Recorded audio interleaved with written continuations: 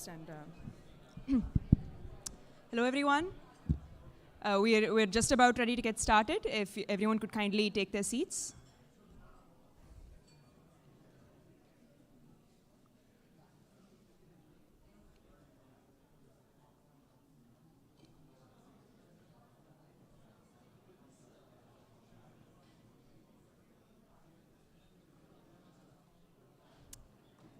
As we all get settled, just a couple of housekeeping remarks. We are live streaming this event, so please avoid flash photography. If you do need to step out, kindly do so between sessions. Please stay around the periphery of the room if you do need to move around, so you do not obstruct anyone's vision. During the sessions, we will have opportunities for audience members to ask questions. We ask that you keep your questions concise so we can respect our speakers' time. We ask that we do have a lot of different individuals with varying perspectives. We do ask that folks maintain decorum and listen to all panelists with an open mind. And finally, specifically for speakers, if all speakers could kindly go to the audio area to get mic'd up prior to, just 10 minutes prior to their panel, that would be much appreciated.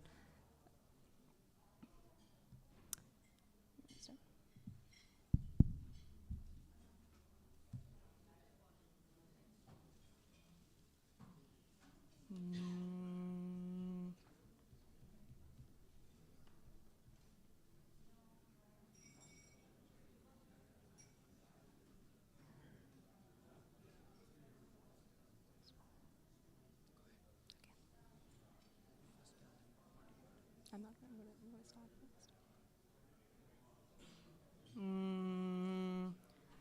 Vande Mataram, Vande Mataram, Sujalam, Subhalam,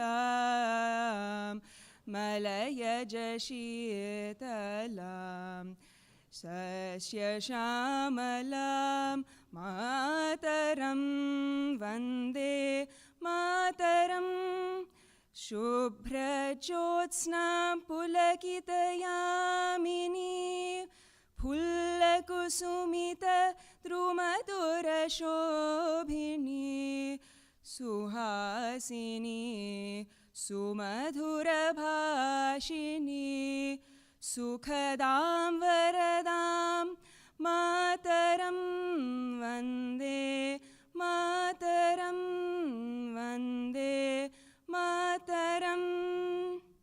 Thank you, everyone.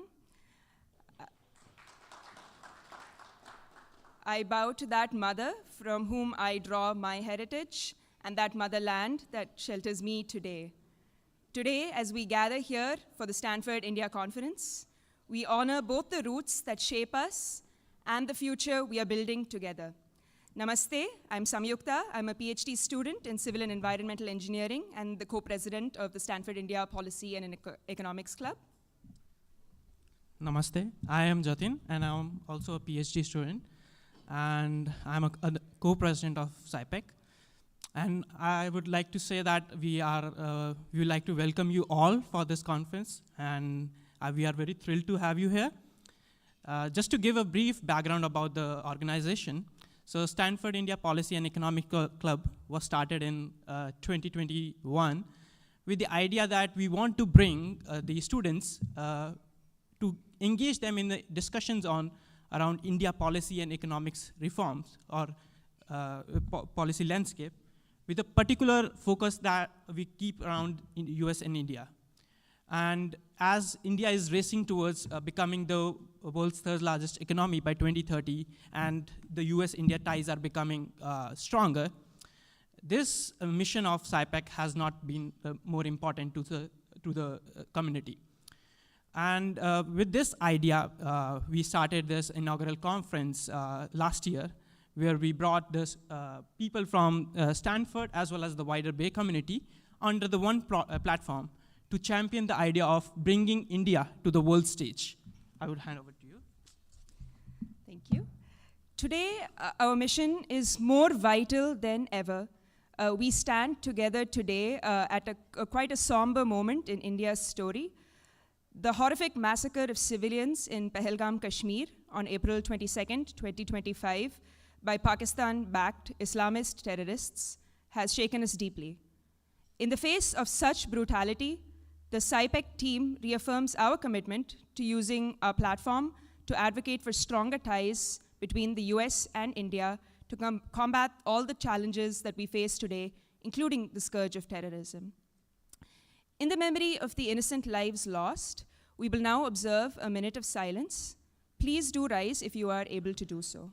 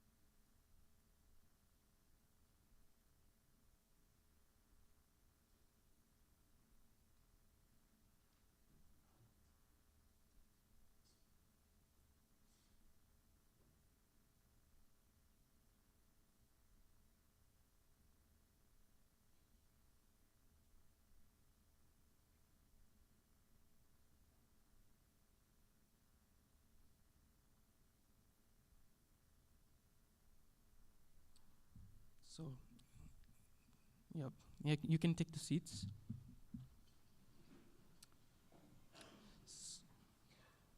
So now we would like to invite our faculty advisor, who has been guiding us through the past 4 years, 5 years, and who have helped us make this conference even more successful, even more better, even more wider than the last year.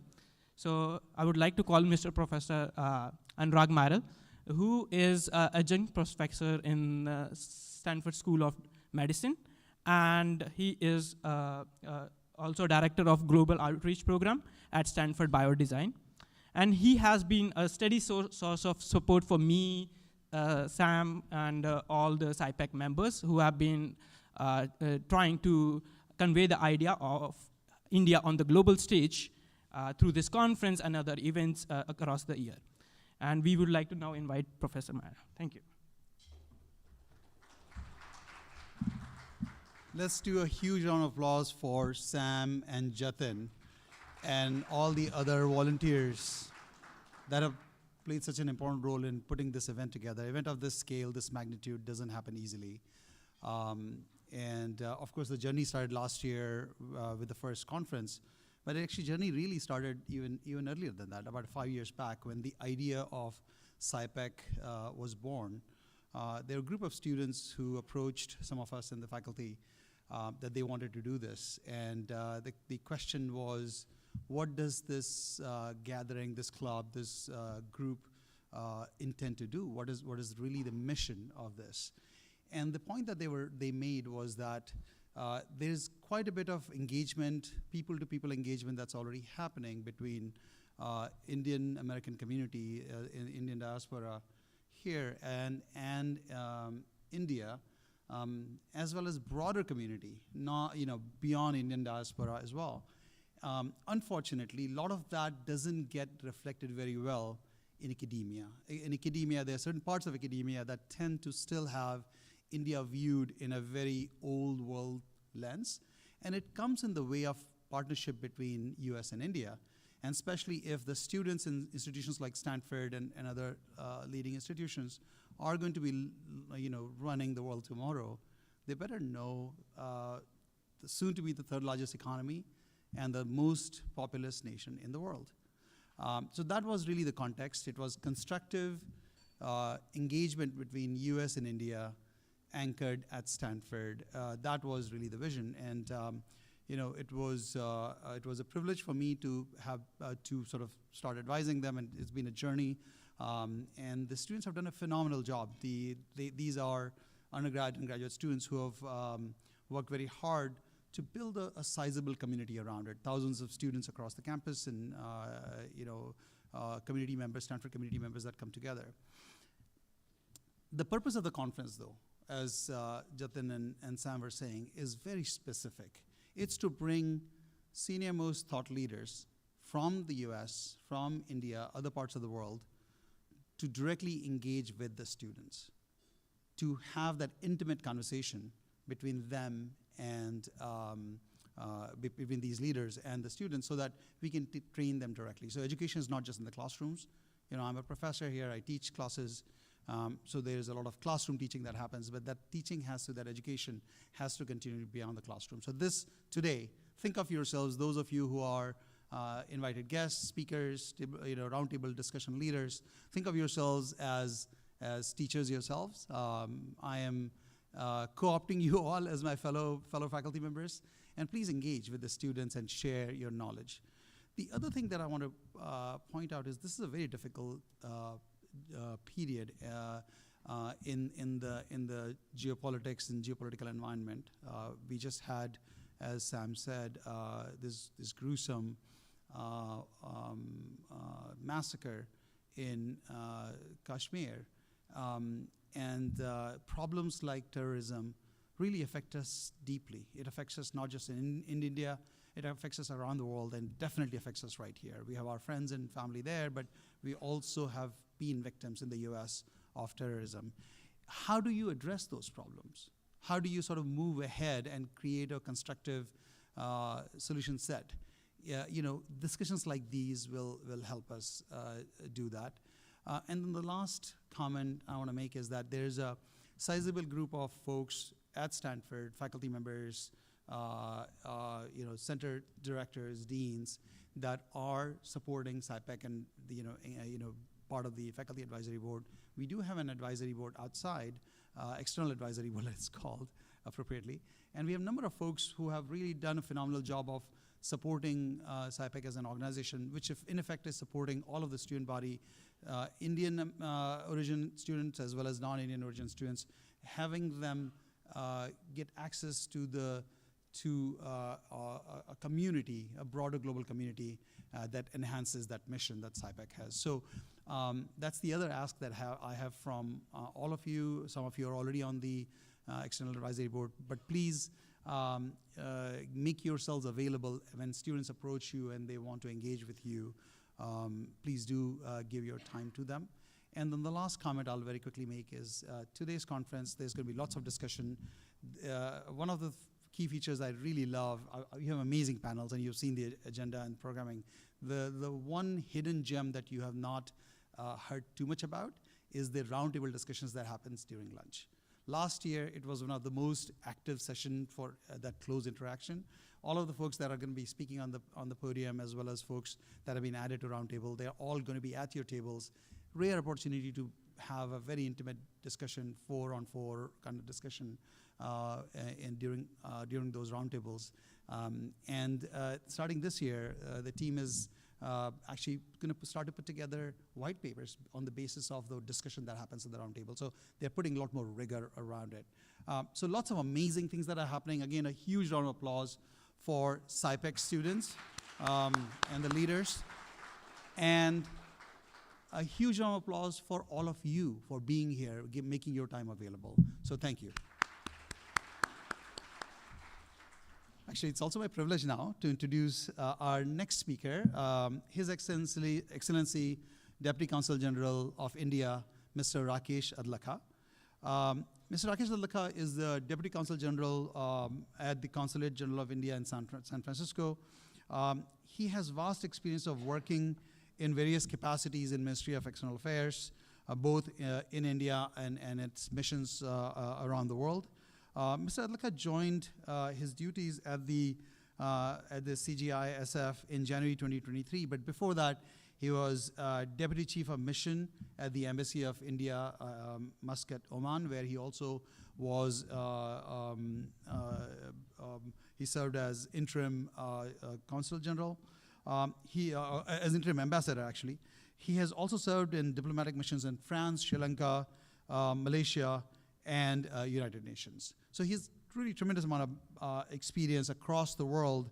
And those of us who engage with him quite frequently, we are just amazed by his positive energy, his willingness to give time to the community, and his willingness to engage with the students as well. It's appropriate to mention that he's a graduate from Delhi University. He loves reading and music. And he's got two amazing sons who are graduate students or working in information technology in government of UK, one of them, and one of them is a graduate student at a leading institution in Paris. So a remarkable family and remarkable leader, Mr. Rakesh Laga, please.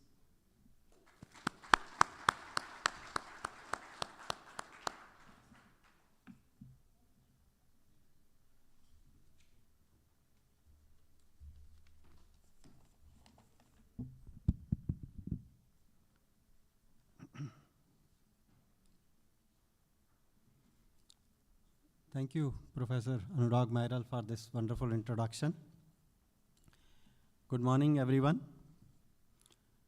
On behalf of the Consulate General of India in San Francisco, it is an honor and privilege for me to be here with you all for this Stanford India Conference.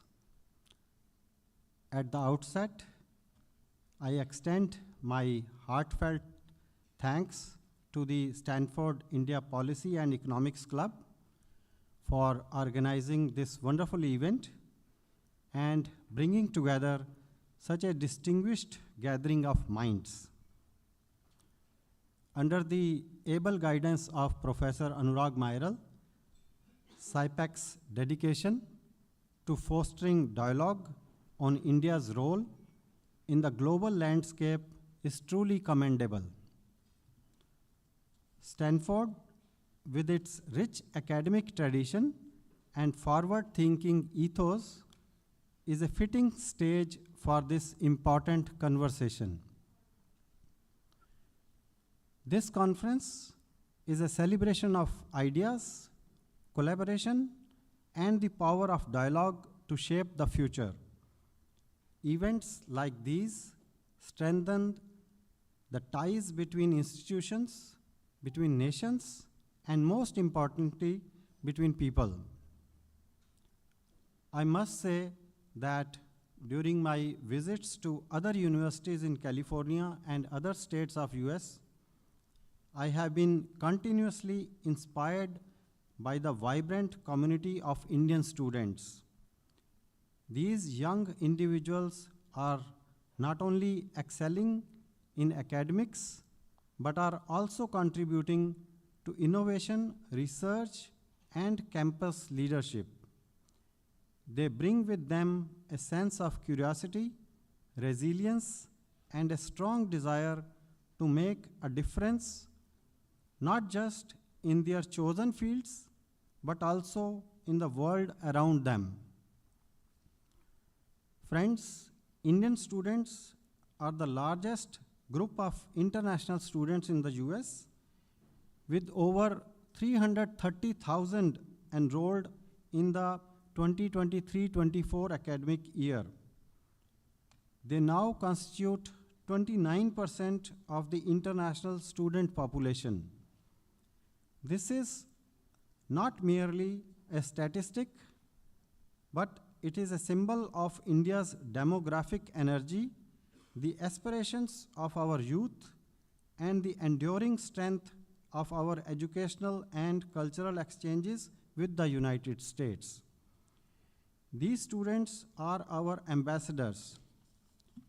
Their achievements add to India's global image, and their experiences abroad enrich their perspectives. In them, we see the seeds of future leadership of a globally connected yet deeply rooted generation. Coming to the U.S. India relations, I would like to share a brief perspective from my own experience of being with the Indian Consulate in San Francisco for the last over 2 years.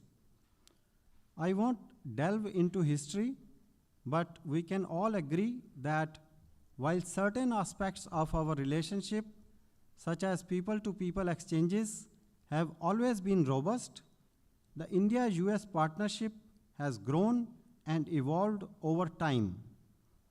it hasn't always been as strong as rich as it is today.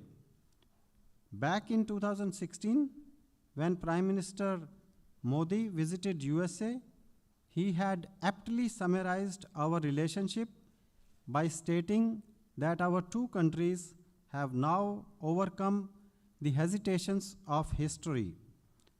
This has been a direct consequence of the trust we have built by working together and recognizing each other's value. Today, we can confidently say that India-US collaboration not only benefits our two countries, but also contributes to global good. The visit of Prime Minister Shri Narendra Modi to US in February this year, when he was among the first few world leaders to have been invited to the White House, was very successful and instrumental in taking the existing bilateral relationship to even higher levels. There are many solid examples of the India-US partnership in every aspect of human endeavor. It is very hard to choose a few, but I will highlight 5 key areas: defense, high technology, space, energy, and education. In defense, to advance the ties further, the two sides have announced plans to sign a new 10-year framework for the U.S. India major defense partnership in the 21st century. In high technology, the two countries have announced the launch of U.S. India Trust Initiative, which is transforming the relationship utilizing strategic technology, which will catalyze government to government, academia, and private sector collaboration to promote application of critical and emerging technologies in areas like defense, artificial intelligence, semiconductors, quantum, biotechnology, energy, and space. Already, a number of US companies have invested in semiconductor industry in India. In space, a prime example of India-US collaboration is the NASA-ISRO Synthetic Aperture Radar, NISAR, the world's most advanced radar satellite. Half of its complex payload was built by Indian scientists at ISRO in Ahmedabad, while the other half was built by American scientists at NASA JPL in Pasadena. This satellite will generate valuable data on climate change and disaster management, etc. In energy sector, this area offers massive opportunities. The energy trade, which was negligible a few years ago, is now over $15 billion, generating excitement among companies on both sides. During PM Modi's visit in February this year, the two sides underscored the tremendous scope and opportunity to increase trade in the hydrocarbon sector, including natural gas, ethane, and petroleum products, as part of efforts to ensure supply diversification and energy security. The two sides have also committed to enhance investments, particularly in oil and gas infrastructure, and facilitate greater cooperation between the energy companies of the two countries. In education, as I mentioned earlier, we currently have around 330,000 Indian students studying in the United States, a sharp increase from about 50,000 at the turn of the century. We are hopeful that in the coming weeks and months, we will see excellent collaboration between the most elite institutions and the next tier of educational establishments in India and the US, fostering research, collaborations, and industry exchanges. At the heart of all these relationships is the people-to-people ties. Last year, India opened a new consulate in Seattle, and we are now looking forward to opening 2 more consulates in the next few months, one in Boston and the other one in LA. As I close, I want to emphasize that both countries have willingness to engage in dialogue on all issues and understand each other's perspectives. This hallmark of our conversations will take us to even greater heights in the years to come. I once again thank SciPec for hosting this wonderful conference and for inviting the consulate. I wish you all a very productive day. Thank you very much.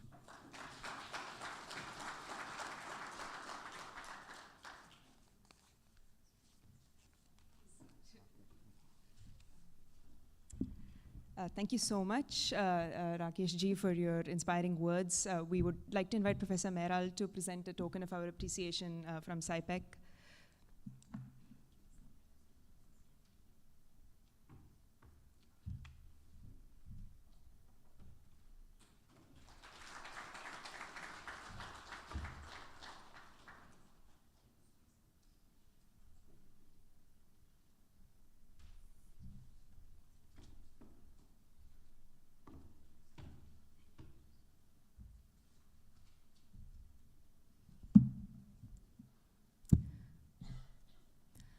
Before we start the conference, it is extremely important for us to thank some of our seniors who were instrumental in starting SciPec and have been key to this entire conference.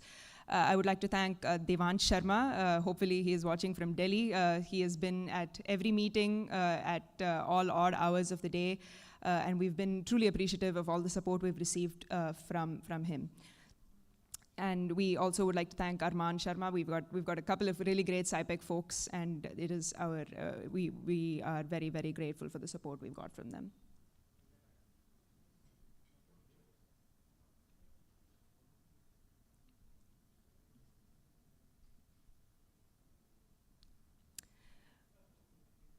While we wait for our keynote speaker, I believe that this keynote speaker actually needs very, very little introduction, but it is my honor to introduce him anyway. From making his mark on India with the signature phrase, "The nation wants to know," at Times Now, to his groundbreaking role as founder and editor-in-chief of the Republic Media Network, Mr. Arnab Goswami has shaped the landscape of Indian journalism over the past 2 decades. He is known for his fearless interviews, no-holds-barred debates, and signature energy on screen. He is, of course, one of the most watched and talked about news anchors in the country. Beyond the headlines, he sparked national conversations, challenged the status quo, and brought political discourse into everyday living rooms. We are truly privileged to have him here, albeit virtually, but we are truly privileged to have his support in our event, and are privileged to have him open today with his keynote. We are in the process of getting Mr. Goswami up and ready. 3 minutes. 3 minutes? Okay. He's just finished his show.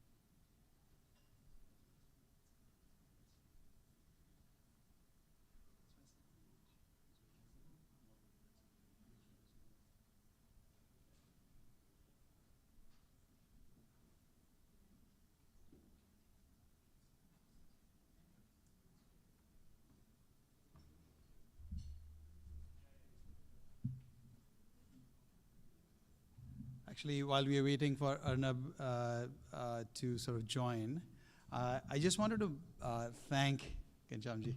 I just wanted to thank all the amazing folks that have traveled from around the world to attend this. In particular, I would love to call out a few folks right now. This is not an exclusive list, but Mr. Annamalai, he's in the room. He flew in exclusively for this event we were trying to figure out whether his travel schedule, and he was able to make it, which is wonderful. Mr. J. Sai Deepak is in the room. So he should be coming in soon. Mr. Ghanshyam Tiwari, GT. Yeah, there he is. I think you know their backgrounds, but they will be introduced. I'm just not gonna. Mr. Mohandas Pai.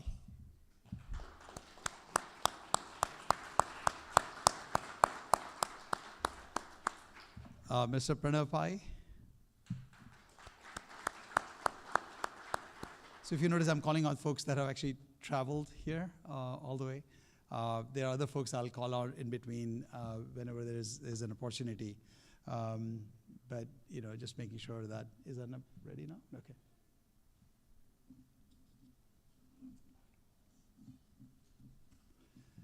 Can I ask how many of the folks here are from other parts of the US, that are visiting here from other parts of the US? There you go. We have, oh my goodness, please stand up, all of you.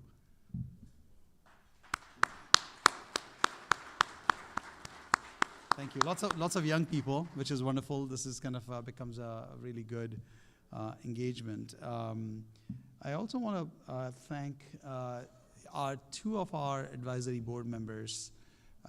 Actually three. I don't know if Asha ji is here yet, but the two that are here. Motwani, are you here? Motwani is not here yet. And then of course, Pranav Pai is our chair of the External Advisory Board. Really appreciate the, yeah? Okay. Back to Sam.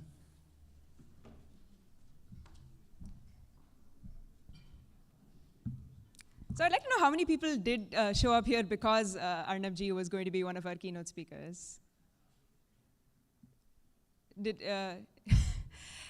Thank you.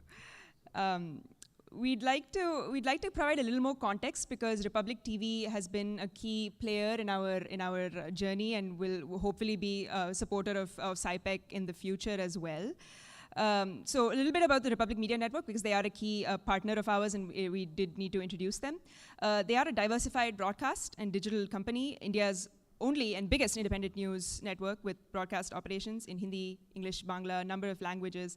I think everyone, we have all seen the Republic TV kind of from ground up, the first generation news entrepreneur. We've seen kind of Mr. Goswami and his work sort of build up from the bottom, and we are so excited to have Republic TV and Republic TV partner with us, and with that, we will turn it over to Mr. Arnab Goswami.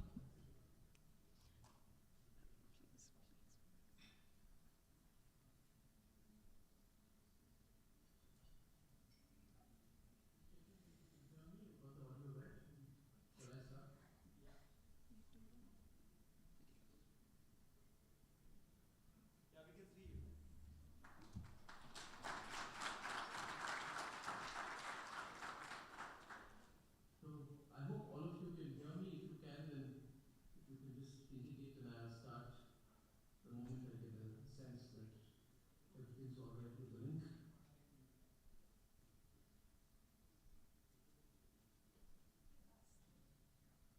It's all right, Samik? Sorry, Arnab, can you hear us? Can you hear us? I can hear you. Okay, so we're good. We can hear you loud and clear. Thank you so much. Thank you. Thank you so much for inviting me, and very sorry that I could not be with you in person. I think, even if I wanted to, the circumstances in our country are such that it would be unfair to leave my newsroom at this very critical time. But I would like to begin by saying that I'm honored that you have called me and invited me to speak at this event. And you have many great speakers in this event. You have people who have been mentors of mine like Mohandas Pai, who who are there, and I wish I could be with all of you, but nevertheless, I want to start by thanking you. Now, a lot is said, and I know the subject of your conference is the broad ambit of the India and U.S. relationship. A lot is said of what America expects from India. And I would like to focus in my address on what we legitimately expect from America, because a relationship of equals must have a deep understanding of the expectations on both sides. What happened in Pahalgam on the 22nd of April is something that needs elaboration in a global context. On the 22nd of April, there were tourists on honeymoons, there were families on surprise birthday vacations, and they were wiped out while eating at the snack stalls. And on the 22nd of April, men standing alongside their children and wives, they were asked about their religion, and they were asked to recite the Kalma, Islamic verses, as a test. And if they could not recite the Islamic verses, then they were made to kneel, ISIS style, Hamas style, and shot close range right in the head. And on the 22nd of April, the men were stripped, waist down, to check whether they were circumcised and whether they were Hindu or Muslim or non-Muslim, and then identified as non-Muslim and then executed. And then the wives of the terrorists, one of them came on my program, Pallavi Rao, that's her name, and she said that, and I spoke to her about 4 or 5 hours after her husband was killed. And she said that after my husband was killed, I went to the terrorists and I said, "You killed my husband and my son," and I told the husband, "Why didn't you kill us too?" And then the terrorists came close to her and said, "We won't, because we want you to go and tell Modi what we have done." And the children were lying next to their dead fathers. They were saying, some of them in their nightmares are saying, "Mama, I see fire, and Papa is dead." And that is what happened on the 22nd of April. That should sink in. The similarities with what happened on October 7th in Israel are shockingly similar. The problem is that when Pahalgam happens, there is very little coverage and very little interest in sections of the global media which have become far too woke and which do not want to focus on Pahalgam because they don't want to come to terms with the larger threats, the civilizational threats that the world is facing. And so you may ask, why am I saying this in the context of a dialogue which is India-America? Because we must state what we expect from America very clearly. America cannot insulate itself to the point that it does not look at the threats that will continue to target America itself. America should not pretend these issues will not hit it. 9/11 happened. And the Pahalgam attack that happened in Kashmir happened precisely 75 days after senior Hamas leaders were in Pakistan. So there is a direct connection. And about 90 to 100 terrorists, mostly from foreign countries, were present at a global terrorism conclave at Rawalkot in Pakistan, occupied Kashmir. This global terrorism conclave happens, and it happens to happen in Pakistan. And Hamas leaders such as Dr. Khalid Kadumi, Dr. Naji Zahir, and Mufti Azam, and 5 others were present there. Therefore, I see a contiguity between what happened on October 7th, 2023 in Israel, when Hamas terrorists killed 1,100 people, mostly civilians, and what happened in Pahalgam in a popular tourist spot. You see, both these attacks involved identifying victims on the basis of their religious identity to amplify the divisive impact. Both these attacks involved synchronized, multi-pronged tactics. The Hamas relies on small, highly mobile teams to execute the attacks. And in the case of Pahalgam, there were 6 attackers who operated as a compact unit, using the terrain to their advantage and escaping post-attack, indicating that they were trained and agile operatives. The reason I'm drawing a constant link between what happened in Pahalgam and what happened on October 7th is because it is part of the same pattern. I don't want to mince my words today, but when all of these things happen, it is very important for the United States of America to understand the harm that it has done to part of this world. America has strategically tinkered with this part of the world. And Donald Trump must understand the damage that previous administrations have done by encouraging, supporting, sponsoring, directly or indirectly, the number of terrorist groups in this part of the world, from the Middle East to South Asia. They have different names. Some call themselves the Mujahideen, some call themselves the Jaish today, some call themselves the TRF, some call themselves the Lashkar. But the fact is, all of this is a residue of what the United States has done by using, breeding, and cultivating all through the years, through 3 decades, these groups as strategic assets, initially and predominantly in their ground battle with the Soviets. And this realization must come. And therefore, America must realize that if they want a strong relationship with India, they must acknowledge that the mistakes they have done by encouraging these groups over the years must stop. They must watch the statement of Khwaja Asif very, very carefully. I think he said it to Sky News. Khwaja Asif is the defense minister. He was asked aggressively by Sky News 3 days back, rightly so, that would you acknowledge that you've supported terrorism? The Khwaja Yusuf said that, yes, we have been doing America's dirty work for decades. Why does the Pakistan defense minister say that? Of course, it is an acknowledgement that Pakistan is a gun on hire. It is a country that simply wants to use terrorism as policy. But it also underlines another fact, that the Pakistanis are looking the Americans and the Western world in the eye and saying that we were doing this on behalf of you. So when America now wants to look upon India as an investment destination and put in foreign direct investment and make us part of the China Plus One strategy and look upon us as a counterweight to China, it is very, very, very important. But as the founder of India's largest news network, I would like to say that the relationship with America cannot be purely commercial. It has to be strategic. Americans must understand, Donald Trump must understand, that you cannot change the foreign policy of just Ukraine. You have to relook at your policy, your strategic foreign policy with the rest of the world as well, on fundamentals with India. And right now, the baseline for India, in the given context that we are having this dialogue, and I'm sure pretty much this is going to remain the context till we sign our agreement with America, which I'm sure will happen, the baseline of the geostrategic agreement with the United States of America has to be terrorism. And just lip service or condemnations or a blank response of a war of terror in terms of generic terms is not a fundamental commitment to a strategic cohesion between our nations. I did see the comment yesterday or day before of Donald Trump where he tried to build an equivalence between India and the United States. He must not do that.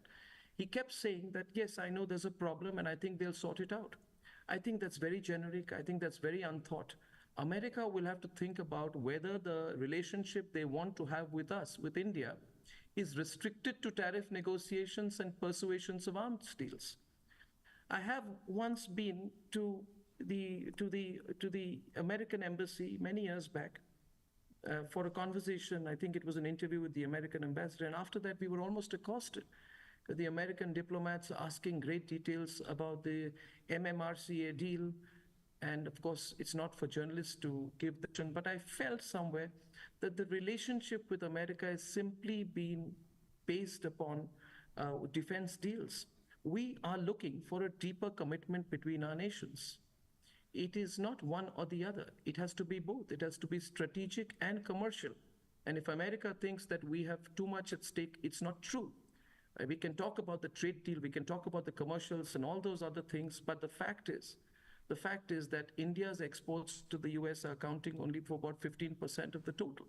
America does not have that kind of leverage on us. We can pretend and make Trump feel that they have the leverage. The fact is, in 2024, we exported goods worth only 89 billion to the US. We do not have, Americans do not have the leverage on us. Now, what does that mean? That means that America needs us as much as we need America. So Trump cannot be casual in his comments on Pahalgam, which he has said today. This is not a floozy relationship. We can't balance with the Hamas. There is no balancing on Pahalgam. Trump cannot strike equivalence between India and Pakistan if there is anything that is beyond a commercial relationship between our nations. There are two things I want to add. It is in America's interest to have a relationship with India. With or without America, we will take on China. If America thinks that we need America to take on China, they are mistaken. And so there is no leverage that America has on India in that sense either. We are not insecure vis-a-vis China. We have held our ground. America has not fought a war with China. We have fought wars with China. We continue to be in a military standoff with them. We're the only country that has given China a bloody nose in military terms. That's a huge accomplishment. There was a 73-day standoff in 2017. It was a bloody military fight. And India did it without looking left, right, west, or east, or to America, or to Russia for either help or approval. So when America looks upon us as a strategic partner, it has to accept that we are dealing with the only country in this whole planet which has taken on China and continues to take on China.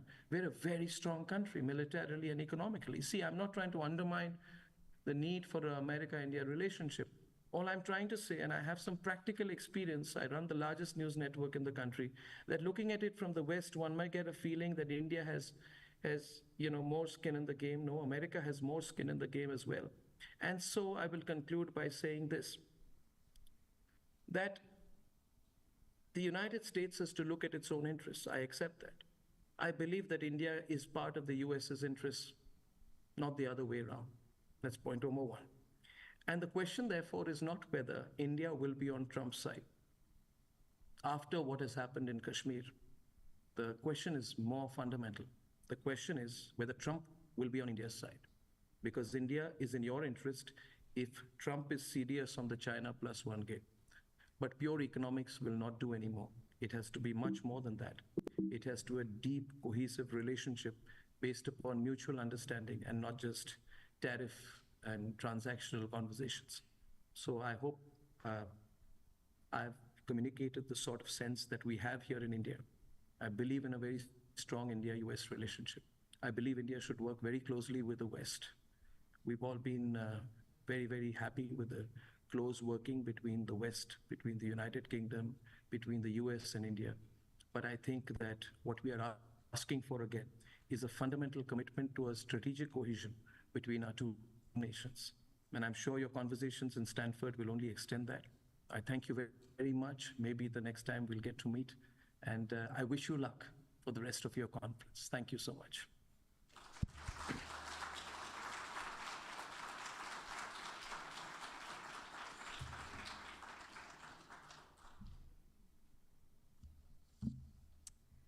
Thank you so much, Arnab-ji. We truly appreciate your words and the clarity with which you speak of these topics.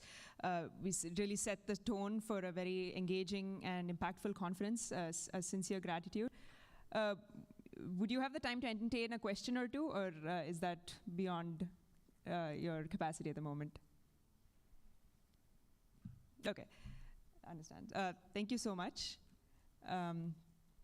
We will now move on to our first panel. This is Navigating India's Constitutional Evolution post the 2014 election.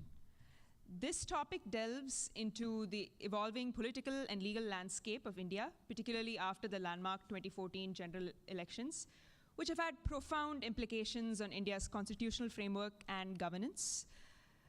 We are fortunate to have with us today a very esteemed panel of experts whom I'm sure are unfamiliar to almost nobody in this room, who bring a wealth of experience from both legal and political spheres.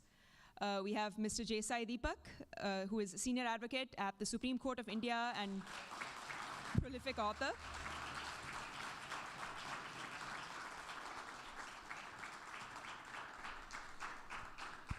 I can take questions if I can't hear actually. Oh, sorry. But if you'd like me to take questions, I can. Oh. I can't hear. I'm not getting the audio back. But I can take questions if you wish Oh me my to. gosh, okay. Yeah. Can you unmute yourself on your side? Oh, apologies. Yeah, I can hear now. So I think we have time for one question. We have two questions. Okay. Who are the two people who want to ask? I think I see one hand over here. Arnav, सबसे पहले आपको बहुत बहुत धन्यवाद. आपने Indian journalism में बहुत अच्छा काम किया है. और तो एक प्रश्न ये है कि अभी भी भारतीय पत्रकारिता में बहुत सारी गंदगी मिलती है और बहुत ही पक्षधरता दिखती है, एजेंडा और वेंडेटा ज़्यादा दिखता है. उसको साफ करने का क्या उपाय है?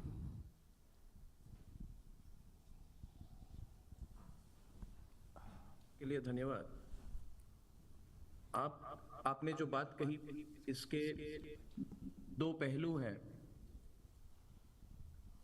जैसे कि मैंने कहा कि हमारा सौभाग्य है कि हम आज सिर्फ अंग्रेजी में नहीं बल्कि भारत के अन्य जितने लैंग्वेज हैं उनमें हम ब्रॉडकास्ट करते हैं. हिंदी में करते हैं, बांग्ला में करते हैं, कन्नड़ में करते हैं. और आज ही मैं गोरखपुर से वापस आया. मैं पिछले 24 घंटे गोरखपुर में था.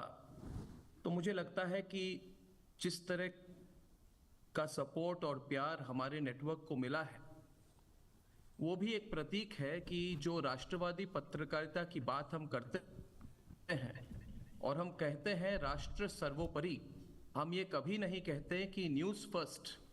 We proudly say nation first. तो अलग अलग नैरेटिव जरूर होते हैं एक देश में, मगर जो हमारी नैरेटिव है वो पॉपुलर ही नहीं, वो मेजॉरिटी ही नहीं.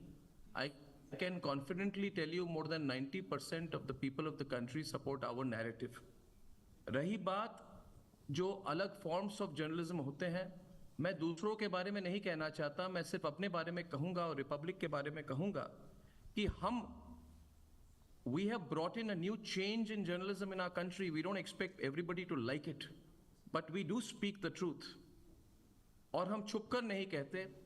अभी पहलगाम में जो हुआ उसके बाद जितनी स्यूडो सेक्युलर मीडिया है हमारे देश में वो एक हफ्ते से छुपी हुई है, वो कुछ कहना नहीं चाह रही. They are hiding for the last 4 or 5 days. And the reality is that they must understand the feelings of the people on the ground in this country. आपके इस कॉन्फ्रेंस में अलग अलग धारा, अलग अलग आइडियोलॉजी के लोग होंगे. You please ask them whether they will confidently say that we need nationalism in our country. इसके साथ साथ मैं आपके स्टैनफोर्ड इंडिया कॉन्फ्रेंस में एक अनाउंसमेंट भी करना चाहता हूं कि इस हफ्ते यानी कि सोमवार से हमारी नेटवर्क जो रिपब्लिक मीडिया नेटवर्क है, we are announcing the formation of the nationalist collective. It is going to be a राष्ट्रवादी समूह, because attempts to put nationalism into a corner must be defeated in country. There are a lot of people in our country who are nervous about the growth of nationalism in our country. If there should be anyone who should be in a minority, it is people who are against nationalism. There should be only 2 waves of people in this country. You must ask everyone, are you a nationalist or are you not a nationalist? And if you're not a nationalist, give me reasons why you're not a nationalist. And I can tell you, you confidently look at those people in the eye, they will run away from you. Therefore, we are announcing the formation of the Nationalist Collective. We are an ideologically driven network, and the only ideology we are wedded to is that of nationalism, जिसको simply कहा जाता है राष्ट्रवाद. I am confident our efforts will succeed, and the support that Republic Media Network has got from people of the country over the last 7 to 8 years, and the growth of our network is proof of the fact that people support us. I am sure within your conference there will be some people who are for or against us, but I feel most people will be for us. Thank you. Thank you so much, Arnab ji. Truly appreciate you taking the time. Unfortunately, we are running a little short on time, folks, so we will have to skip the next question. Really sorry about that, but we do have a really exciting panel. We do have Deepak ji. Thank you for being here. And Arnab ji, sincere gratitude to you and Republic TV. Oh my gosh, I don't know. I think there is an issue with hearing. No, I can hear you now. Oh, you can hear me? Okay. I just wanted to say we sincerely thank you so much for your time and your comments. We really appreciate all you've given to this conference, and we wish you the very best in your venture. And I'm sure many of us are looking forward to seeing that play out. Thank you so much. Thank you. Thank you.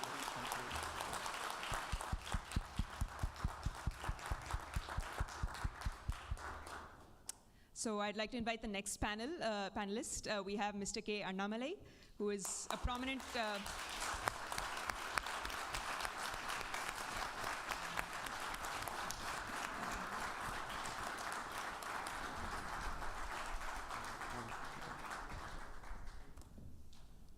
who's a prominent BJP party member, a Bharatiya Janata Party member, and a former president of BJP in Tamil Nadu. We have Mr. Ghanshyam Tiwari, who is the national spokesperson for the Samajwadi Party.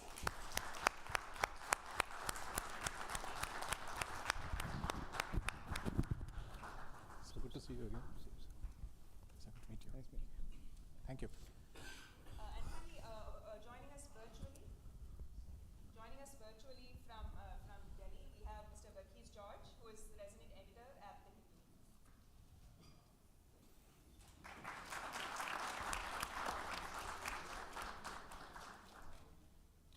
And I have the distinct honor of moderating this panel and look forward to hearing your insights.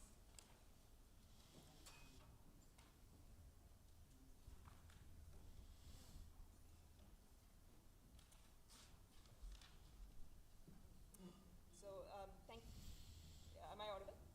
Am I audible?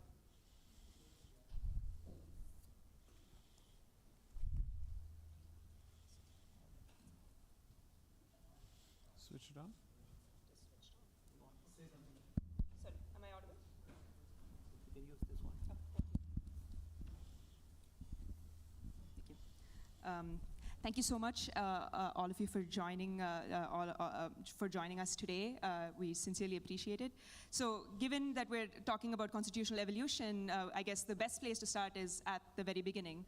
So, we look at the Constitution. We see we, the people of India, having solemnly resolved to constitute India into a sovereign, socialist, secular, democratic republic, and to secure all its citizens justice. So, I will start with the first word there, so sovereign. And I think that's particularly relevant in the case of Pahalgam. I'd like to start with Varghese ji. You have talked about Kashmir and the two kind of opposing views. So the broad question I'd like to ask the panelists is, how does the contest over Kashmir, thinking about the two different perspectives, kind of that Varghese ji has, kind of Nehruvian secularism and kind of Hindutva civilizational claims, shape the understanding of constitutional sovereignty? And I'd like to hear Varghese ji's work on that first. And yeah. Well, I think you've just jumped to a rather several years old an argument which I had made, which is essentially in one line. The argument is that the imagination about Kashmir in India's overall strategy has broadly can be viewed in two kind of visions, I would say. On the one hand, what I've called the Hindutva strategy, Kashmir is a kind of a last frontier which has to be integrated in a manner which consolidates nationhood, and that becomes the sort of a final frontier of the consolidation of India's nation-building project. So it is about the strength of the nation demonstrated in that manner. In a Nehruvian imagination, what I've called, Kashmir is kind of the crown of India's multi-religious nationalism, where the defeat of two-nation theory, the idea that India is a Hindu country and therefore the Muslims have no place, that was Jinnah's idea. That is a new, that was a new, the two-nation theory, which the Pakistani army chief actually spoke about in a very controversial manner a week ago, almost as a prelude to what happened in Pahalgam. The notion that Hindus and Muslims are two nations that cannot be together, that is a two-nation. So in the Nehruvian vision, the fact that a Muslim majority state or region could be part of India and was part of India and will be part of India was the epitome of India's idea of being a multi-religious, multi-ethnic, pluralist nation. That is the argument that I made, if I recall correctly. But yeah, as I said, it's a few years old. Thank you. So I'd like to draw a little bit more on that. Deepak ji, you've done a lot of work about civilizational narratives. I'd like to hear, how do you see this shaping kind of our understanding of constitutional sovereignty, especially in the wakes of security challenges like we faced recently? So if I have to weigh in on the question of, is there a conflict between the Nehruvian position as well as, and the civilizational position or the Hindutva position, there is a certain degree of conflict. The Nehruvian position starts off with a certain secularization or the negation of Bharat's civilizational history. And then it proceeds under the assumption that the history of Bharat is otherwise a clean slate, and therefore it proceeds to make the claim that all communities have always been indigenous to Bharat, or at least all worldviews and faith systems have been indigenous to Bharat. Whereas on the other hand, the Hindutva position basically takes the position that you don't need to deny the fundamental identity of Bharat's civilization in order to find a respectable place for other worldviews and faith systems within its rubric. And that is not the same as recognizing a two-nation theory. A two-nation theory operates under the assumption that Hindus and Muslims are like water and oil, and therefore they are not miscible at all under any circumstances. That it is possible for both communities to live together provided there is a clear acknowledgement and admission of Bharat's civilizational identity, without anyone taking a position that not only denies but actively seeks to exterminate the existence of that identity. As long as that social contract and compact is in place, I think we are all on the same page.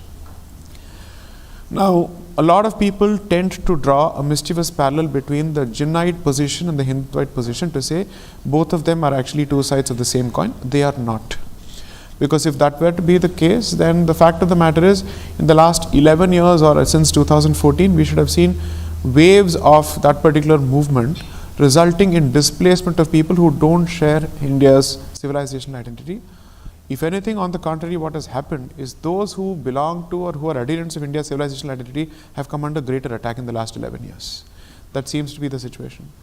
So I am clearly of the view that even if we had to peg this argument or place this argument within the four corners of the Constitution, it is capable of being successfully accommodated as a constitutionally valid argument without doing injustice to the promise of equality, equal justice and equal treatment in the eyes of law and under the law to all communities.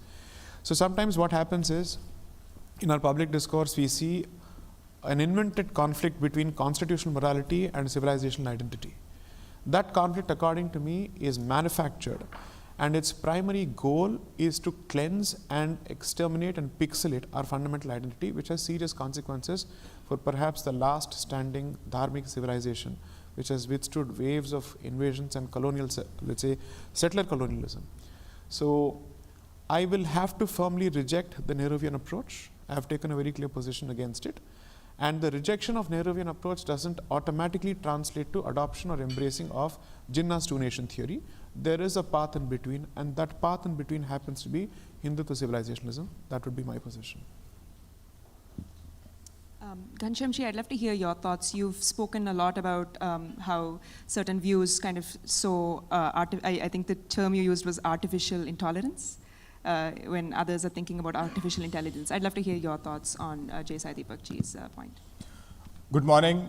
Thank you for this opportunity. Let me start by paying tribute to the victims of the Dastardly Act in Pahalgam. I think every one of us across the world feel that it could be us, it could be our family members, and every one of such violent activities pains us, strengthens our humanity, and then it brings to the fore the most important question that India faces in such moments. That is this a moment to rise as a nation together, or is this a moment to rise as a religion? Because religion is often pivoted as an anchor in such tragedies.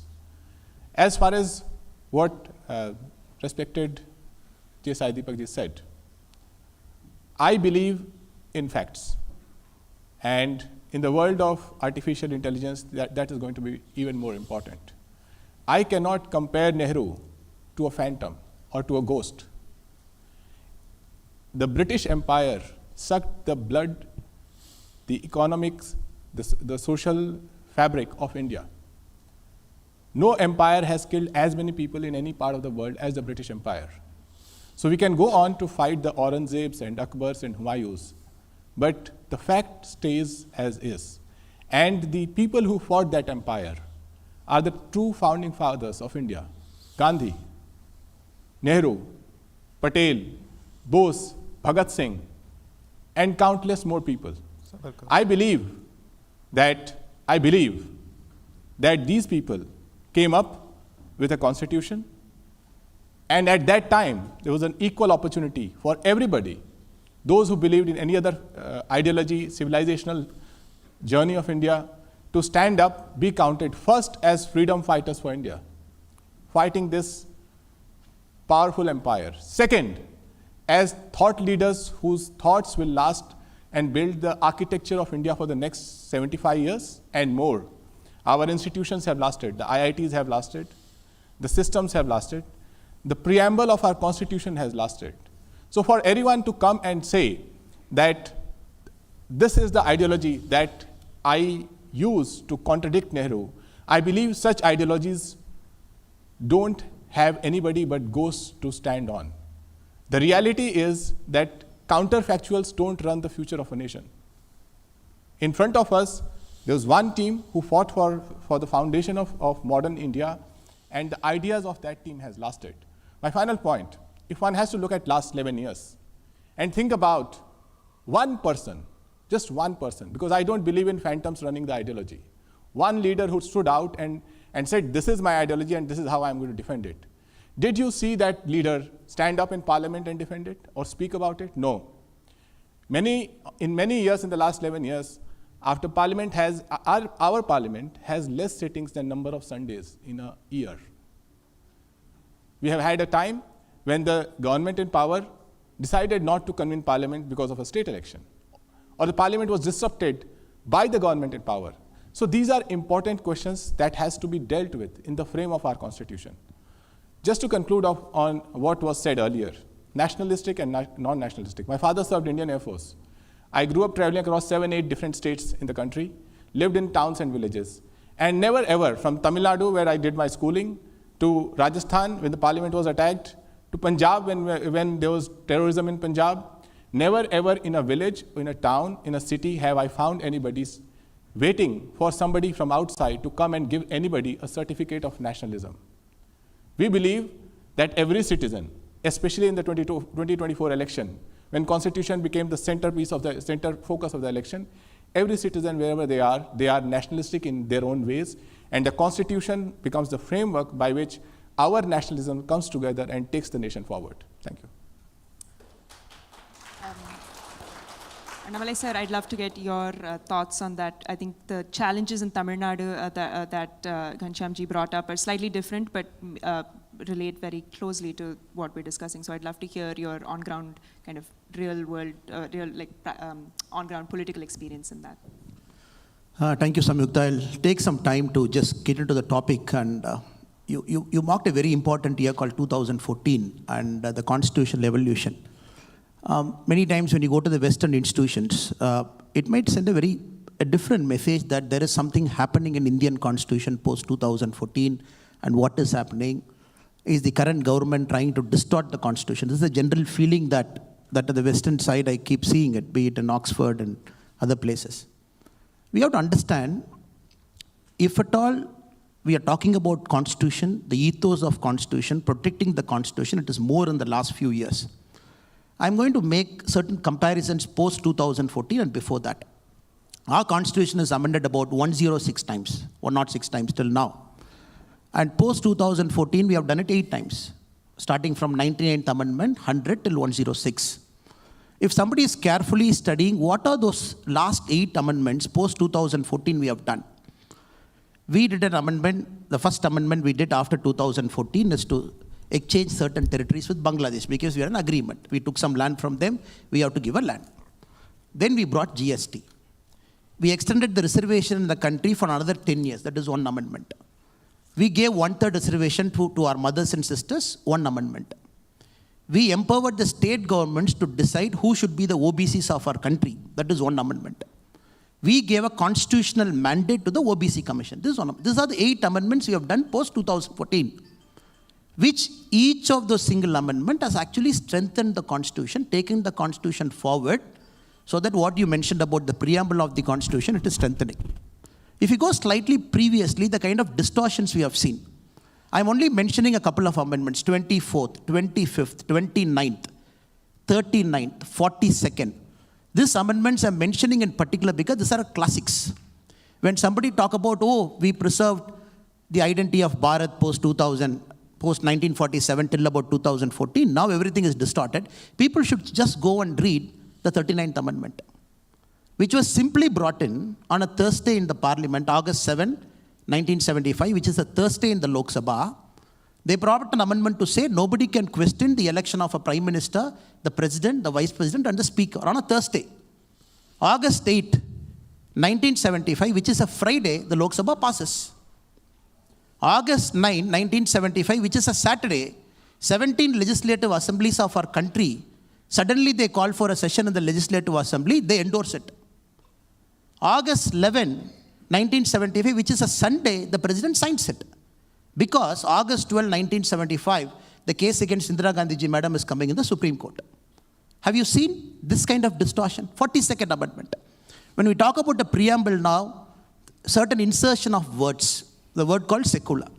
Now the problem in our country is there is a syndrome that many of our folks have. It is called the over-secularization syndrome. They want to go overboard to prove they are secular. That is uncalled for, unfair.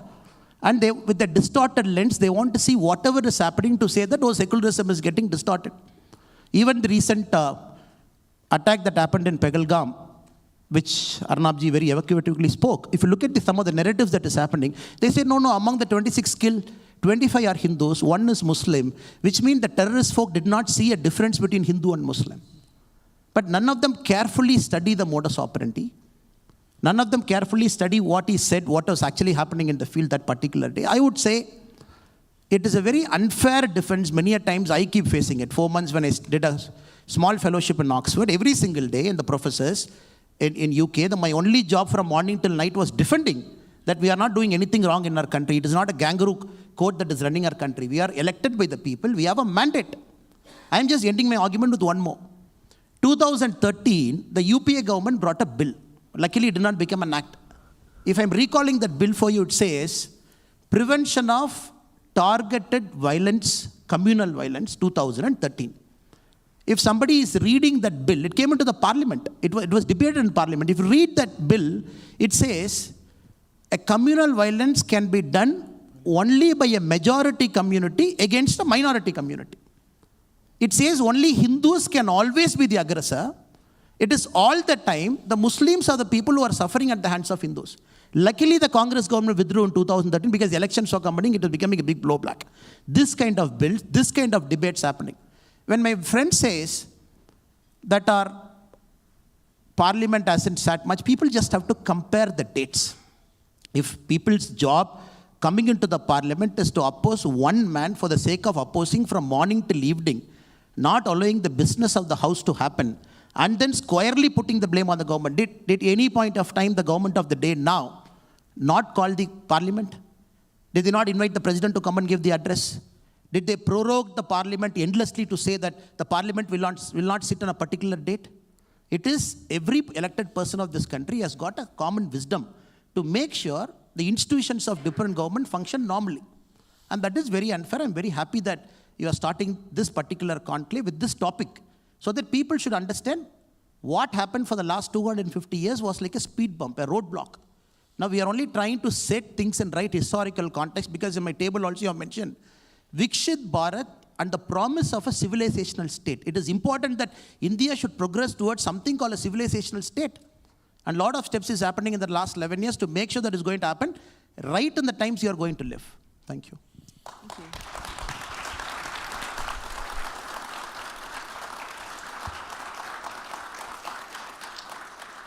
So you brought up 2 points, and I'd like to pull on that a little bit. So you brought up one, kind of the defense of kangaroo courts. I know, Ghanshyam ji, you've expressed a lot of opinions about that. So I'd love to hear that about that from you, given that it's been an interest. I think in the interest of brevity and time, let me pivot the discussion to the future. We are at Stanford, the birthplace of foundational technologies that shape the future. So artificial intelligence is here. And if we have to judge, and the future generations will actually judge, it will be on their fingertips. Every one of us have mobile phones these days. What any speaker, whether it's the Prime Minister, whether it is journalist, nationalist journalist, or any other journalist, whoever it is, it's only a matter of time that the AI will judge everyone based on the content you have created. You can give your mobile phone to some kind of technology, and it will tell you that the content on your mobile phone, is it true? Is it hateful? Is it harmonious? Is it based on false propaganda? And there could be multiple sections. Professor Myra is there, so many professors would be there. I'm sure this will be scientific and it will be factual. And at that juncture, people will not have a place to hide. Because when a future person interested in history of India will read a lot of things that have been thrown out through various platforms, through media. I'll give you one simple statistics because we spoke about it. If you look at Google Trends and search for the word Hindu and Muslim, India is 80% Hindu. The internet imprint of the word Muslim sometimes is more than the word Hindu. Where is this content coming from? This is just in the last 11 years. This is not a by chance activity. This is a design. So when you analyze this mobile data, you will realize that who are generators of this content that technology will start classifying as hateful, untruthful, disharmonious, not for the Constitution. Final point, why do I pivot to the future? What is India? We talk about civilization. What is India? If you look at the census, whenever it comes out, the number of people under the age of 14, children under the age of 14, will be over 400 million, more than the population of United States. The number of people between age of 14 and 35, 15 and 35, another 400 million. This is where the future belongs to. What are the challenges? Those between 15 and 35, the challenges is what kind of skills they will have, what kind of universities they will go to, what kind of jobs they will have, and who are the people who will shape their thoughts as future citizens of India. The people under 14, their challenges will be what kind of nutrition they will have, what kind of education, early education they will have, what kind of schooling they will have, will they be healthy or not healthy? And if any discourse, 800 million people, if the Prime Minister of the country doesn't talk about it day in, day out, if the Vice President of the country doesn't talk about it day in, day out, if members of Parliament don't talk about it day in, day out, they are not doing their duty. If members of media don't talk about it day in, day out, they are not doing their duty, because today Indian universities don't rank in top 100. At the rate we are going, they are not going to be in top 100. So I think unless we pivot the conversation to the future, we will be battling the ghosts, whether it is ghost of Nehru, or whether it is ghost of Akbar or Aurangzeb. They are not pivoted in the future. And I think that is why it is important that as we reflect on all the things that are being spoken about, we reflect that a moment of truth is right across the corner in the world of artificial intelligence.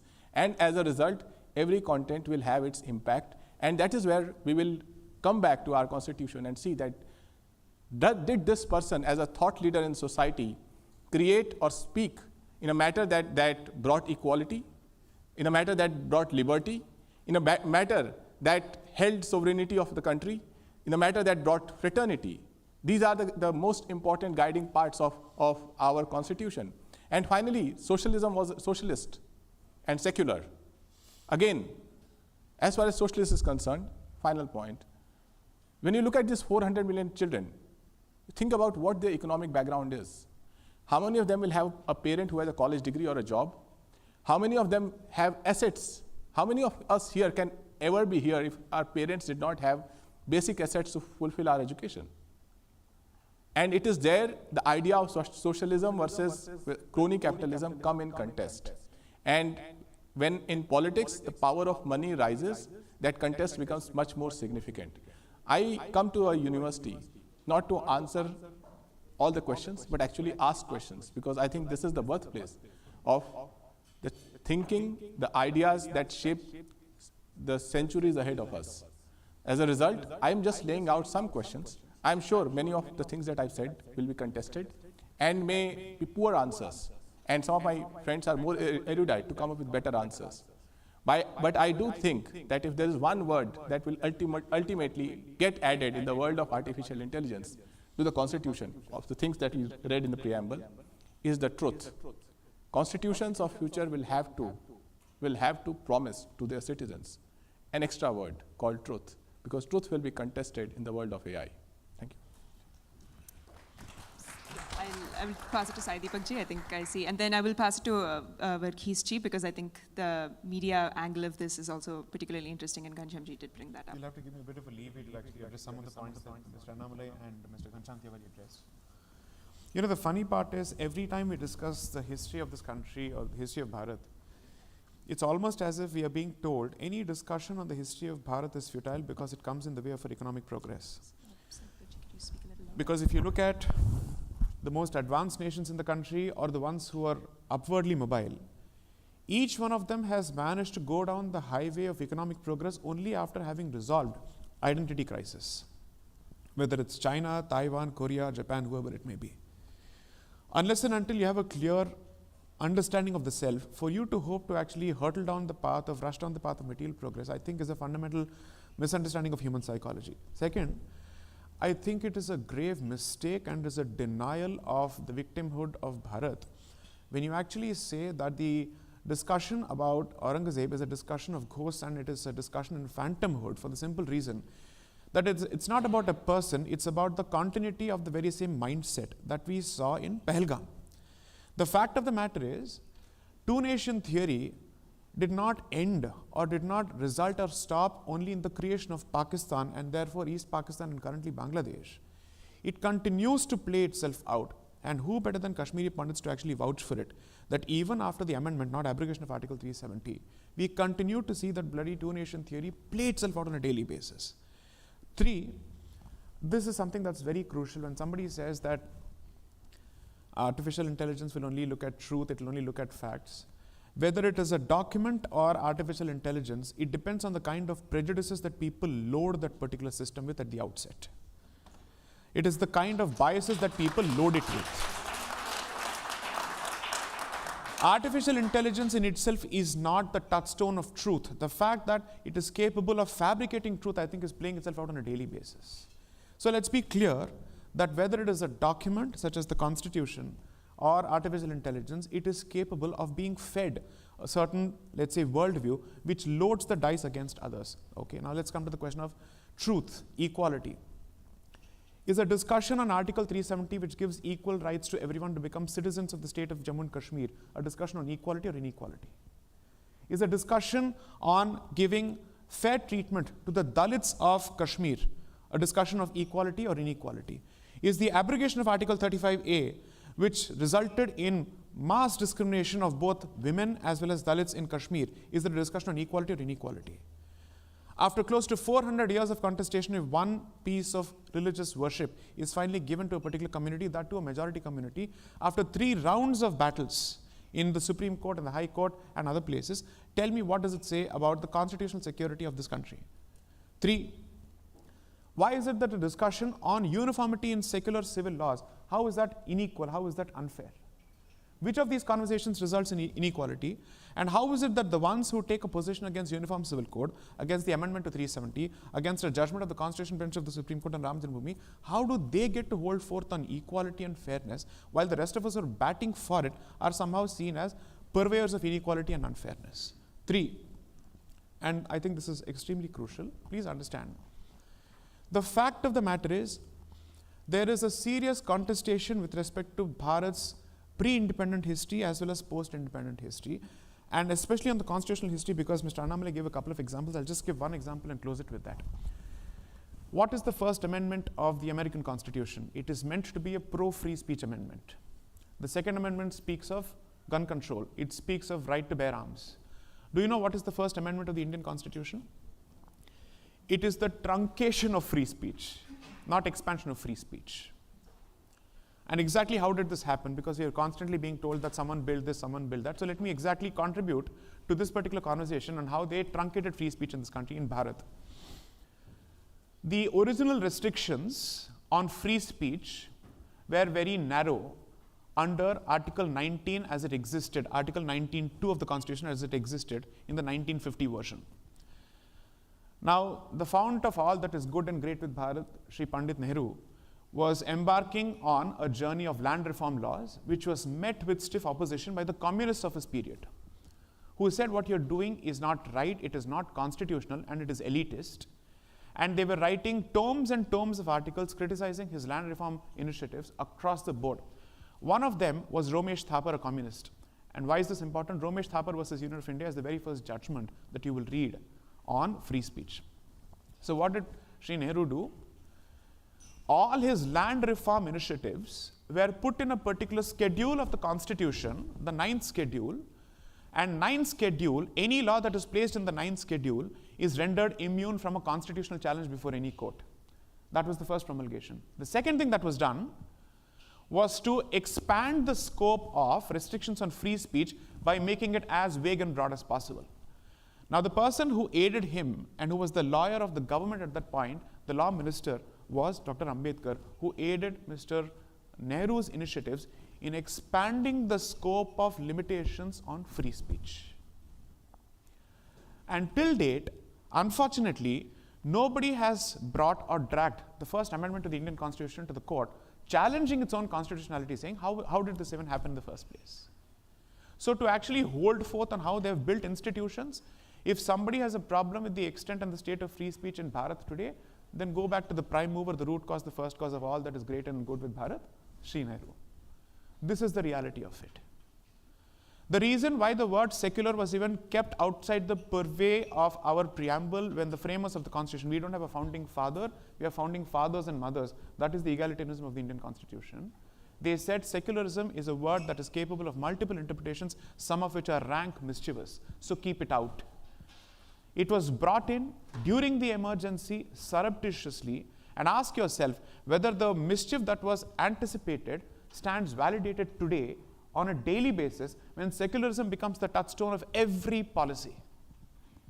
So I must say that please never approach constitutionalism or artificial intelligence with blinkers on as if it is free of any kind of biases or it is fundamentally neutral at the outset. It is a document, it is a man-made document, it is a man-made system. It is therefore informed by the biases of the people who create it. Finally, I'd only want to say this.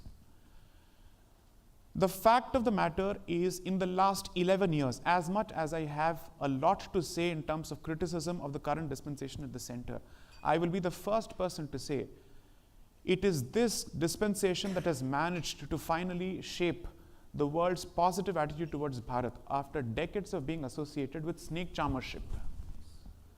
The fact of the matter is that the Indian passport today carries a lot more value since 2014 as it did before, than it did before. 3, people must constantly speak of equality, people must constantly speak of development. The fact of the matter is a politician must not just speak, the politician must do and act. Garibi Hatao became a symbol and a slogan for decades, and Garibi was never Hatao-fied until 2014, because that is the way you keep and cultivate a vote bank. Whereas the digital stack has done two things in Bharat. It has broken the notion that access to digital technologies must be limited only to elite spaces. 2, it shows that Indians have fundamentally high degrees of native intelligence that makes it possible for them to use these technologies. 3, it has managed to make government transfers accessible directly so that there is no slip between the cup, namely the government, and the lip, namely the people. Now tell me who's done more as opposed to speaking more. I'll leave it to the audience to decide.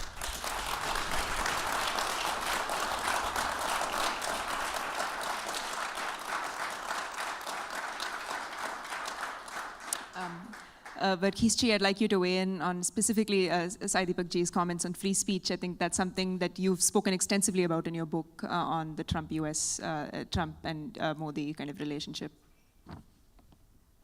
I think I will very briefly touch upon that. As Sai Deepak is very correct in analyzing the fact, but the only additional point I would add to that thing is that there is a logic of the state, which is a very secular process, for the lack of another word. The logic of the state is that the state wants to control what is said, what is not said, what is censored, and what is propagated. So what is the syllabus? What is the national media? We all know about how the information ecosystems are built and how it thrives. What are the business models? Therefore, yes, the state actually interferes in what is legitimate speech and what is legitimate politics. In fact, I had argued elsewhere that there is politics that is extraordinary and there is ordinary politics. Extraordinary politics is what creates or what dismantles existing order and establishes a new order. The creation of a constitution is through extraordinary politics. When the adoption of the constitution, Dr. Ambedkar says, civil disobedience was good until today. But now that we have a constitution that is we have given to ourselves, we the people, the sovereign, has acted and we given to ourselves, there is no longer do you have the liberty of civil disobedience. That should be junked. That should not be a legitimate way of doing politics. This is how India's constitutional history begins. In the very quick minutes that we have before this session concludes, I really want to touch upon the original theme of the session, that is the evolution of the Indian Constitution and what actually happens in 2014. So you have to note one thing. So everybody, the BJP, the Congress, all the entire spectrum of Indian politicians and politics, they are actually united in one argument, that everybody says that they are on the side of the Constitution. You would be familiar, living in the United States, you would be very familiar with that argument, both the Democrats and the Republicans. Donald Trump and his critics, all of them say, we are the real guardians of the US Constitution. All politicians in India today claim that they are the real guardians of Indian Constitution. When you go all the way back to the 1950s, pretty much nobody accepted Indian Constitution. That's reality. Though we celebrated, everybody had something to say critical about the Constitution. The Marxists had one view, the Jansang had a different view, the Congress itself, Nehru himself, Ambedkar himself would be looking at the Constitution, the freshly made Constitution, and looking for reasons or things that they thought were inadequately drafted or required amendment, and that is the whole thing began. But now everybody swears by Constitution.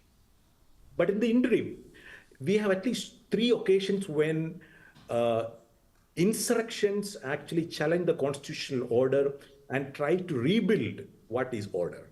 One was the JP movement, the second was Ayodhya movement, and the third, Ayodhya movement, and particularly the demolition of the Babri Masjid, and third was Anna Hazare movement. All these 3 phases in India's political evolution actually challenge the existing constitutional order and try to bring in a new order.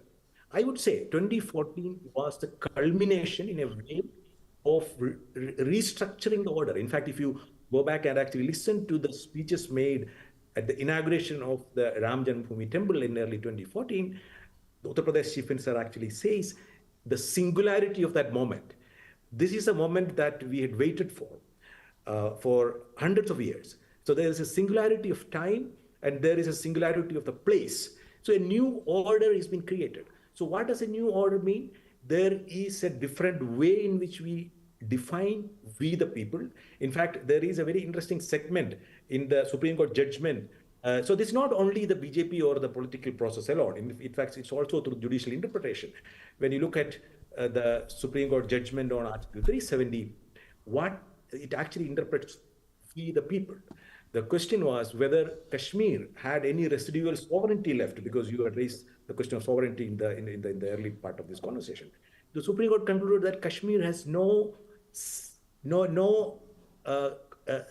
residual sovereignty which is separate from we the people as India as a whole. So what the implication of that interpretation is that, so you can have a majority that is won from any place, and you can change the structure or the rules or the rights of everybody, or particularly in another place.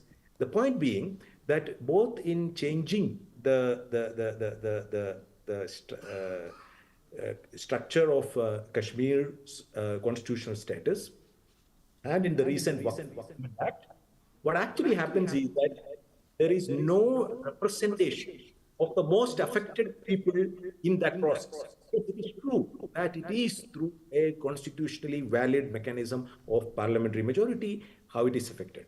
But this actually compares with the original scheme of how when Sardar Patel himself was heading a special committee which was to address the special requirements of tribals, excluded communities, religious minorities, and it actually goes on to say that how their representation will have to be, their voices will have to be heard before you actually write the provisions that affect them.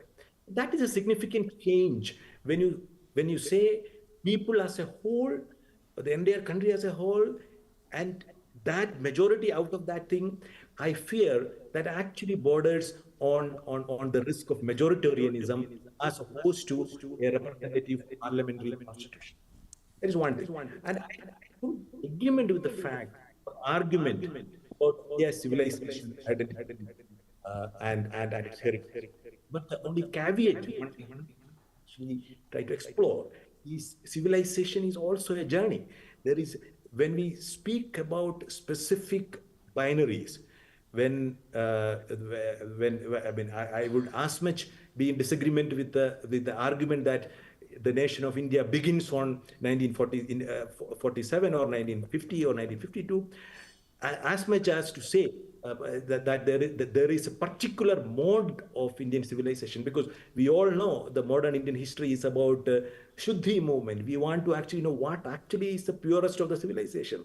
There is the idea of Indian Islam being not authentic Islam, because it has had local influences, local Hindu influences. So to civilization itself, whether you call it Hindu, Indic, Indian, whatever it is, that itself is an evolutionary process. You of you people who are sitting in Stanford, living in the United States, you would actually appreciate the fact that the idea of Indian civilization evolves. So if you actually go and read very recent book of Manu S. Pillai's The Making of Modern Hindu Consciousness, or you go back to Diana Heck's A Sacred Geography, or R. Chambagalashmi. So the idea of what we called Hindu religion or Hindu faith or Hindu civilization, that is evolving over centuries and millennia.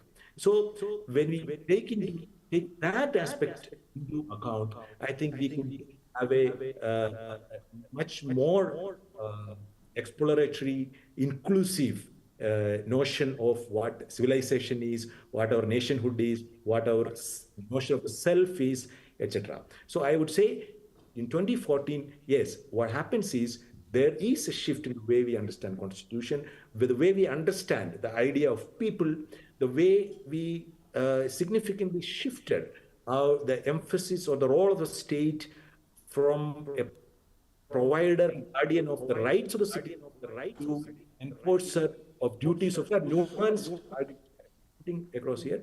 But there is a shift, and we are actually, I think Mr. Annamalai or somebody referred to, or Sai Deepak referred to the idea of a social contract. I would argue that we are in the midst of trying to renegotiate the social contract as it existed. There is nothing bad about it, but only thing that we have to be mindful is that renegotiation, relitigation of social contract, you have to be civilized, non-violent, very accommodative, with a larger purpose of making India stronger and equipped for the challenges of 2030. Thank you so much, Varghese. I think now we'll open it up for questions. I'm sure a lot of people... Can I just respond to those sure. 2 points? Yeah, I think it's important to respond to that. A lot of words are thrown now, majoritarianism, this, that, constitutional distortion. One of the preeminent historian of our time, Arnold Toynbee, in 1971, in a lecture in Delhi, the Azad Memorial Lecture, he compared two countries, state of two countries, Poland under the occupation of Russia, 1600 to 1915, to India, continuous occupation, Bharat, by different powers to be. He said the first thing the Poles did in 1915, once they got independence from Russia, the first thing they did is, they went to their central square. Russians during the invasion have put up the Russian Orthodox Church, a symbol right in the central square, because they felt every day the Poles should see. That should be an ocular symbol of the aggressor. The Poles, first day they came, they removed that, they threw it away. They said, we are Roman Catholics, we'll put our symbol. He compared that to what is happening in our country for a long, long time. When you talk about, I'm not getting into the Ram temple now, that is resolved. I'm taking about 2-3 other issues. It is not to ponder or to take the ghost out or the phantoms out, like my brother said. I'm just taking 2-3 examples. If you don't resolve it, you become an economic powerhouse. Where is your rootedness? Of course, you are going to be an economic powerhouse. It is not that India has decelerated economically. We're only progressing. That is another chapter for another day. I'm just taking the Benares Kasi temple. 1100, Qutbuddin Aibak destroyed. Khiljis, Goris. During the Babur time, a temple was built. Aurangzeb time, again destroyed. 1809, in the communal right, again destroyed. From 1835, a court case pending to accurately say where is the temple. On top of the temple, a mosque is built. 1991, conveniently, we bring a law, because it is in the Congress manifesto. 1991, we bring a law and we say, places of worship at 1991, nobody should get into. Which was debated for 2 days. 2 days. Without a debate. Nobody can get into any of this as a debate, because we, the Congress party, we have decided, because we have a majority. 1947, when we got independence, post that date, only Ram temple is an unresolved issue. Other things are resolved issue. 1,000 years people are fighting. People are given life. It is a continuous battle. You bring a parliament law in 1991 to say nobody can debate about the Benares temple and the Gyanvapi mosque. When suddenly, when people want to talk about it, we are called as Hindutvaist, majoritarianism, and we are trying to distort the constitution. That is very unfair. Without resolving, you as a country, how are you going to move forward? Now, Mr. Chandrachud, the previous Chief Justice of our country, in one of his last judgment, he said, yes, right. We have to reopen and see the character of the mosque, whether a temple pre-existed. I think it is important now as a country, we get into a lot of these unresolved issues and start resolving in a peaceful way, in a sense of brotherhood, in a sense of fraternity, in a sense of respectfulness for all the community. There cannot be one single community which says that, no, we are the sole guardians of secularism in our country. In our country, Samyukta, you should be knowing this. There are 13,764 minority institutions. 13,764. The Constitution gives them a mandate. In this 13,764 minority institutions, no reservation is applied.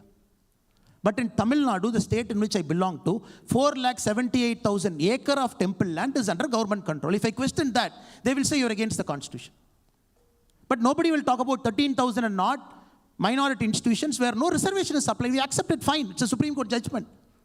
But all over our country, 7.5 lakh acre of land is occupied by governments, temple lands. And how are you going to resolve it? Again, I'm coming to the Waqf issue. When you want to talk about Waqf, a lot of our friends will say, no, why are you opening a Pandora's box? Till 2013, you had 18 lakh acres under the Waqf management. Last 10 years, 21 lakh acres got added. Last 10 years.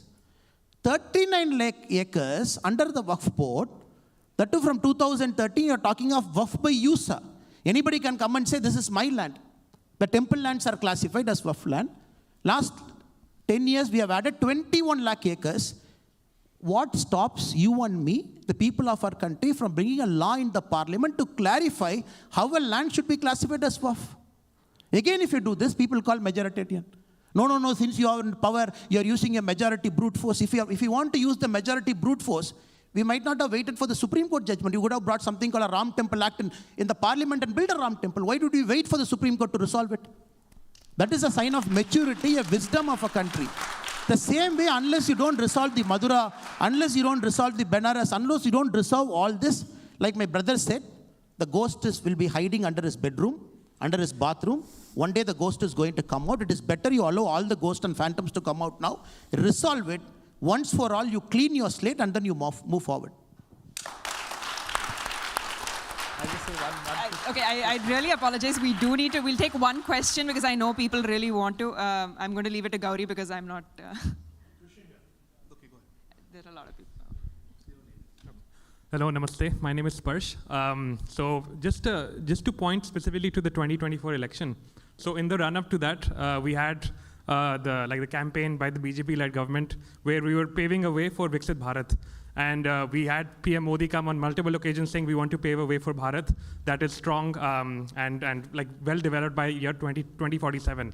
On the other hand, we had a very dangerous game being played by the opposition, Congress-led alliance, where they were sort of forming a caste-based narrative and saying we should have caste-based reservation, we should drive forward for a caste census and so on. Ever since 2014, we have seen that PM Modi and the BJP-led government has done a lot in consolidating the Hindu votes and consolidating the Hindu society. But caste-based reservation policy still continues to take place. Can we get to the question, please? Yeah.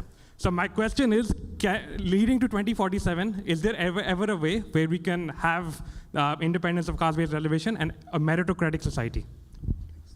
Who's the question? We request that we keep the comments short, please. Well, I think I'll link it to ghosts and others, phantoms. I think everything that has been said, I start with the point that I made. If there was one person, we speak about Nehru, we speak about Nehruvian ideology, we speak about Gandhiji, we speak about his ideology. If there was one person in the BJP so far that would stand up and say, this is my ideology, this is how I'll build institutions in the country. One person, say it in parliament. Do a press conference. January 2014 was the last time an Indian Prime Minister did a press conference, if I'm not right. Please point it out. Do a press conference. There are a number of unresolved issues. I'm sure a Prime Minister who is very popular can do a press conference and answer that. So on the idea of merit-based society, caste-based society, I think there's a long list of social justice movement that one has to read about and ask some very basic questions. What amount of, talk about caste census, what amount of land in India, somebody spoke about land, is held by the over 20% scheduled castes who are in India? What amount of land is held by the scheduled tribes who are in India? What amount of land is held by, if you look at the British Empire, one of the way they sucked the lifeblood out of India was absentee landlordism. That ensured that people who had nothing to do with land owned the land. That is one way India will be destroyed, if people who don't use the land for the right purpose own the land. So this is an extensive topic. I just want to say that finally, whenever a Prime Minister is elected, a new parliament is elected, we are like batsmen. There's a huge total we are chasing, which is a total that will take India to a developed status. Every batsman, whether it was Mr. Jawaharlal Nehru, or whether it is Prime Minister Modi, every batsman plays their shots, make their scores. And there are others who are responsible for future generation to take that score forward. Someday a batsman will get out, and it is fair to discuss whether the batsman played the number of balls they played in a fair way or not. I believe that if the batsmen of today don't speak about the future of the country in the world of artificial intelligence era, and they keep talking about ghosts of the past, they are missing the balls. I'll respond to that. I personally believe that we have elected the Prime Minister of our country to govern and not to do press conference and increase the TRP of television channels. We're very clear about that. And when I sit here, I talk for the Prime Minister because we belong to the same party. All of us are Karyakata. That is how we see it. And I am responsibly sure whoever is there, each of the words that we speak, we're very careful with respect to what we speak. And we expect the Prime Minister to come and do press conference. It is our only job to increase all the TRPs and to answer a select group of people, 50 people. Who are those 50 people? So I'm not getting into that. I'm sure we have a collective wisdom to tide over that and look at Prime Minister in terms of the performance he's doing. Now, with respect to the reservation, we have to understand the Constitution extends the reservation for every 10 years. Reservation is not in perpetuity. You keep extending it for 10 years. With an understanding that people should keep quickly coming up, and you have a measurable value in which you can see whether people are improving. Recently, when a Supreme Court gave a judgment with respect to the SC and ST, with respect to the reservation policy, it might not be applicable to every single person, because if somebody has utilized it once, then probably we have to take a relook at it. Then our government, the current government in power, we said we don't agree with the wisdom of the Supreme Court, and we said further, no, the situation is not conducive. The socio-economic conditions are not conducive for us to just go back and say we are going to limit reservation to a certain segment. As we speak, we have to understand historically as we speak now, if you look at the socio-economic indicators, OBC, SC and ST, in whatever context they have suffered, there is an historical problem. Even now, it is not that they all on the same platform, they all do a same 100-meter running race. It is still there. I think it is our duty, all of us as common citizens, to make sure still that level of equality is met. We have to handhold and keep pushing and keep taking them along. That is the response I can give. But having said it, I am very sure one fine day as a country, we all look at it. And even right now, reservation is not there for every single thing. And even anybody coming through reservation, we should not put our head down and say, oh, they came through the reservation, probably the quality is not good. No, it is not. People who have come through the reservation channel, be it the civil services, they are fantastic administrators. It is just that some point of time they need a leg up, somebody need to pull their hand and give them a fair opportunity. Yes. I know Varghese had some final comments, but I know we could probably discuss. Student question, one student question. I was told Jatin to take. Okay, yeah. One question, but please keep it short.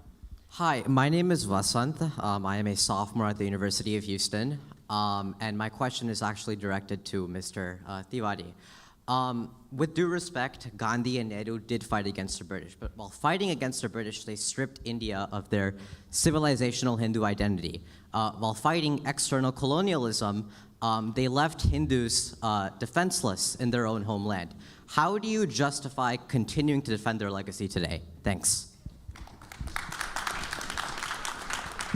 The greatest civilizational battle that India has fought, we as Indians, our forefathers fought, obviously is against the one who dealt the most bloody blows on India, economically, socially, the thought of India, and that were the British. And the people who fought them successfully, I will always see them as heroes. Do not forget that there was a parallel organization who stood shoulder to shoulder with the British, did not fight them. And when Gandhi was assassinated by one of their own, they distributed sweets. They celebrated. They ensured, they were accused in the court as a co-conspirator. Sardar Patel banned them. So to go back, as I said, counterfactuals don't run the nation's future. Anyone could have been there and stood up and become the hero, founding father of a modern India. But Gandhi did, Nehru did. Nehru spent more than 10 years in jail, as much time that the current Indian Prime Minister has been the Prime Minister. He went to jail not knowing that whether India would gain freedom or not. So I will not find any way to belittle the contribution of anyone who fought the British and won us the freedom. We are here standing tall on the sacrifices they have made. Can I take a shot at that? I think it's important to actually make this point. And it ties into the previous point. When a particular ideological position chooses to benchmark itself as the neutral position, there is no greater mischief that is actually committed. When you choose to make yourself as the benchmark, when you actually have an ideological bias, then you actually do grave injustice to everybody else's position. And here I think people need to revisit this entire history. Who made Mr. Mahatma Gandhi, or let's say Mohandas Karamchand Gandhi, the father of India? Where did this title come from? And why are we expected to buy this lock, stock and barrel, hook, line and sinker, that all of them shed blood or they were political prisoners? The one thing that I think the scholarship of the last decade has established very clearly, irrefutably if I may say so, is they were political elites who enjoyed the best of conditions in these jails, when the fact of the matter is, the true movement of the revolutionaries was continuously sidelined, and they were the ones to suffer incarceration of the worst possible kind in the cellular jail. And the fact of the matter is, be it the Congress or the movement that was led by it, please read into the history of it. They started off by clearly saying that they only wanted the dominion status within the British Empire. That was the stated position until the revolutionaries said, this cannot be the position, we want Purna Swaraj, complete independence. So the so-called party that was established by Alan O. Hume, specifically under the instructions that if the revolutionary movement prior to that was not curbed, or it was not given a particular voice through a political platform, then India would erupt. The Congress was set up in the language of the British as a safety valve to ensure that this anger is directed towards British interests as opposed to against British interests. This is the history, which is why I keep saying the history of the last 11 years since 2014 is the so-called status quo that all of us are expected to buy and which has become the gospel truth, has been challenged over and over again.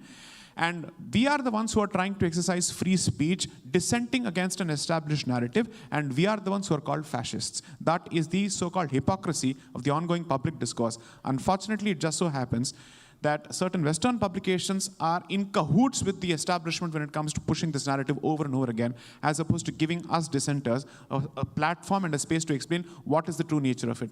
To put it in the language of, let's say, certain popular movements here, we are the true indigenous voices. We are finally getting to tell our story. Let us tell our story. Somik, I'll just take a minute to respond. Now, who banned RSS? The government of the day. The government bans it. Because Nehruji, if anybody had the opportunity to read the will of Mr. Pandit Jawaharlal Nehru, the last will, he says, I should not be given a Hindu religious ceremony when I die. This is Mr. Nehru. When Rajendra Prasad ji wanted to go and attend the ceremony in Somnath, the Kumbhavisheka that is happening, the Prime Minister of our country said this is called Hindu revivalism. How can the President go and attend? I'm just putting things in context. Even today, our government can ban Congress Sevadal and say it is anti-national. Anybody in the government can do that. Just sense of whitewashing history and the Congress banning RSS multiple times and saying that, oh, they're banned. Which court has convicted them? Which court has said that they are involved in the assassination of the great Mahatma Gandhi ji? And I think we have to move beyond it and still taking recourse to whatever has happened. This false truth, this pseudo-truth, and trying to spin this argument out of this again and again and again. That is the problem. From 2014, we are trying our best as a country to address it, to move away from this half-truth and pseudo-truth and false truth so that we get a sense of history. I'm sure the students at Stanford, by scheduling this topic early in the morning, you're clearly showing that you want to read, understand, make your own mind. Mohandas Pai ji is sitting here from his own state. One of the greatest preeminent, the current writer, Mr. Bhairappa is there, historian. Somebody has got time, please read his foreword. He has written to Vikram Sambat's Tipu Sultan book. Just read his foreword. He says, I worked in the education department for a long time. When they want to even do some minor alteration to the history of Tipu Sultan, the education secretary used to ban saying, why do you want to do it? We have a certain sense of history that from 1947, let us continue. Why do you want to bring new things into Indian history? That is the problem. That is why Mr. Sai Deepak or Vikram Sampats and others, they're trying to tell a story that is true, that is original, that got distorted for a long time from 1947. Let us respect those voices also. I'm not taking offense to my brother. That voice is important. But let us put our mind to also understand the other voice so that you make your judgment, your decision by listening to both sides of the coin. Thank you so much. We will have really 2-sentence, please, Varghese ji, a quick finisher to this very firebrand of a panel. Well, I think thank you for allowing me to be with these esteemed colleagues and at the Stanford conference where, so only 2 lines as you put the limit on. So the question of caste reservation, that is a point of disagreement, point of agreement across all these opinions here and across India's political spectrum. Everybody agrees that caste-based reservation continues. That is an amendment which gets extended every 10 years without any controversy, without any debate. The last time when we had a debate on it was in 2015, when the RSS chief during the, said that there should be a debate on caste-based reservation. And in subsequent years, the chief himself has said that considering the historic particularities of India, this is not time to open a debate on it. It will have to continue as long as it takes. So that is a point of agreement, I think, everybody on this panel, and I think across all political parties and opinions, everybody in India seems to be on agreement on that. Thank you so much. Really appreciate everybody's participation in this panel.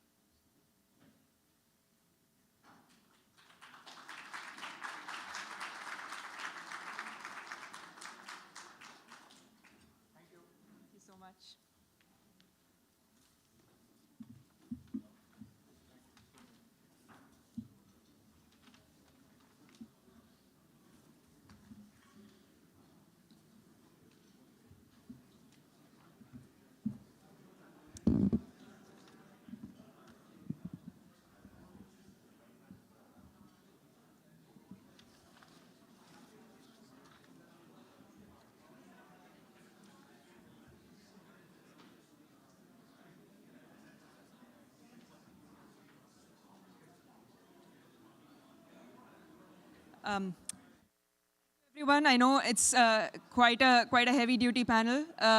We will be moving on.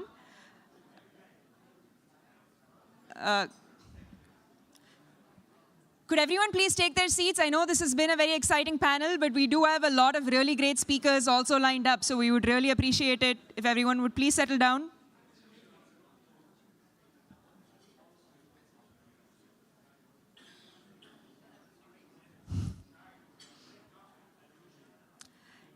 If we could, we will be having sessions with the speakers, so we would really appreciate it if everybody could keep the post-panel discussions to a minimum. That would be really appreciated.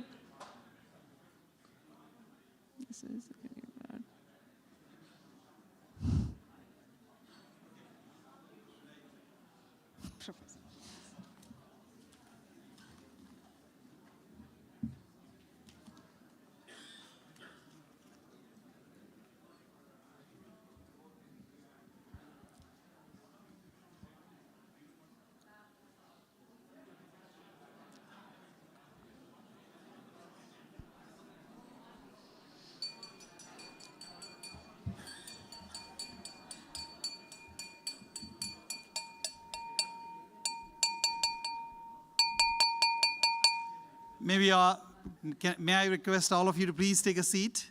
Our next panel is going to be starting. Please have a seat. Everyone, we'll have a chance during lunchtime to catch up. Please have a seat. Our next panel, Sam, do you want to announce? Yeah, please, yeah. So, our next panel is titled Innovation, Sustainability and Energy, Developments in the U.S. India Corridor. This is as crucial a topic as the world continues to focus on sustainability and clean energy, and the U.S. India Corridor is at the heart of this transformation. We have a fantastic lineup of speakers. I call upon Meera, a student in civil and environmental engineering, to introduce our next panel.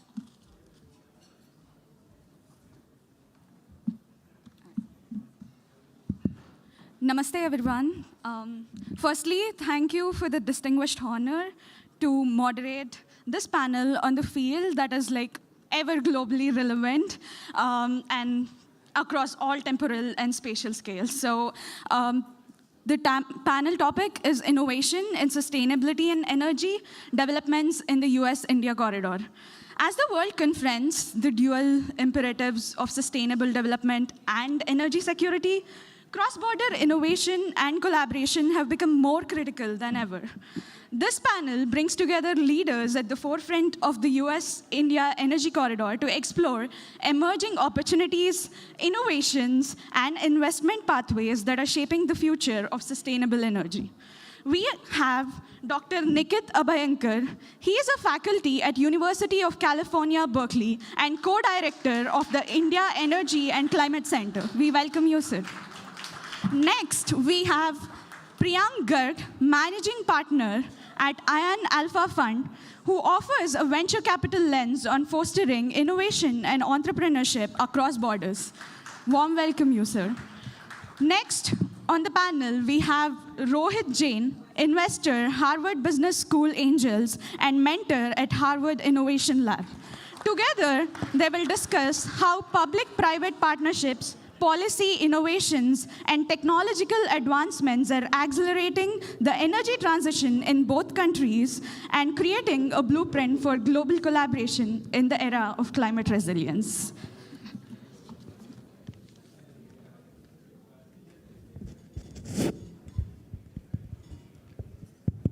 Warm welcome you all, sir.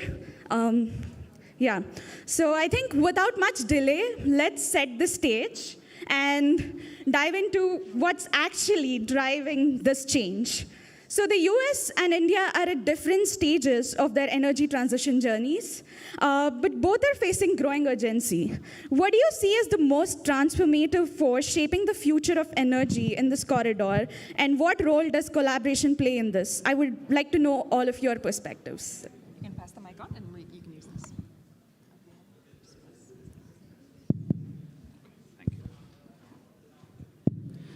How is everybody doing? First of all, thank you so much for having me. I'm a faculty at UC Berkeley, so I'm going to tell you some numbers, and we're going to do some mental math together, okay? And that can essentially kind of show the transformative scale that India's energy sector is going to face over the next 2 or 3 decades. I'm going to tell you 3 numbers, okay? 30, 500, 900. 30, 500, 900. 900 are the number of cars per 1,000 people in the US. 500 are the number of cars per 1,000 people in Germany, Japan, UK, France. Some are 450, some are 550, approximately 500. The countries with some of the most advanced public transportation infrastructure. And 30 are the number of cars per 1,000 people in India. So it really doesn't matter which development pathway India chooses, whether it's public transport heavy, whether it's private transport heavy like the US, a massive growth in the energy consumption is going to happen in India over the next 20, 25 years. And you can tell the same story about power sector, you can tell the same story about air conditioning use, and so on and so forth. So this is where India truly has a unique opportunity. Nearly 70% of the energy infrastructure that will exist in India by 2047, the time when we finish 100 years of our independence, is yet to be built. So there is a huge opportunity to do things right the first time, and this is also the first time in history where environmental sustainability, economic viability, and technical feasibility of our energy solutions are all pointing in the same direction, which is more clean energy focused. And which is where I truly believe India can truly be a leader in the world and in collaboration with the US in clean energy revolution in the world in general. And this is quite different from the US, this is quite different from Europe, this is also quite different from China, where bulk of the infrastructure is already built. Thanks, Nikit. Hi, everybody. Moving on from a very intense conversation to start the day, we are now talking about 2047. And this panel is about also Viksit Bharat, but we are focusing on the word Viksit. And while we work on the Bharat history and the identity which is fundamental to it, I do think that India and the US are not at the same place in terms of the energy transition. India is an energy deficit infrastructure, 85% still importing our oil, even importing coal. The US is energy surplus in many dimensions. The political and the economic imperatives around the transition are different in the countries, even though both recognize at different levels of political acceptance this is happening. But it is very important to understand how this shapes policy in the country. Let's take the example of India, because I've been there for the last 16 years. The first 10 years before that, I was in the US, which was pre-energy transition conversation. But you see, think about India. If you look at the Indian energy ecosystem, I don't know how many of you know that the most transformative impact on Indian carbon emissions, does anyone have an idea what change in India has done the maximum carbon impact onto the Indian emission landscape? Well, the first step before electrification, the Indian government in 2015 launched what is called the Ujala scheme, Unnat Jyoti by affordable LED for all. And before 2015-14 versus now, India has shifted entirely to LED, lighting. That by itself has reduced energy demand for lighting to such an extent that today India saves 4 terawatt hours of electricity demand because it is using LED lighting. In fact, it was one of the key enablers of 100% rural electrification in India, because without incandescent bulbs going to LED, you actually needed much lower electricity and demand on the grid to get electricity to the villages.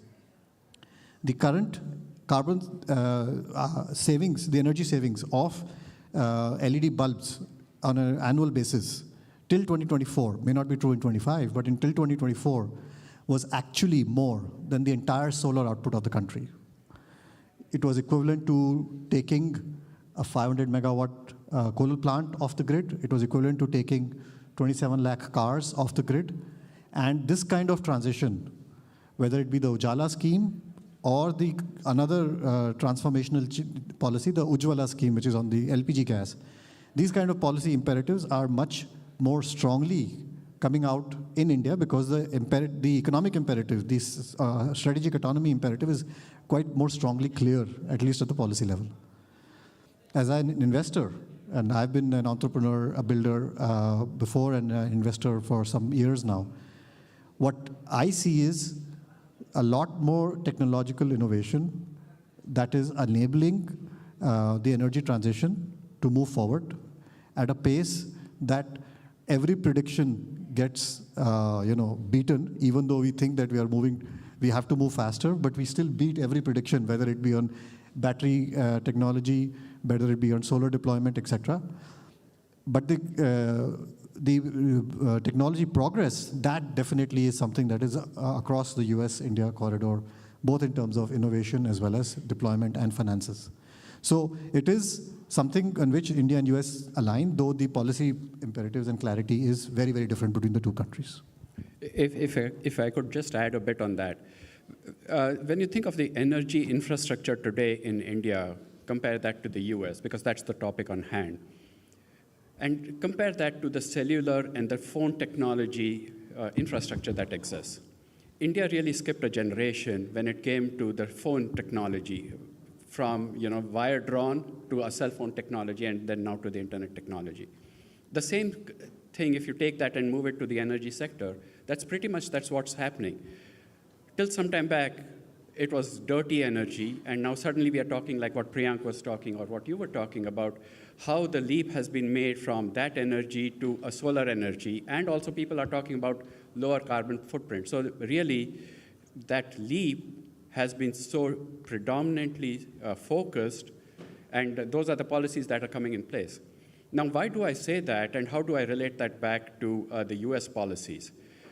without getting into the political discussion, which we had a very good discussion, thank you for that earlier this morning, and without getting into the US politics as well, here we seem to be taking a step back and going back to dirty energy, right? So now, over a period of time, if you go on looking at this differences that would exist between these two energy forms that as countries we focus on, guess who wins in 2047, right?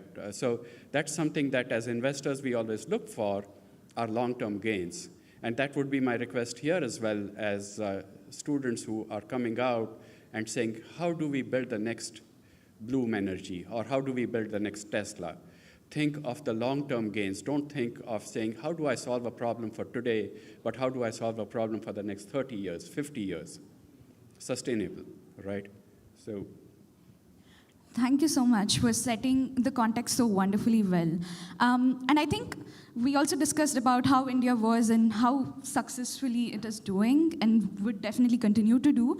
It's also equally important to talk about scaling this innovation across borders. And we also have a venture capitalist, we also have an investor and the scientist also on our panel. So it's important to pose this question, like innovation generally often happens in silos. And what do you see as the key enablers for this scalable cross-border innovation between the US and India in both public and private sectors? Also given that public-private partnerships are seen as the vital for scaling clean energy in the current generation. Now, this may be a little bit a matter of my perspective and my exposure, but while I see people-to-people connections across borders very intensely and in innovation, we see university collaborations like SciPec and other relationships that are there. I think the policy alignments at the government level are not enabling the cross-border collaboration. Now, public-private partnerships in India and the US are doing what they are doing, but there has unfortunately been a direction towards capital boundaries of capital and boundaries now even of innovation. The goal ultimately that the governments have does not seem to be wrong. It's about autonomy, technological self-sufficiency.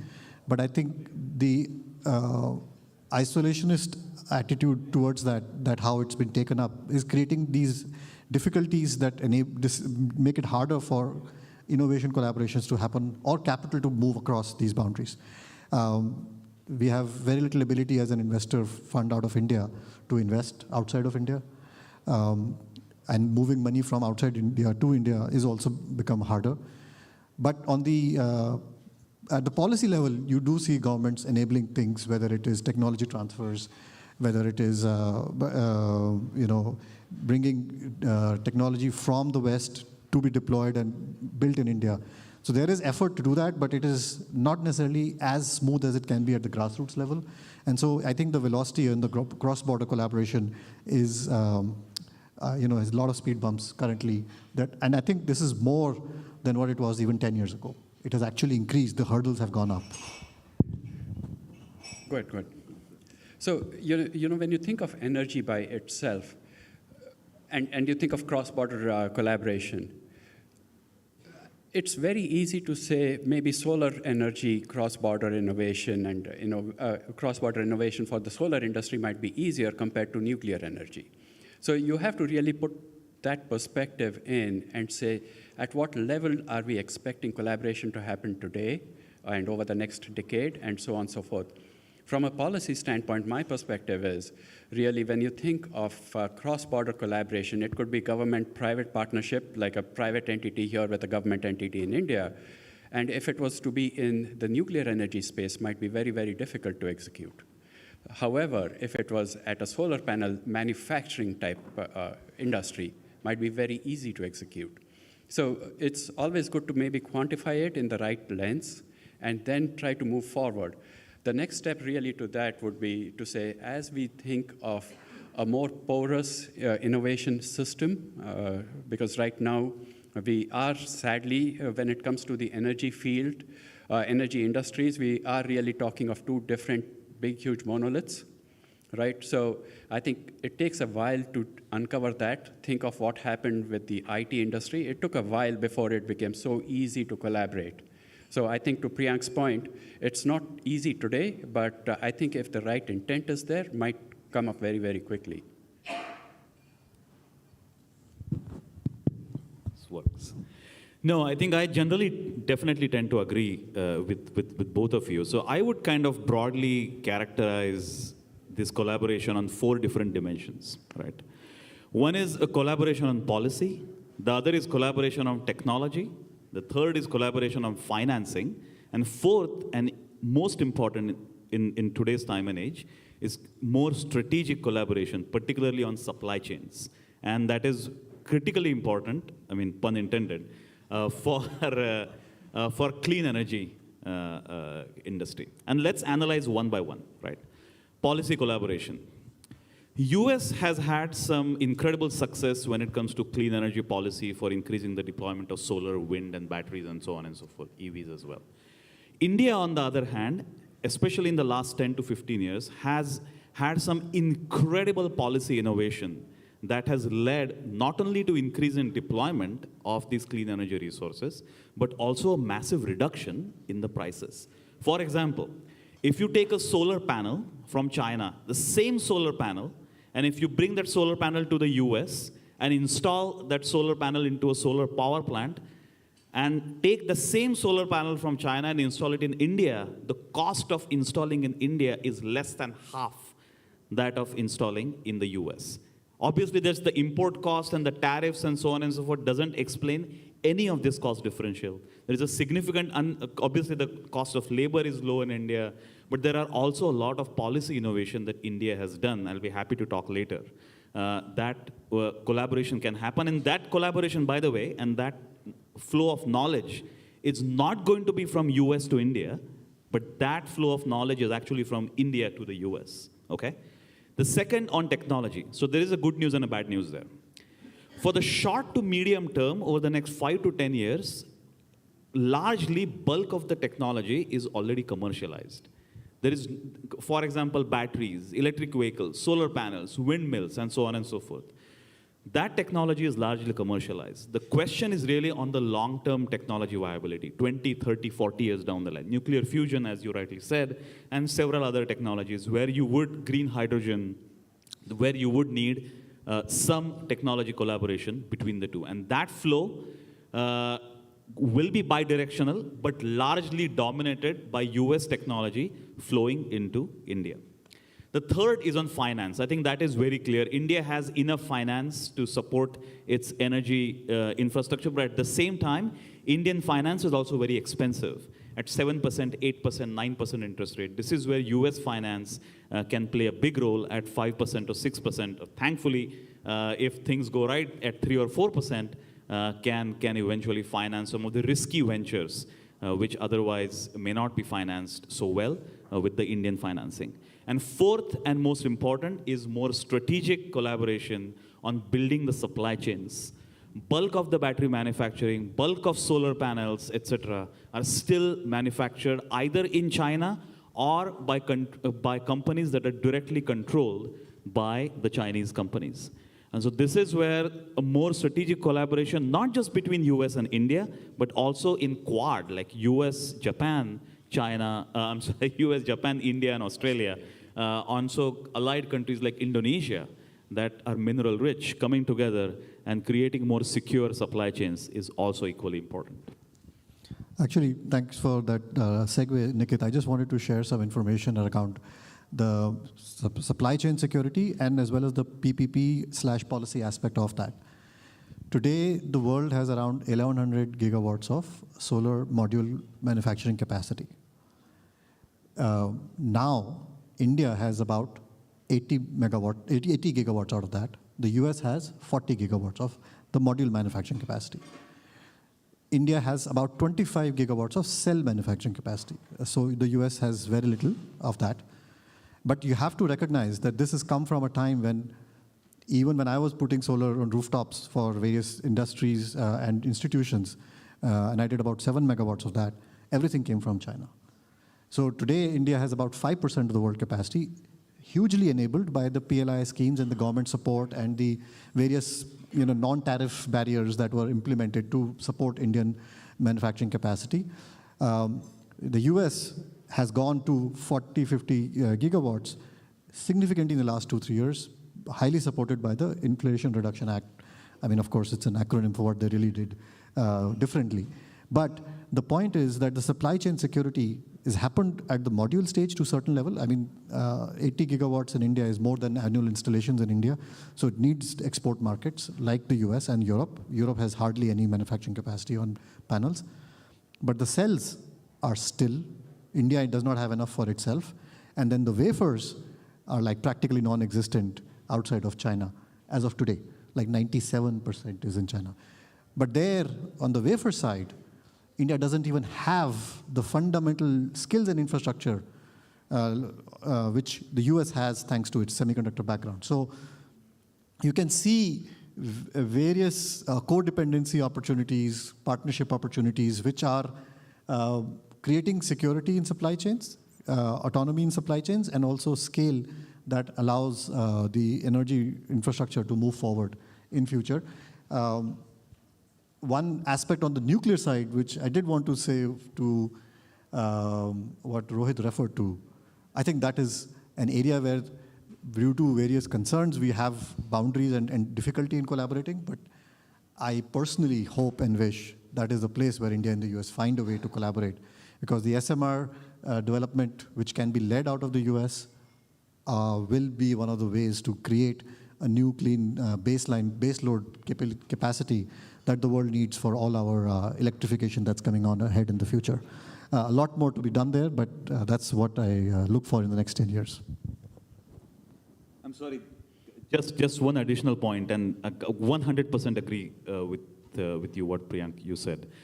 So 2024, by the way, is a historic landmark year where the renewable capacity addition in India was almost at par with the renewable capacity addition in the US, despite all the policy and the subsidy and the Inflation Reduction Act and other support that the US renewable developers get.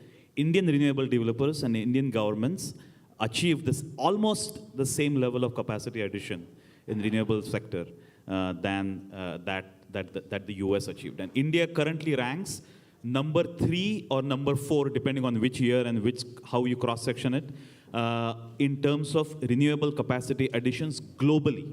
So Indian renewable capacity additions are bigger than even European capacity additions, which are always touted as one of the most strongest proponents of renewable energy. Okay. I think this would be my last segment of question. We talked about what is driving the change, about collaboration, about scaling up, and it would be wrong if we definitely didn't touch upon making it accessible to every sections of the society. So laying that foundations for a just transition. So what are the most critical policy reforms or market mechanisms needed today to accelerate a just and inclusive energy transition in both the countries? And how do we ensure rural and even the underserved communities benefit too? I don't want to get into the underserved and so on, because that becomes a big political debate by itself, right? But however, if you keep that aside and say, how do we serve India, the largest population base, and how can US be a partner in that? Maybe I'll take that question and answer it as such, in saying that from an investment standpoint, like was already said, there's such a big, tremendous opportunity to invest, not only as from a manufacturing or supply chain standpoint, but from an overall innovation standpoint. One is to say, how do we really decrease the last mile for energy serve? And energy serve today, when you talk to a common person on the street, right, in India, what do they need energy for? Electricity and to cook food, predominantly, right? However, as you go up the value chain in the society, the energy needs are different, right? Like Priyank started off with cars, or like you started off as well, right? So how do you really encompass that? And I think that's a big opportunity for the US investors, US companies, to have a ready market. How do you enable that? And that should really answer your question is, at a policy level, that is something that I think is still a big barrier. Not from an innovation level, not from an investment standpoint, it's only the, okay, we got 5 minutes, I'll turn it over.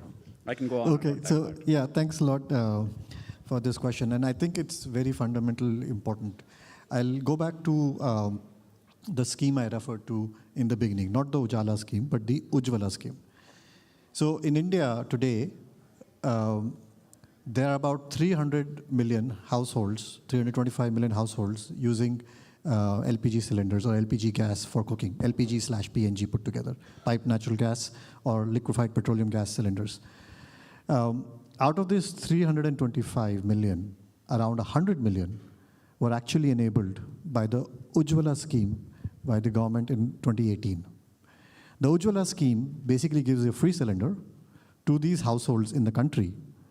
And that scheme by itself increased LPG gas consumption in India by 20%. Why is this important? It's a win-win-win-win, I don't know how many win situation. You have ladies in these rural households who are cooking with fuel wood from the forests, so they had to spend time to collect the fuel wood. They were suffering under the pollution in their chulhas. The country was, we are estimated to about 1 lakh annual deaths attributable to such cooking pollution in India. Deforestation, 1.5 million hectares of deforestation attributed to fuel wood. Pollution, you had, life of the ladies in the household spent collecting fuel wood and cooking, no time left for themselves. Just by increasing the LPG consumption, the total gas-based cooking in India increased by 20%. This, if you totally eliminate it, is expected to can potentially reduce Indian greenhouse gas carbon dioxide emissions by 200 million tons. It's not going electric, it's just going to LPG. But going from biofuels to LPG, 200 million tons of carbon dioxide emissions, some estimate even go up to 300 million tons, can be removed just by going fully gas-based. Currently, with this change, we probably have reached an estimated 60% gas-based cooking, from which was around 45-50% earlier. So this kind of a change becomes a just transition enabler. But then the technology and ventures and finance are what is required to scale it further. There are ventures I have seen which are bringing ideas like these households who are what is called the PMUI scheme households, 100 million households, they can't pay the 900 rupees or the 500 rupees for the cylinder upfront. That upfront money is a problem. So why don't we sachetize it like we do the small 10 rupee shampoo and find ways to do that so that people can buy it more easily and take their consumption of energy from around 4 kgs per year to 8 kgs, which is a more normal. And that by itself will reduce biofuel demand. So the innovation can be in this side, in the financial side, on the business model side, but can also be in other ways to get either solar cooking or other adoption happen in the country.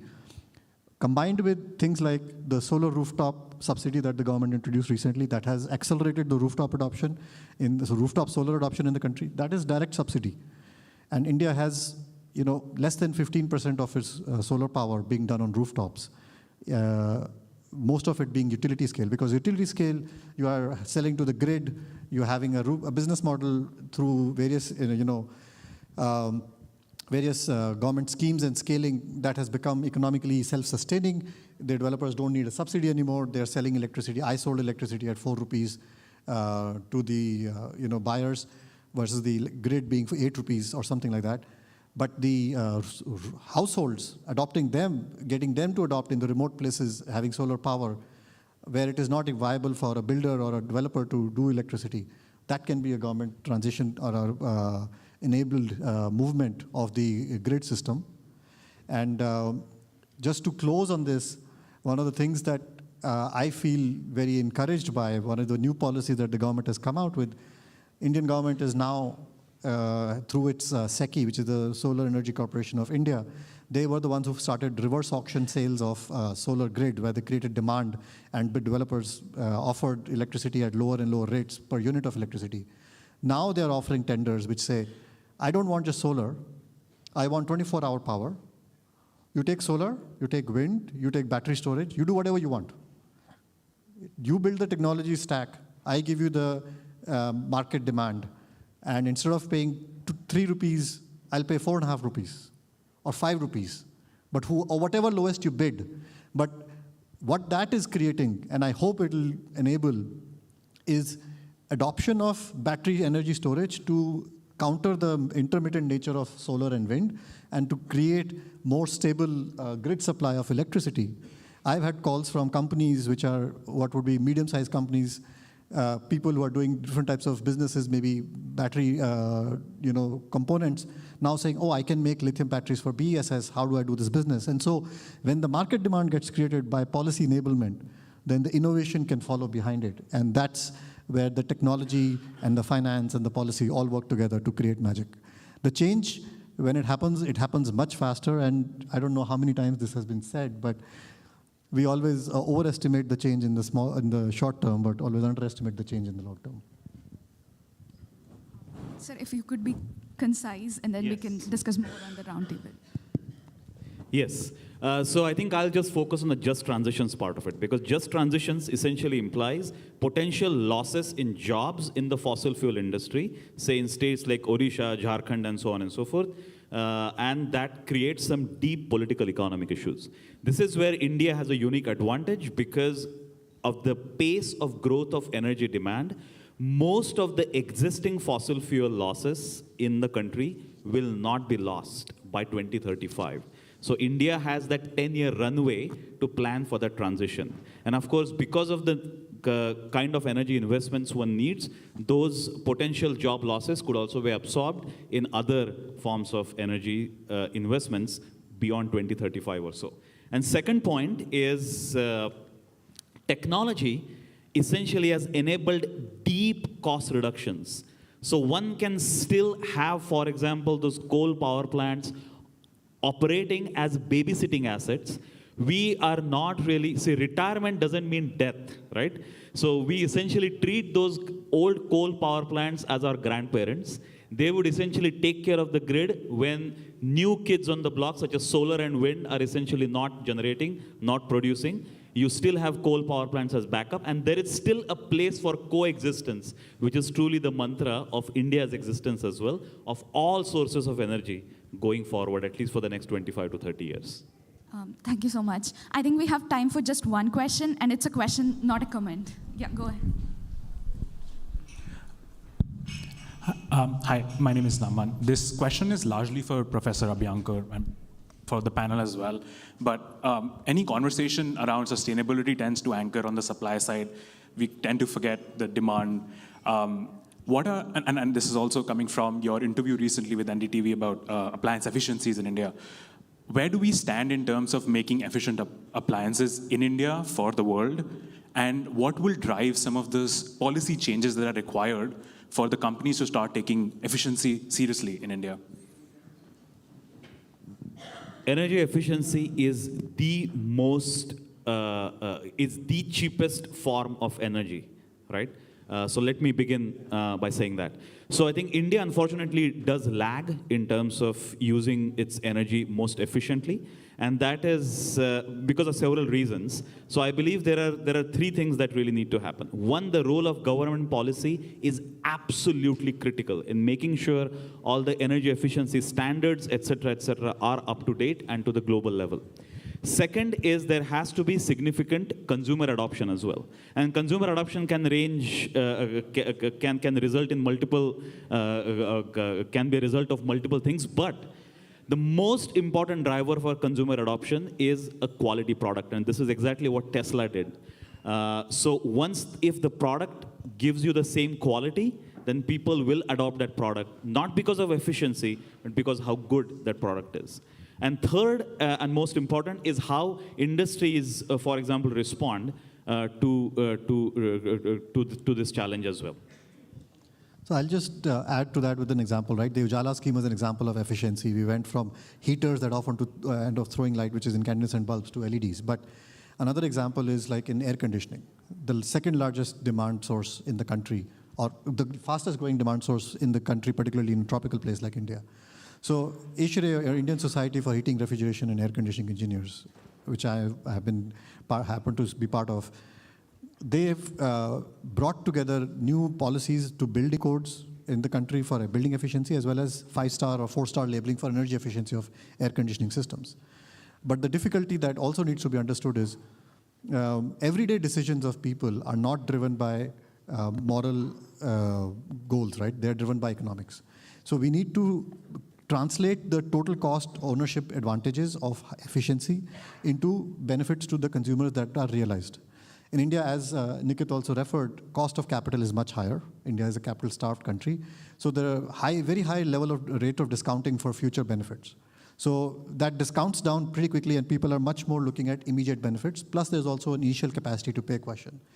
So I believe there is some opportunity to think about policy support where you change the way the payment or the cash flow moves for the individual, where maybe he pays less for the energy efficient appliance upfront, but gets the energy savings payout for the appliance, and then over time gets benefit, or some other such ways to increase adoption of energy efficient appliances. For example, in air conditioning, where you have now 4-star, 5-star appliances, but when I try to buy, I see the price difference and I see why people don't buy them as much as the government would like it. Of course, the information is now come in, certification has come in, which is good, but the adoption needs to be supported in ways to address the particular dynamics of the Indian consumer or the Indian customer that the government is trying to get them to buy this stuff.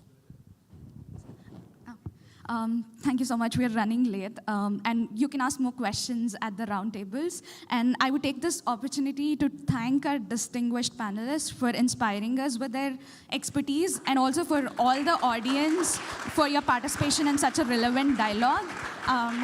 And yeah, I would also take this moment to say that not all of us have to be technologically highly sound or intellectually professional to build that connection, to protect, conserve, or preserve our environment. All it takes is just trying to be more, better, ecologically conscious every day, every moment as a human being. So thank you. And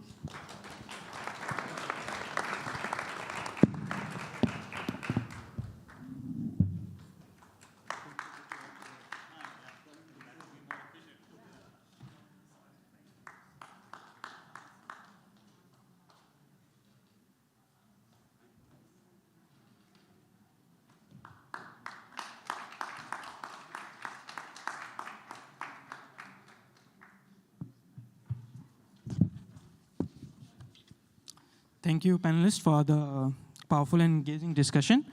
So moving on, we will now like to pivot to ever-increasing global relevance of geopolitics and defense in the changing world, India's role in the global security.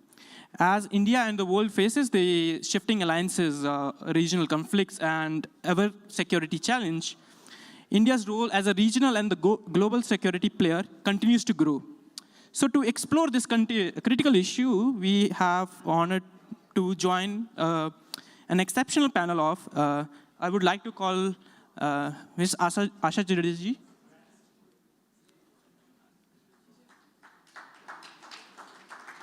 She is a venture capitalist and founder of Motwani Jadeja Foundation. Thank you. Then I would like to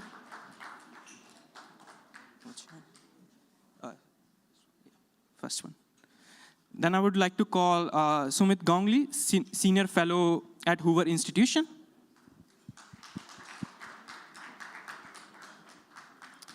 And finally, I would like to call Arzan Tarapore, South Asian Research Scholar at Walter H. Soreston Asia Pacific Research Center at Stanford University.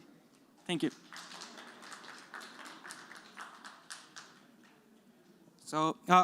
So moderating this session is Radhe, whose passion for international affairs and security makes her an ideal choice for this panel.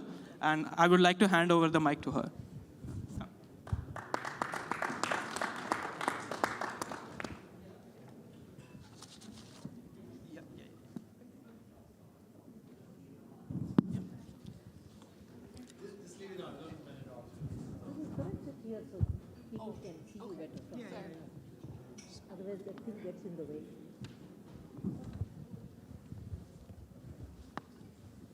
Good morning, everyone. Welcome to this timely and important conversation on geopolitics and defense in the changing world and India's role in global security.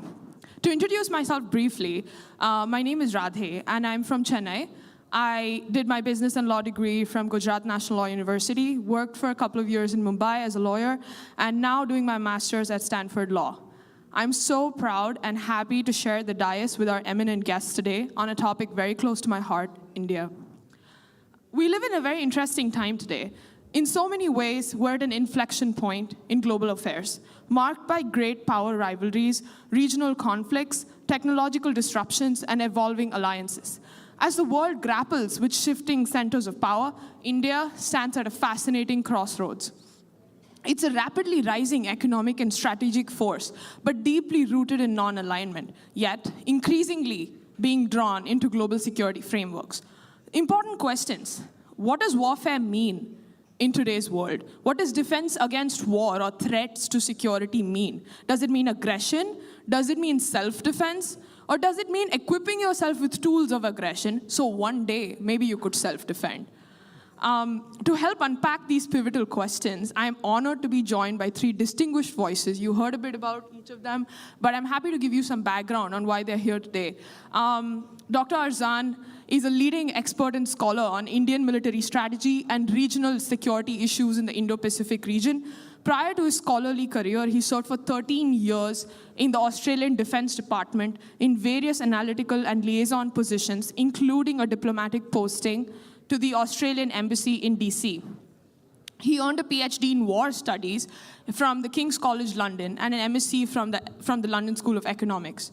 He's now a research scholar with us at Stanford Center for International Security and Cooperation. We're also honored to be joined by Asha Jadeja, who is a Silicon-based tech investor, entrepreneur, and who has deep insights into the role of innovation and technology in building community. She was also one of the pioneering Indian women venture capitalists in Silicon Valley. And Professor Dr. Somik, who is the senior fellow at Hoover Institution and director of the U.S. Indian Relations at Stanford University. He's a member of the Council on Foreign Relations in New York, and he's the editor and co-editor of 20 books on the Indo-Pacific region. So thank you all for being here. Let's give our guests a round of applause.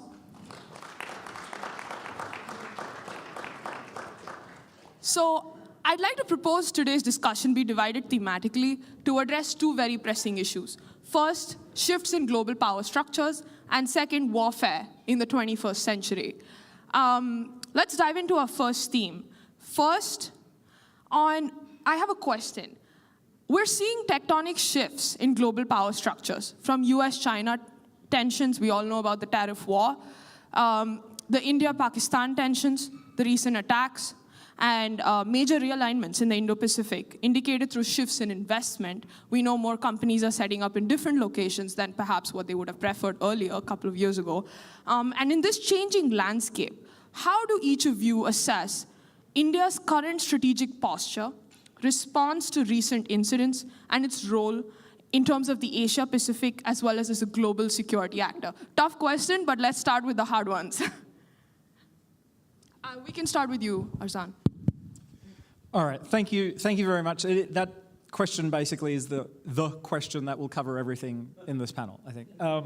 I was told, look, let's have a little bit of discussion, all right? So let me start off by proposing an argument that is, I'll be as quick as possible, but proposing an argument that is trying to set up what I see as a critical dichotomy in India's role in the region. Number one, exactly as you said, there are tectonic shifts in global power, and India is a key part of that. However, my argument is that as much as we in India and in the United States and in other like-minded countries want to see a powerful and active India in the region, which I think we all do, my argument, my counterpoint to that, is that that often comes up against hard physical realities. And what I mean by this is that while India's power has undeniably grown in recent decades. If you look at one particular dyad, one particular pairing of countries, that is India, China, then over the span of the 21st century, let's say, the last 2 to 3 decades, the picture is actually not good for India. China's power has actually grown faster than India's. The delta between China and India has grown, not shrunk. Now, maybe that delta will in the future shrink. All estimates suggest it will. But in the last couple of decades, the delta has grown on economic power, certainly on military power, I would suggest even on regional political influence. So that is the hard reality, the big reality that Indian decision makers have to face. And compounding it is the other physical reality that to India's west remains, albeit a smaller country, where the delta between India and Pakistan is actually also growing, it nevertheless retains the capacity, as we've seen this week, to capture Indian attention and focus. And when it captures Indian attention and focus, that means that Indian attention and focus and material capacity is not being used to shape the region. I'll leave it there. I wholeheartedly agree with everything that Arzan has said. This doesn't seem to be. Okay. I wholeheartedly agree with everything that my colleague Arzan has said. And just to augment and to bolster what he said, China under Deng Xiaoping embarked on a process of economic liberalization and opening to the world in 1980. India waited till 1991, only in the wake of an unprecedented fiscal crisis, which left it little or no choice. And subsequently, its attempts at further economic reform have been fitful, which is characteristic of a democracy. You cannot, by fiat, bring about economic reform. And despite that, India has made significant progress and remains still the fastest growing economy in the world. But the problem is the lag that India suffers from, given that it started this process of economic reform much later and that the process of reform has been fitful. I also happen to agree with Arzan that India still lacks the material capabilities to tackle the PRC. This became evident in the wake of the Galwan crisis of the spring of 2020. Subsequently, India has sought to bolster its capabilities along the Himalayan border, but beyond that, it needs to start thinking about an asymmetric strategy. And that asymmetric strategy involves expanding Indian naval power. India does not have the capacity of what is called sea denial, which is what would get the attention of the PRC, because so much of the hydrocarbons that the PRC relies on comes from the Middle East, and there are important choke points that it faces in transferring those hydrocarbons back to the mainland. This is where India should be investing and developing far better capabilities to, in the event of a crisis, to make the PRC pay an extraordinarily high price on the high seas. However, that capability is only being developed incrementally, and India needs to truly expedite those capabilities if it wishes to pursue an asymmetric strategy which would jeopardize the PRC's ability to constantly and periodically exert pressure on the Himalayan border. On the Western Front, I also happen to agree with Arzan that there is this pesky neighbor which periodically comes like a gnat into your house and stings you. And the asymmetries between Pakistan and India are growing, but Pakistan retains considerable nuisance value, as it demonstrated vividly earlier this week. Absolutely. So I fully agree with what Arzan and Shumit just mentioned so articulately. So here is how I view the way things are reshaping, way power is getting sort of realigned and reshaped in the global arena. On the ground level, there is what Arzan plus Shumit just mentioned, along with the tariff war. That's sort of happening at the ground level and even at sort of a mid-level. But what I'm seeing right now coming out of the US, which still is a preeminent power in the geopolitical international system, it still is a very powerful entity. And it seems to have a different vision for what it wants the future, how it wants the future to unfold. To my eyes, what the US seems to want right now is, number one, to make sure that it minimizes Chinese power. And it's not just doing this through tariffs, but it's also doing it through other geopolitical means, including information warfare, making sure that they have restricted access to our chips, to our technologies, and perhaps even some propaganda wars that we might engage in going forward. So number one, we are quite laser focused in the US on getting Chinese power minimized. What does that mean? That basically means sort of preponderance of America as the one unipolar superpower on the planet. Now, for the US to once again become more of a unipolar superpower, it needs alliances which are not the usual ones. It is still, it has Europe and the Latin America and Americas, but it did not have India in the way it has now openly and including through the Biden administration, through Trump 1.0 and Biden administration. There's a clear recognition of the geostrategic importance of India being in the American orbit. And we are seeing from the Trump administration aggressive efforts to rope in India. It's India that is slow.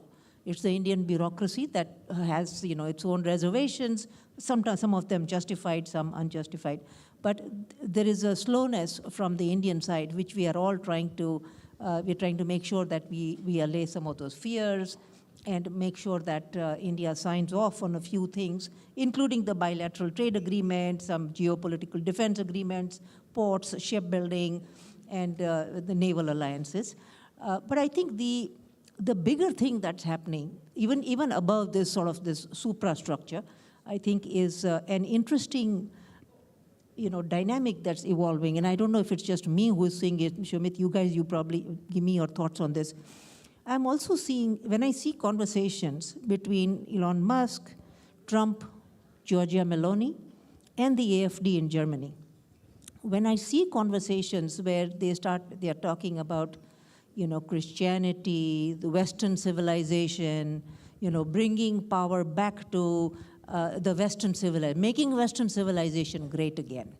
So when you see Giorgia Meloni and the Germans talking about a civilizational effort now to bring back the core values of the Enlightenment and speaking about, I wonder if there's a civilizational thing going on, and you guys probably see this at a high level of sort of, what does this mean? When we hear these conversations, should we attribute any meaning and any salience to this, or is this just sort of a temporary blip in the geopolitical environment? I'm not sure, but it's an interesting time, and the conversations now with Modi. So the four people that I see very, having rigorous phone calls and meetings are Musk, Giorgia Meloni, Trump, and Modi. These four are very powerful nodes in this international system. And they're speaking about some stuff which I can't connect the dots there yet.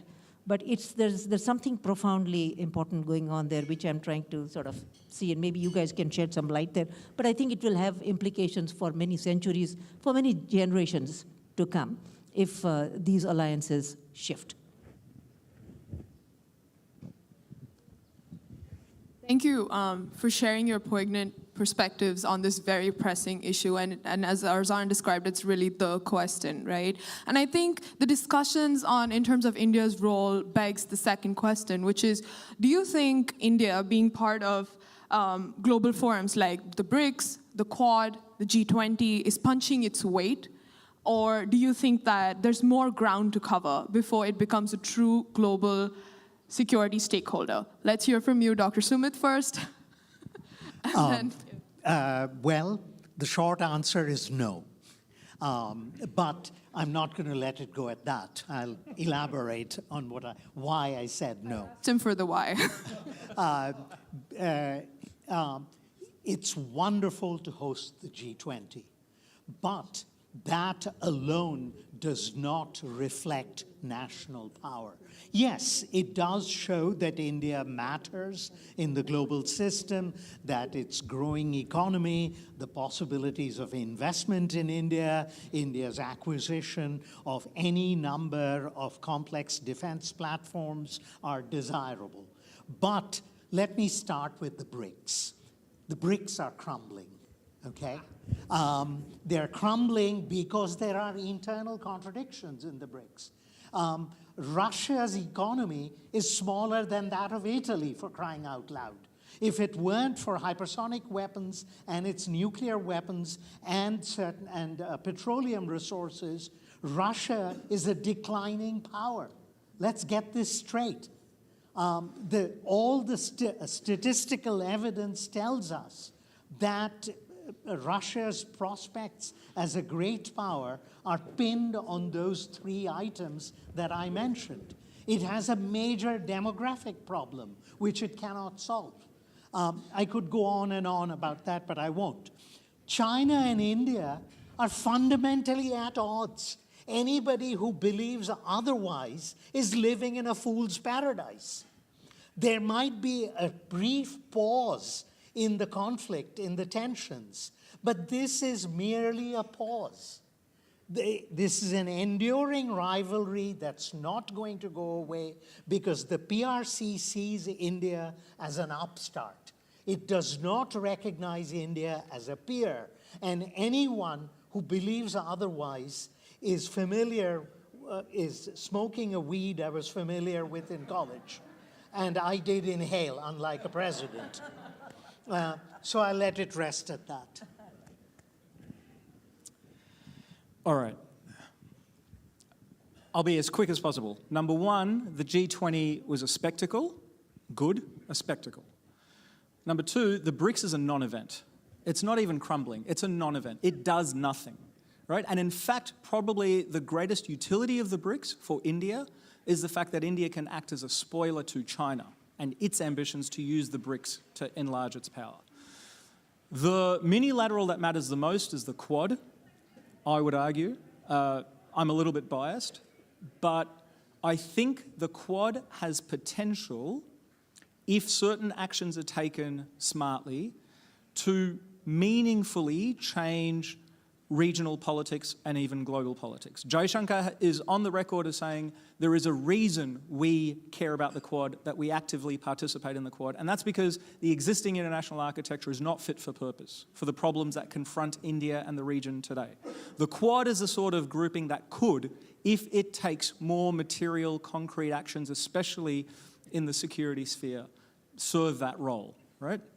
But I want to conclude by addressing where we've touched on a really profound and interesting question, which is the nature of power today, right, in the international system. Asha touched on it, Sumit has touched on it. And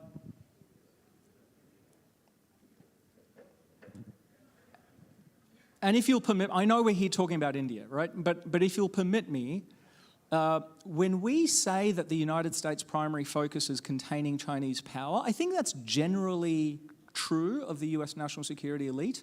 But if you look at some of the decisions that have been taken in the last few months, that is not how the United States is acting.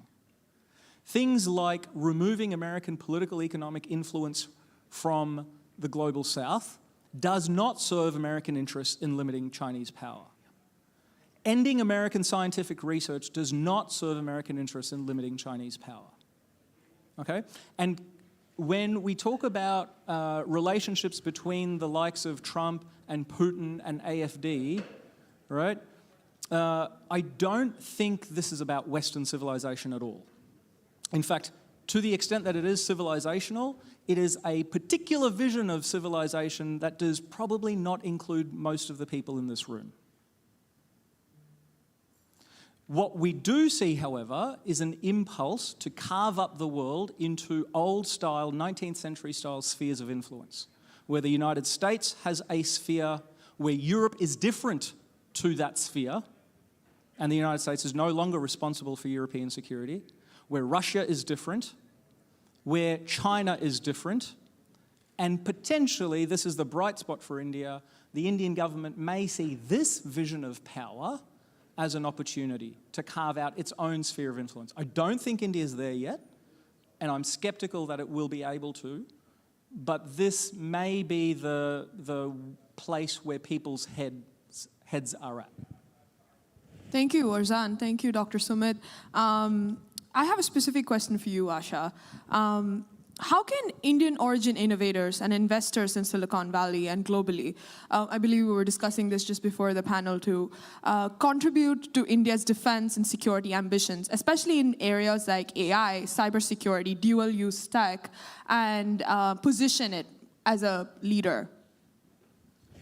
So there are a few initiatives that already were put in place in the last couple of administrations, including IMEC, the India, Middle East, Israel-Europe corridor. That's one thing which is already in place, a lot of conversations going on. If October 7 had not happened, that would have actually taken on a different shape. But it's beginning to get revived. Second is I2U2, India, US, Israel, and Europe. And so that's another, I2U2 is another initiative. So I think through some of these existing initiatives under the Quad framework, if these 3 or 4 initiatives are sort of revived, the Trump administration calls it the Trust Initiative, which is actually ISET, the initiative for critical and emerging technologies, which was crafted by Jake Sullivan in the last administration, which is still very much there in its second avatar right now. So I think if these few initiatives are looked at more seriously, then I think we are looking at enhancing Indian power in ways that we have never seen before. More importantly, and to your point, Arzan, that there is, first of all, India is not a peer power of China. India is ways, it's a much smaller economy. It has very little power compared to China. The only thing going for India right now is that it has United States as its, as its potential ally going forward, which this opportunity is unprecedented in history. And if we grab this opportunity, I think this can bolster Indian power like no other weapon system. Thank you, Asha, for that. That really does make sense, especially in the current context. We actually had our Honorable Finance Minister, Nirmala Sitharaman, join us at Stanford recently discussing a lot about the India-US partnership and collaboration. So very, very on theme today. So that concludes the first part of the panel. I want to raise the temperature a little bit, move on to a very pressing and hotter topic, if you will, warfare. The nature of warfare is really undergoing a profound transformation, right? Battles are no longer being confined to tanks, trenches, traditional theaters of war. They're being fought in lines of code that are invisible, instantaneous, and often untraceable. Think things like AI, think things like cryptocurrency, that's anonymous payment systems, probably funding non-state actors as we know it. Think about silent wars that are being engaged in the cyberspace right now, propaganda strategies, and more traditional, that is in contrast to the more traditional boots on the ground kind of warfare. And I don't want to say that because of this emerging tech, boots on the ground have gone away. They haven't left us, right? They still are around, and traditional warfare is very much alive today. Ongoing conflicts such as Russia's brutal invasion of Ukraine demonstrate that conventional military aggression such as tanks, artillery, trench warfare, recent attacks by India, faced by India, continues to play a devastating role in shaping geopolitics. So we are being confronted by warfare on two realms. We're being really confronted by the traditional warfare that we know and the non-conventional warfare that we have to know. So given this critical and deadly dimension of global security, I would like to invite our panel to respond to the following question. With Washington increasingly viewing India as a key partner, and we discussed some of that just now, in terms of counterbalance to China, in terms of its counterbalance to maybe other threats that it sees in the world in both the traditional and non-traditional warfare front, what do you think is the most promising and problematic aspect of the U.S. India security partnership? And answer me in terms of not just the benefits that India could possibly have, but also how does India retain strategic autonomy in all of this, right? So we can start from Arzan and we can move on to Dr. Sumit after. Okay. I lied. This is the question that is the whole panel. Where to begin? Okay, so first of all, let me make 2 points. You started, and indulge me for a second because I'm gonna get into semantics, but I think it's important. You started by saying, rather, that the nature of war is changing, right? I teach my students, there's a difference between the nature of war and the character of war. The character of war is changing because of new technologies. I would submit that is still largely hypothetical, right? We have these new technologies. We don't yet know how they will be used in a state-on-state, high-intensity conflict. We'll find that out, sadly, in a few years' time, probably. But for now, it's still hypothetical. The nature of war, however, is not changing. And that is that war is an awful, ugly business, and that anyone who thinks they can control it and achieve effects neatly and cleanly is delusional. And that is salient this week. Okay? My second point is on, what was the second thing you asked about? About the strategic autonomy that India can reach. Perfect, yeah. On strategic autonomy.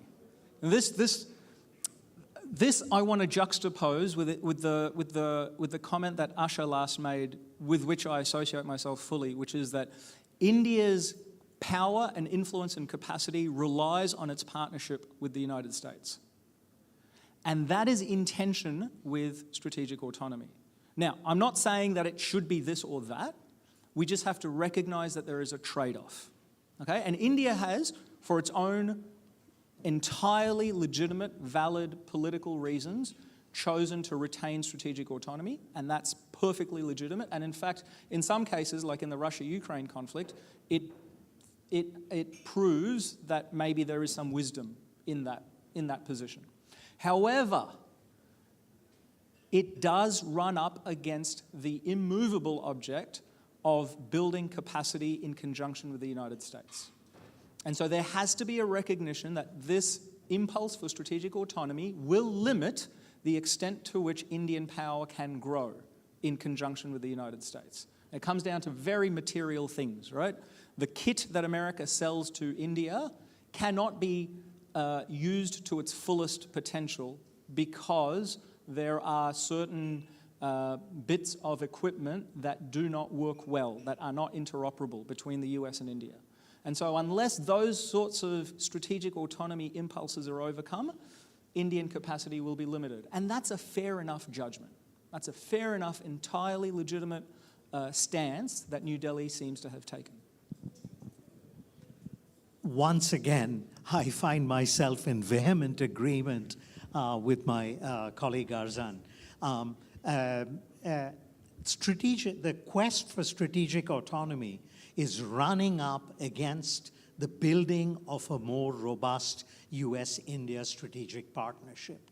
At some point, India needs to set aside the legacies of the Cold War when it was at odds with the United States. It needs to recognize that this is a completely different structure of world power, and India faces a long-term looming threat from the PRC, which it cannot cope with unless it finds a partner of the order of the United States.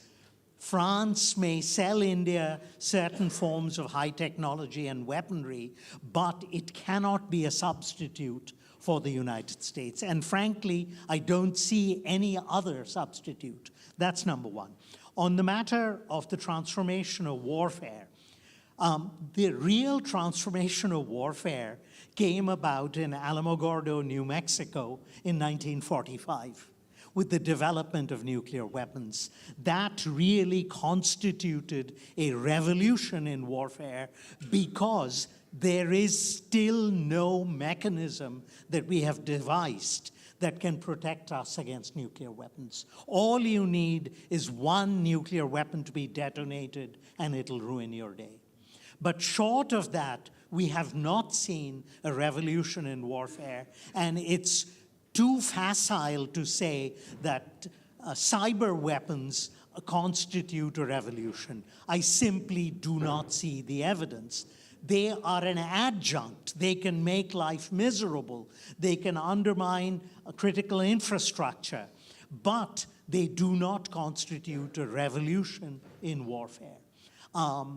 Nuclear weapons did mark that revolution, and that revolution remains in place. So while I think it is important to bolster and strengthen one's defensive capabilities against cyber attacks and protect critical infrastructure, I still think that conventional warfare and nuclear weapons will continue to exert a disproportionate impact on warfare, at least in my limited lifetime. So, on two fronts. So first of all, I agree completely with what Shumit and Arzan are talking about. But I think there is something else also brewing right now between US and India, which is number one, there is already a very strong partnership between Bangalore and Silicon Valley.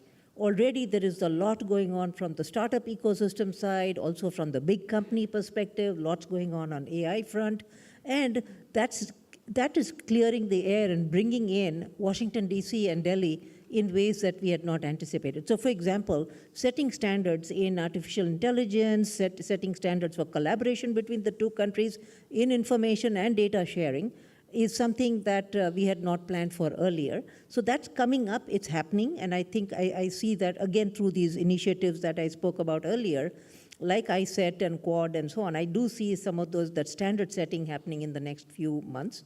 I also see, in case you think J.D. Vance had gone to India to see the Taj Mahal, that's not true. J.D. Vance was there for a reason. And he had gone with a contingent of people, Ricky Gill, one being, our India guy in the White House. All these people were there for a reason. They are crafting, behind the scenes agreements that we will see results of in the next few weeks, if not months. And, what we are likely to see is perhaps some agreements on communications, on telecom, on partnerships between big Indian conglomerates and the American conglomerates. I also see announcements coming out from Indian side about big Indian companies having a presence in the US now, bringing jobs into middle of America and setting up a shop in the US from the Indian side. In fact, one of the things that I'm hoping we could get Indians to talk about when President Trump visits India in September is an announcement like a Stargate. Remember we had Stargate? Does anybody remember Stargate from 2 months ago? Yes? So it was Masayoshi Son, Larry Ellison, and Sam Altman from OpenAI declaring that they will invest $500 billion into US. Similarly, we might actually see an announcement by the Ambanis, Adanis, Tatas and Infosys and a bunch of other companies announcing an investment in the US. I fully expect that. If that happens, we are looking at another momentum from the business side also, which we have not seen before. Well, amazing, amazing contributions from our panel today. It's just astounding the kind of range we have covered in our topics, from national security to international security, India's role, China, Pakistan. We have spoken about pretty much everything there is to cover for now in the current setting. I want to moderate that by saying for now, because we don't know what's hitting us next. But I would like to maybe a really short 1-2 line answer from each of you on looking 10 years ahead. Nothing too crazy, not 50 years, not 30 years, just 10 years. What headline would you like to see about India's role in global security in 2035? Just a line or two, a headline. It could be controversial, it's fine. You go first. I have to go first. I'd like to see a deepening of the strategic partnership between the United States and India, and one that is not subject to changes of regime, whether in New Delhi or in Washington, D.C. That this partnership should become enduring and should not be subject to the vagaries of shifts in governments. I can go next. Can I? Should I? Let me go next. Okay, my headline is the following, 2035. Adani invests in American naval shipbuilding ports and in America and strengthens American Navy like never before. I'll combine these two, and I'll say, see, thesis, antithesis, and I'll say, I think it would be a good thing for the world if India's vision of a multipolar world where India is an independent and powerful pole comes to fruition. It's not there yet, but in 10 years, I would like to see that. Amazing. Well, that brings an end to our orchestrated panel discussion. But I know some people in the audience have been raging it out, waiting to ask the panel a question. Unfortunately, due to paucity of time, we can maybe accommodate just one question. So bring your brightest, most brilliant question to us. Who do we have over at the back? Wait, I can't see you.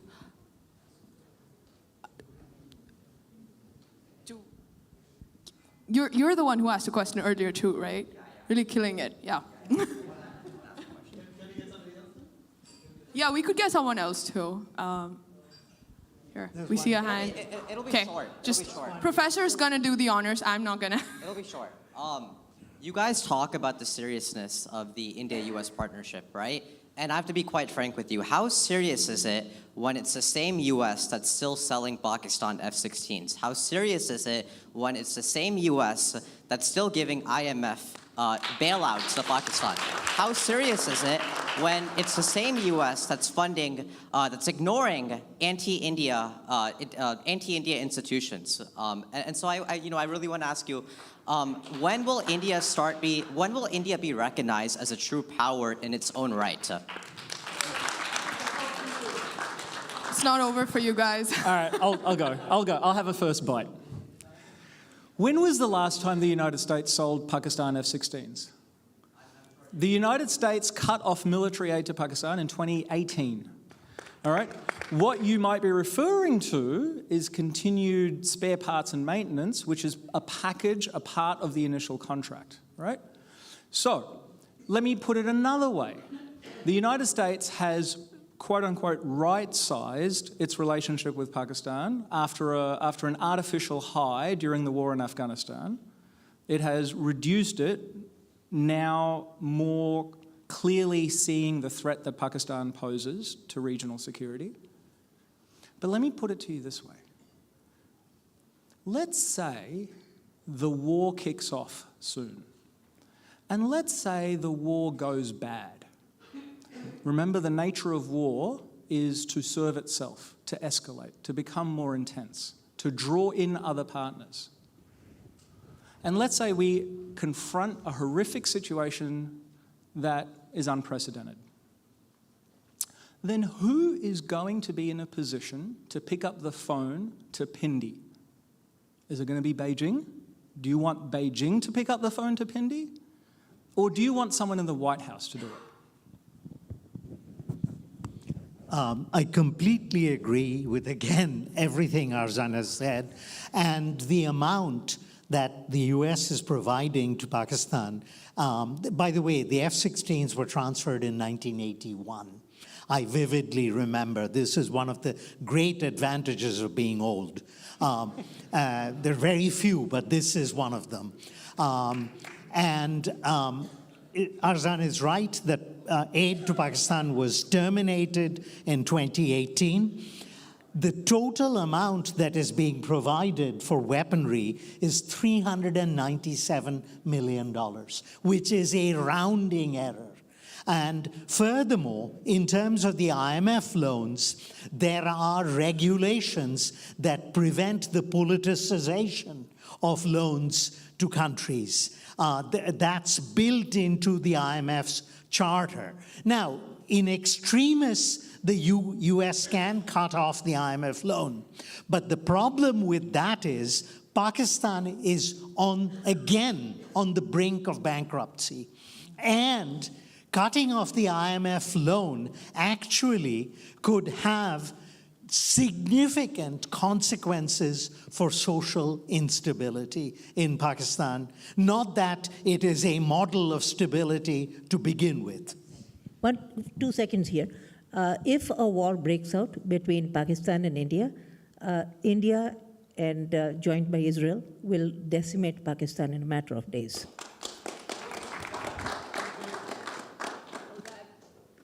That ends our panel with a total banger. That last sentence, but she delivered. So we have had the most amazing discussion and time with our brilliant panelists here, and we're very happy to have had you and hosted you during your time here. We hope you have a great time for whatever time you're here at Stanford too. Thank you so much, all of y'all, for engaging us, for giving us your attention and time, and joining us today. This is a very important issue. I hope you have some takeaways that are important. Thank you.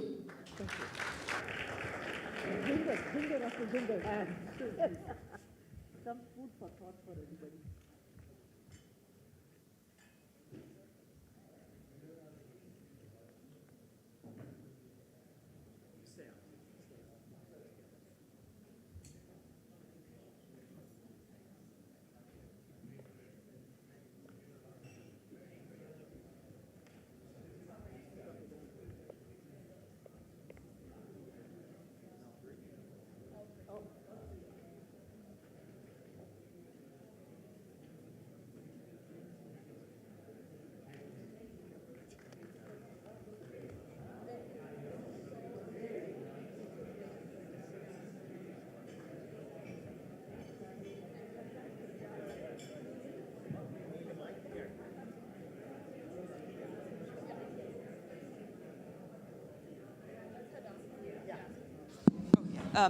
Hi everyone. We will now be moving into the roundtable sessions. These are one of the most interesting and highly sought after parts of today's conference.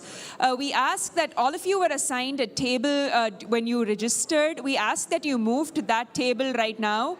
And if you do not have a table, we ask that you wait and find an empty spot at a table, and please seat yourselves as soon as possible.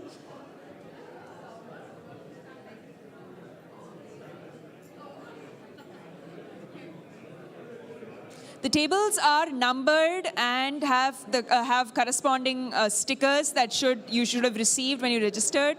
Please move to the appropriate table as soon as possible. I don't think that's going to work.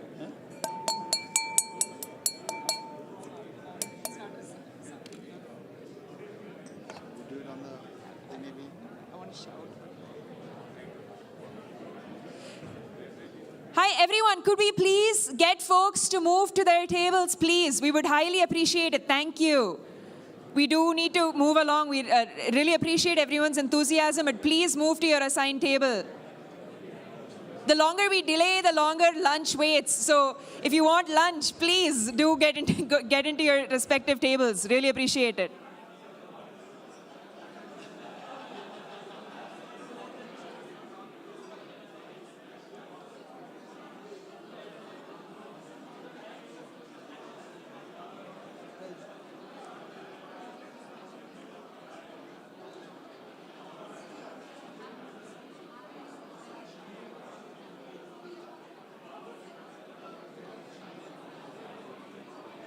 Strategy professor. May I have everyone's attention, please? Do you guys want to have lunch? Do you want to have lunch? Then please settle down. We are going to go table by table. Lunch is not going to start until after you settle down at your tables. Lunch is not going to start. Hello, everyone. I think we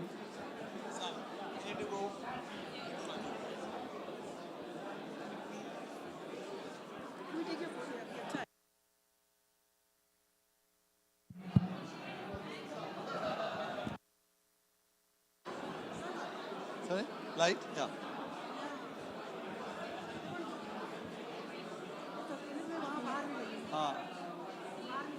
ठीक है.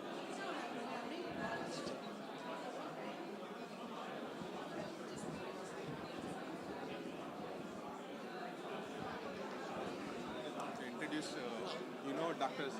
Sadhguru Sai Madhusudan. Thank you. I met you that day as well. Yes, of course. So glad you're here. Thank you. Thank you for being here. Do you know which table you're going to sit on? I just came in, so we just hang around. I'll pick some. Maybe I'll ask to sit my table. Thank you. Here are the tables you can decide. Which tables you can sit on.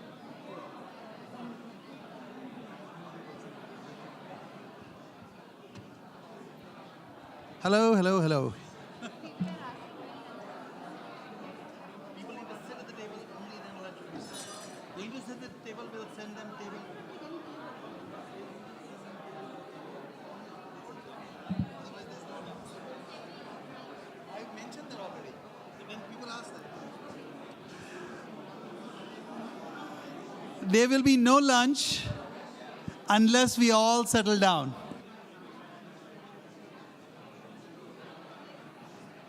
They say there's no free lunch. Please settle down on your tables and start your roundtable discussions.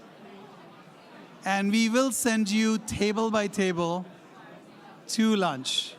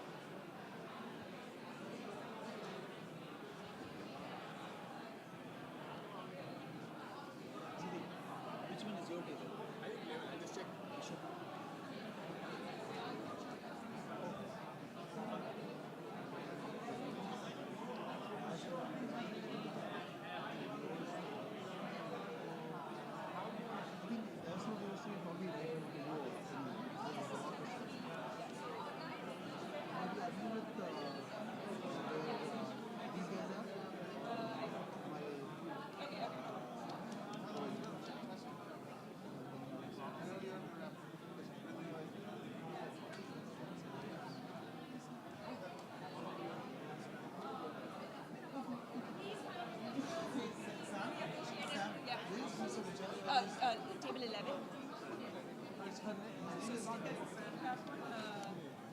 Oh, my bad. Oh, I am so sorry. 4. I'm so, yeah, no, table 4 was the one. I didn't.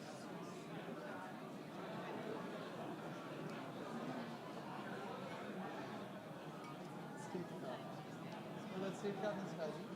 Any features?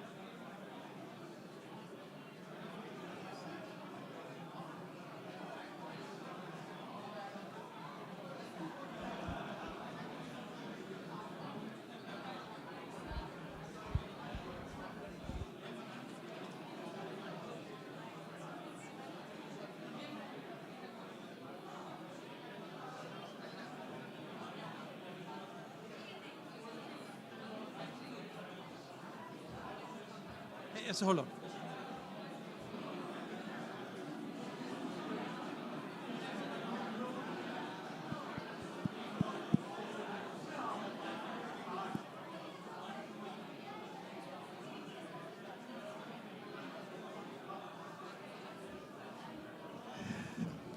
Actually,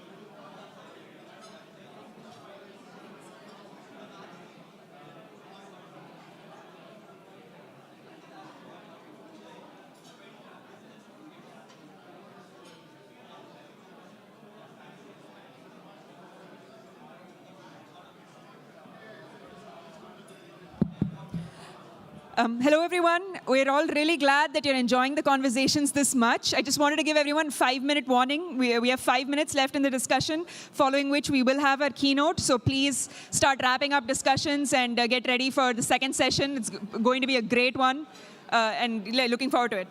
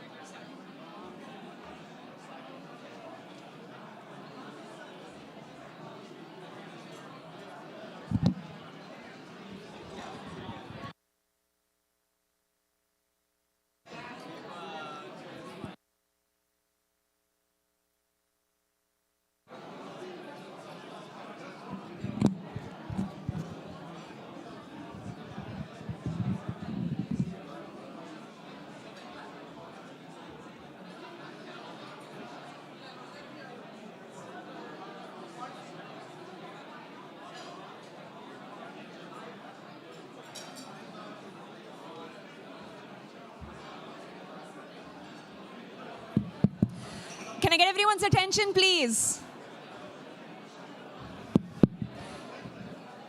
Can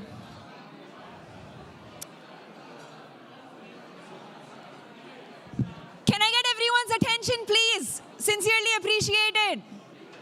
We are so glad you're enjoying the discussion, but we do want to get the rest of the evening started. We'd really appreciate it.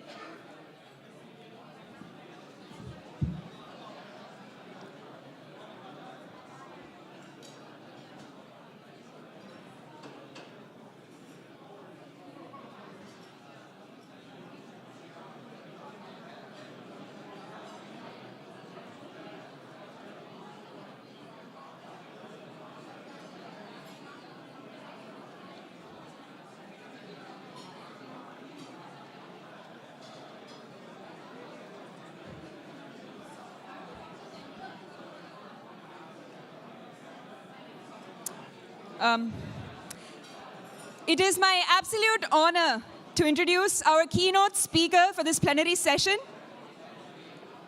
Can I get everyone's attention? This is also a really interesting second half.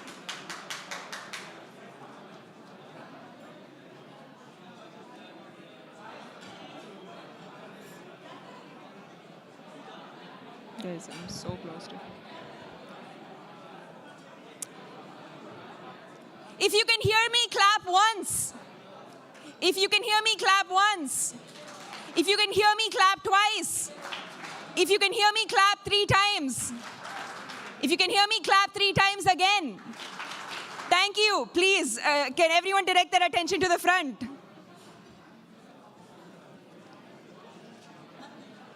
It is my absolute honor to introduce our keynote speaker for this plenary session, a visionary leader, an investor, a policymaker, a change maker who wears many hats with purpose and precision. Mr. Mohandas Pai is the chairman of RN Capital and 314 Capital and was formerly the chief financial officer of Infosys.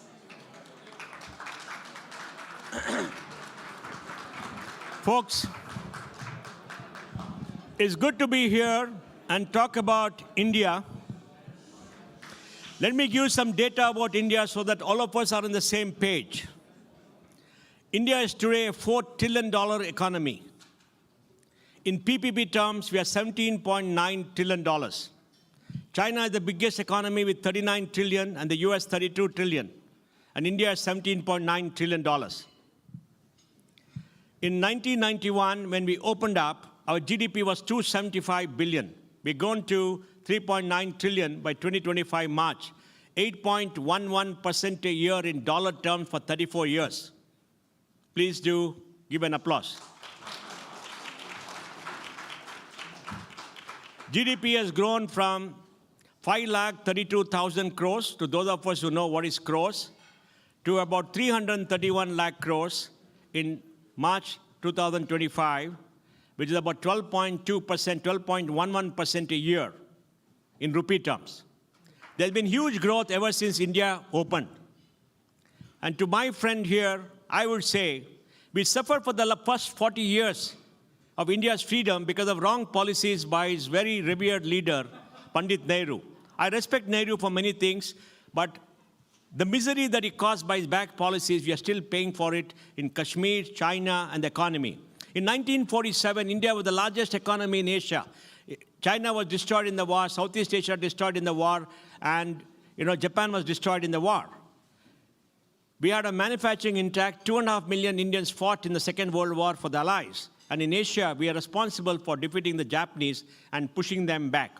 Great Britain owed us 1.5 billion pounds for the war effort, and money was valuable those days. And then we brought in what is called socialism in the belief that a few set of people in Delhi knew how to rule the country of 330 million people. So at independence, white imperialists left us, brown imperialists took over, and the Indian people never felt any change. They were ruled by a ruling class in Delhi who thought they had the solution to India's ills and got us socialism. India was looted by the British. They took away $45 trillion of Indian money and wealth between 1757 to 1947. Read Utsav Patnaik's thesis on the loot of India, the drain of India. So India has been a very rich country. We are a poor people in a very, very rich country throughout our history, an old civilization which dominated the world with peace and prosperity and never conquered any other country. We must remember this. Because of bad policies between 1950 to 80, we grew at 3.5% a year, Asia at 6.5%, the world at 4.5%. We became poorer in 1980 compared to 1950. 80, we opened up, and we grew at 5.5% a year in real terms from in 80 to 90. And our foreign debt went from $20 billion to $80 billion during the time when we were broke in 91. And 91, when we opened up because we were broke, the magic started because the Indian entrepreneurs were liberated. We got our economic freedom back in 1991. And that economic freedom has made India what it is, a country with the fastest growth for any large country in the world. And India is the 5th largest industrial power in the world after China, United States, Germany, and Japan. In another 4 to 5 years, we'll be the 3rd largest industrial power in the world. In steel, we make 160 million tons, 2nd largest in the world. Cement, 445 million tons, 2nd largest in the world after China. We make 22 million two-wheelers, largest in the world. 5.2 million four-wheelers, 3rd largest in the world. And then we are the largest producer of spices, largest producer of sugar and cotton, alternating between the years. We make 335 million tons, grow 335 million tons of food grains, 2nd largest in the world. We have the largest quantum of arable land for any country in the world, 50% irrigated. We have 555 million bovines in the world, which wander all about, and they got fundamental rights under the Indian Constitution. The only thing they can't do is vote when they wander about the streets. It's an unbelievably rich country with poor people, and we are going to grow very, very fast. We export $235 billion of software. 60% of global outsourcing comes here. The market value of $235 billion is $500 billion because the rates in India are quite low. In software, we have 6 million people working in software exports, 1.5 million people in the local industry. That is 7.5 million people. Of the top 10 software service companies by market value globally, 5 are Indian. Of the top 5, 3 are Indian. Of the 3.2 million people working in the top 10, 2.3 million are Indians. Of the 1 million hired for software globally last year, 500,000 are Indians. The United States has 6 million people in software. 1 million are Indians working here. Out of the 6 million for export, 60% work for American companies. Out of 10 million working for American companies, 4 million are Indians. And India is what has been a force multiplier for the American technology industry for the very many years. And you folks know about it because you are the heart at it. We don't get credit. We are abused by the left in India and by many political leaders saying we don't create value, but we have created value. We created high-quality jobs in India, and we trained all of them. As HR director in Infosys in 5 years, I recruited 200,000 people and trained 250,000 people. We set up a center in Mysore, investing 2,000 crores, where we trained 35,000 young people in software with no understanding of software for 26 weeks. And we used to spend something like about $5,000 per head per year training them. The IT industry spends $3 billion training them, and that's fantastic. On top of that, we have a startup industry with the 3rd largest in the world, 167,000 startups, 22,000 funded, 120 unicorns, the 3rd largest in the world, and creating value of $600 billion. But we only got $160 billion of investment in 2014 to 24. China invested $845 billion, America $2.32 trillion. So we fight with the hands bound, with the feet bound, with not much of investment coming into the area, but we have done very well. We slogged the butts out, working 12 hours a day, 7 days a week. And we built this great country.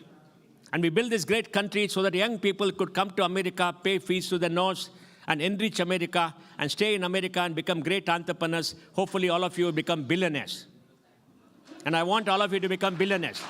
India has the 3rd largest number of billionaires in the world after the United States and China, 257 billionaires. By 2030, we'll have 500 billionaires. And that is extraordinary. And we have created something called the India Stack over the last 15 years, a piece of public use software, and we gave the world what is called digital public infrastructure. We have Aadhaar, 1.3 billion people have a number, and they can transact. We have UPI, last month, 18.6 billion transactions, $309 billion transferred. 45% of digital payments globally is in India. We can transfer money on a mobile in 30 seconds from bank to account, bank to bank, not through wallets, by going through the formal check clearing system globally. And we got a very good financial system. We got about 130,000 bank branches. We got about $3.5 trillion of bank deposits, which is very small for a country of our size. $3.5 trillion, $2.5 trillion of bank lending. Our stock market has the largest number of derivative transactions because a lot of people do day trading, night trading, whatever trading. They're bond traders. And we have a market capitalization of $5 trillion. And we must be the fourth or fifth largest. It keeps shifting all the time. And China's market value didn't grow for many years. The market grew from 8,500 index in 2014 to 8,500 index in 2024.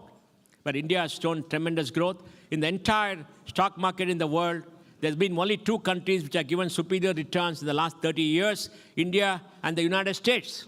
And every 5 years, the crown shifts. And my friend Saurabh Mukherjee will give you all the data about how value has been created. We got 5,500 companies listed in the stock exchange, and they're very good companies. We got very good corporate governance standards. There are some corporate failures, like it happened in the United States with Enron and all the nice companies. We do have our own stake too, but we don't have more, we don't have less, even though we get a bad press, because everybody thinks everything bad about India, everything is bad about India, because India has been worshipping poverty for many years, and India has yet to understand, like Mao said, power comes with the barrel of the gun and the almighty dollar. There are only 2 things the world respects: economic power and military power. And India has been a failure in both, but now India is growing.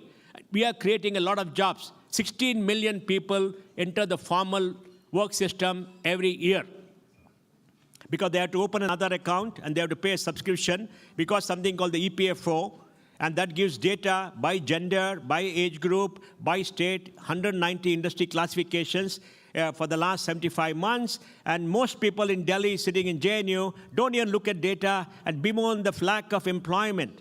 In the south, we have no people for employment.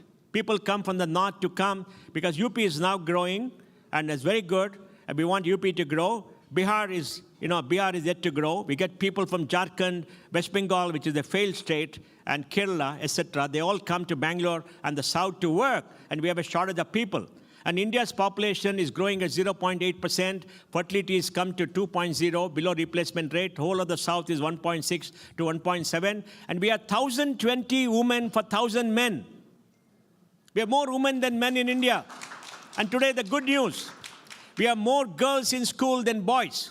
Many of the boys are rowdy boys who come out of school.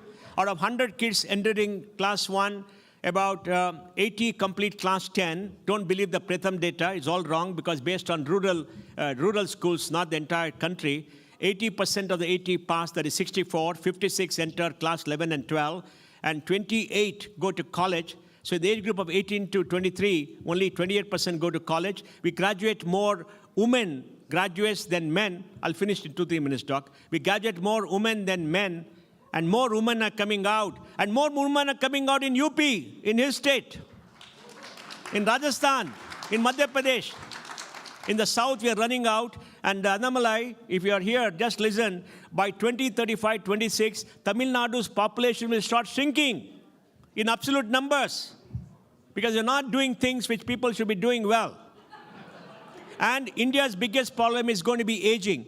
We got 130 million people above the age of 60 today. It'll go to 200 million people.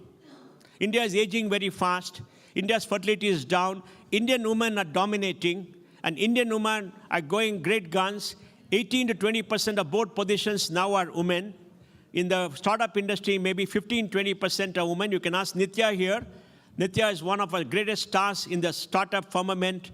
She's a venture capitalist. She's very famous all over India. And when Nitya walks into a room, everybody stands up and salutes her for accomplishment.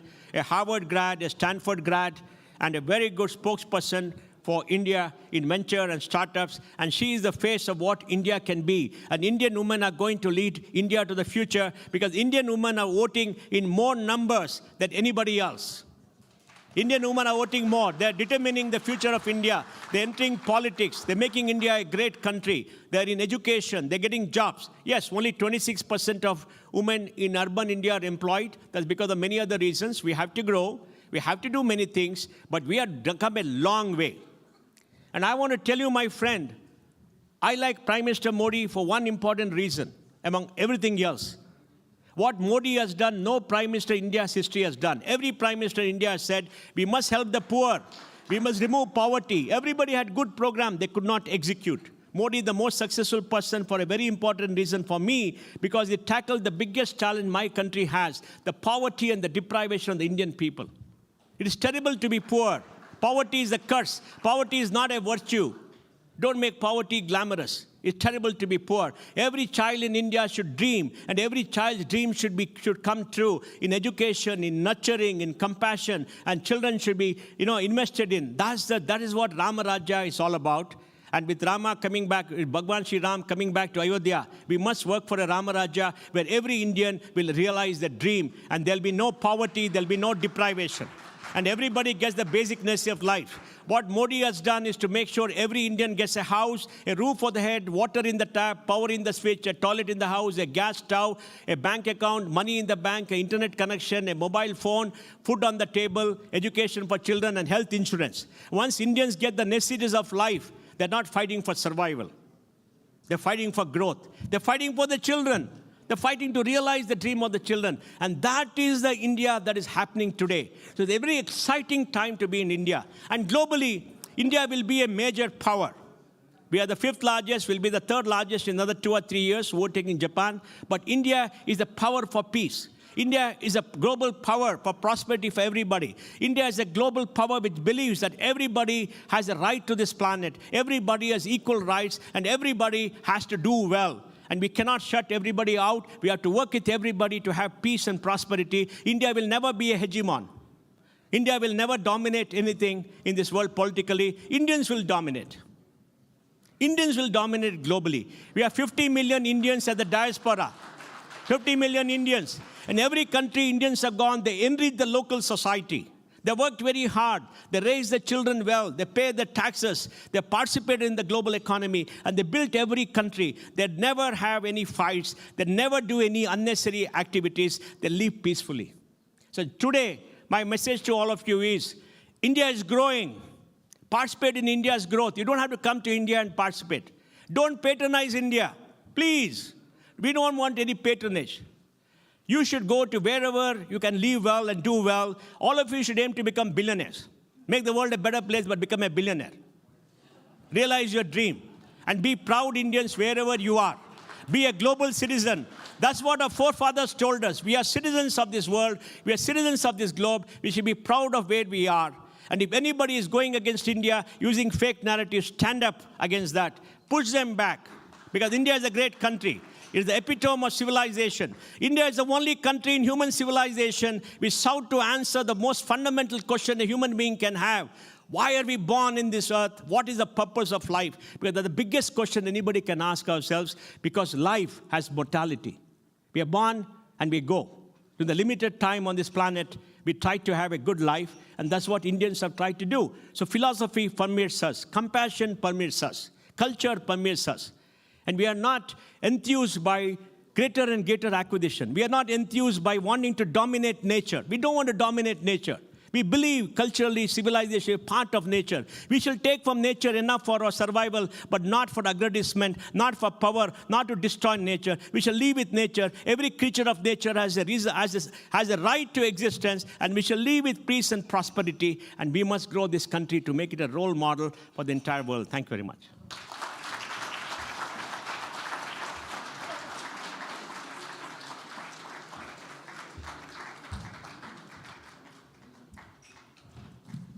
Thank you so much, Mohandas ji, for that dynamic start to the afternoon session. How's the Josh? Thank you. So we now have the next panel is a conversation that brings diverse perspectives from tech, venture capital, and cybersecurity. Please welcome to the stage Anand Chandrasekaran, co-founder of Crescendo AI and managing partner at Celesta Capital.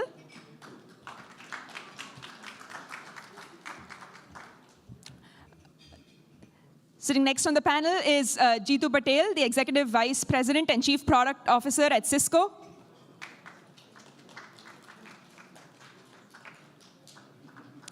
I think we can get a little more applause than that. I think that sounds, thank you. And finally, allow me to introduce Saket Modi, CEO of Safe Security.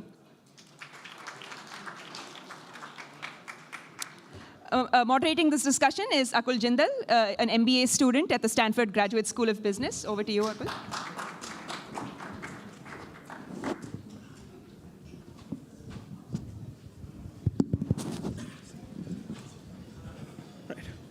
Thank you. Before I was given this role, they were telling me that this is one of the most high-profile panels that I will be moderating. And I showed up this morning. The first thing Jatin comes up and tells me is, Akul, are you sure you're ready for this? I said, I think I'm as ready as I can be. Because just for the audience, when I was growing up, my dad would constantly tell me, he's like, there is one person in Indian business that I wish you could become like, and that's Mr. Mohandas Pai. I also used to work at a team which is now called General Catalyst in India, and we have Mr. Anand Chandrasekharan here. In the audience are two people whose podcasts I've been listening to at least for the last 5 years, Mr. J. Sai Deepak and Mr. Annamalai.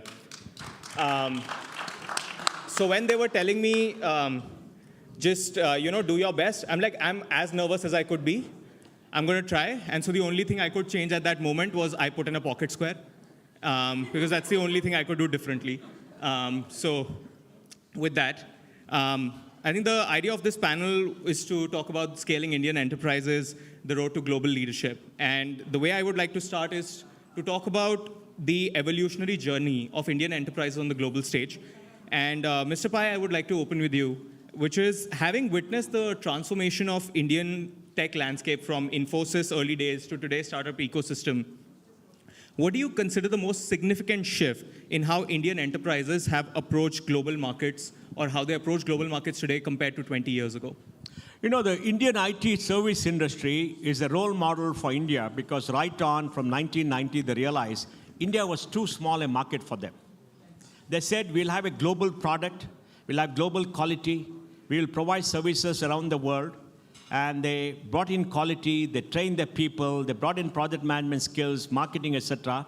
They've grown to $235 billion with a market value of $500 billion. That's a role model for India.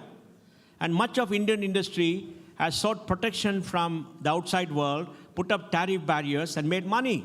Today, corporate pre-tax profits are 15% of our GDP. That's very high. 15% of GDP. We got tariff barriers protecting them from everything. India was a very large exporter of textiles throughout our history, but we have not been successful in the last 30 years because we put tariffs against import of polyester fiber and polyester fabric. Because today, 60–70% of garment export is synthetic, and we protect our industry. And we hurt the garment industry, which is labor-intensive, which can provide a lot of jobs. And they've gone to Bangladesh, the neighboring area. We give them all the raw material. They do the stitching. So I think the biggest thing that should happen to India is to develop, is to treat the world as a market and make sure that you can create enterprises outside India, in India, and export and grow. Look at S&P in the United States. I think 50% of the revenues and profits come from outside the United States. So market value that you see in the stock market is not from the income you earn from America alone, but what you earn globally. So we got to tackle the global markets, and we have an Anglo-Saxon work culture.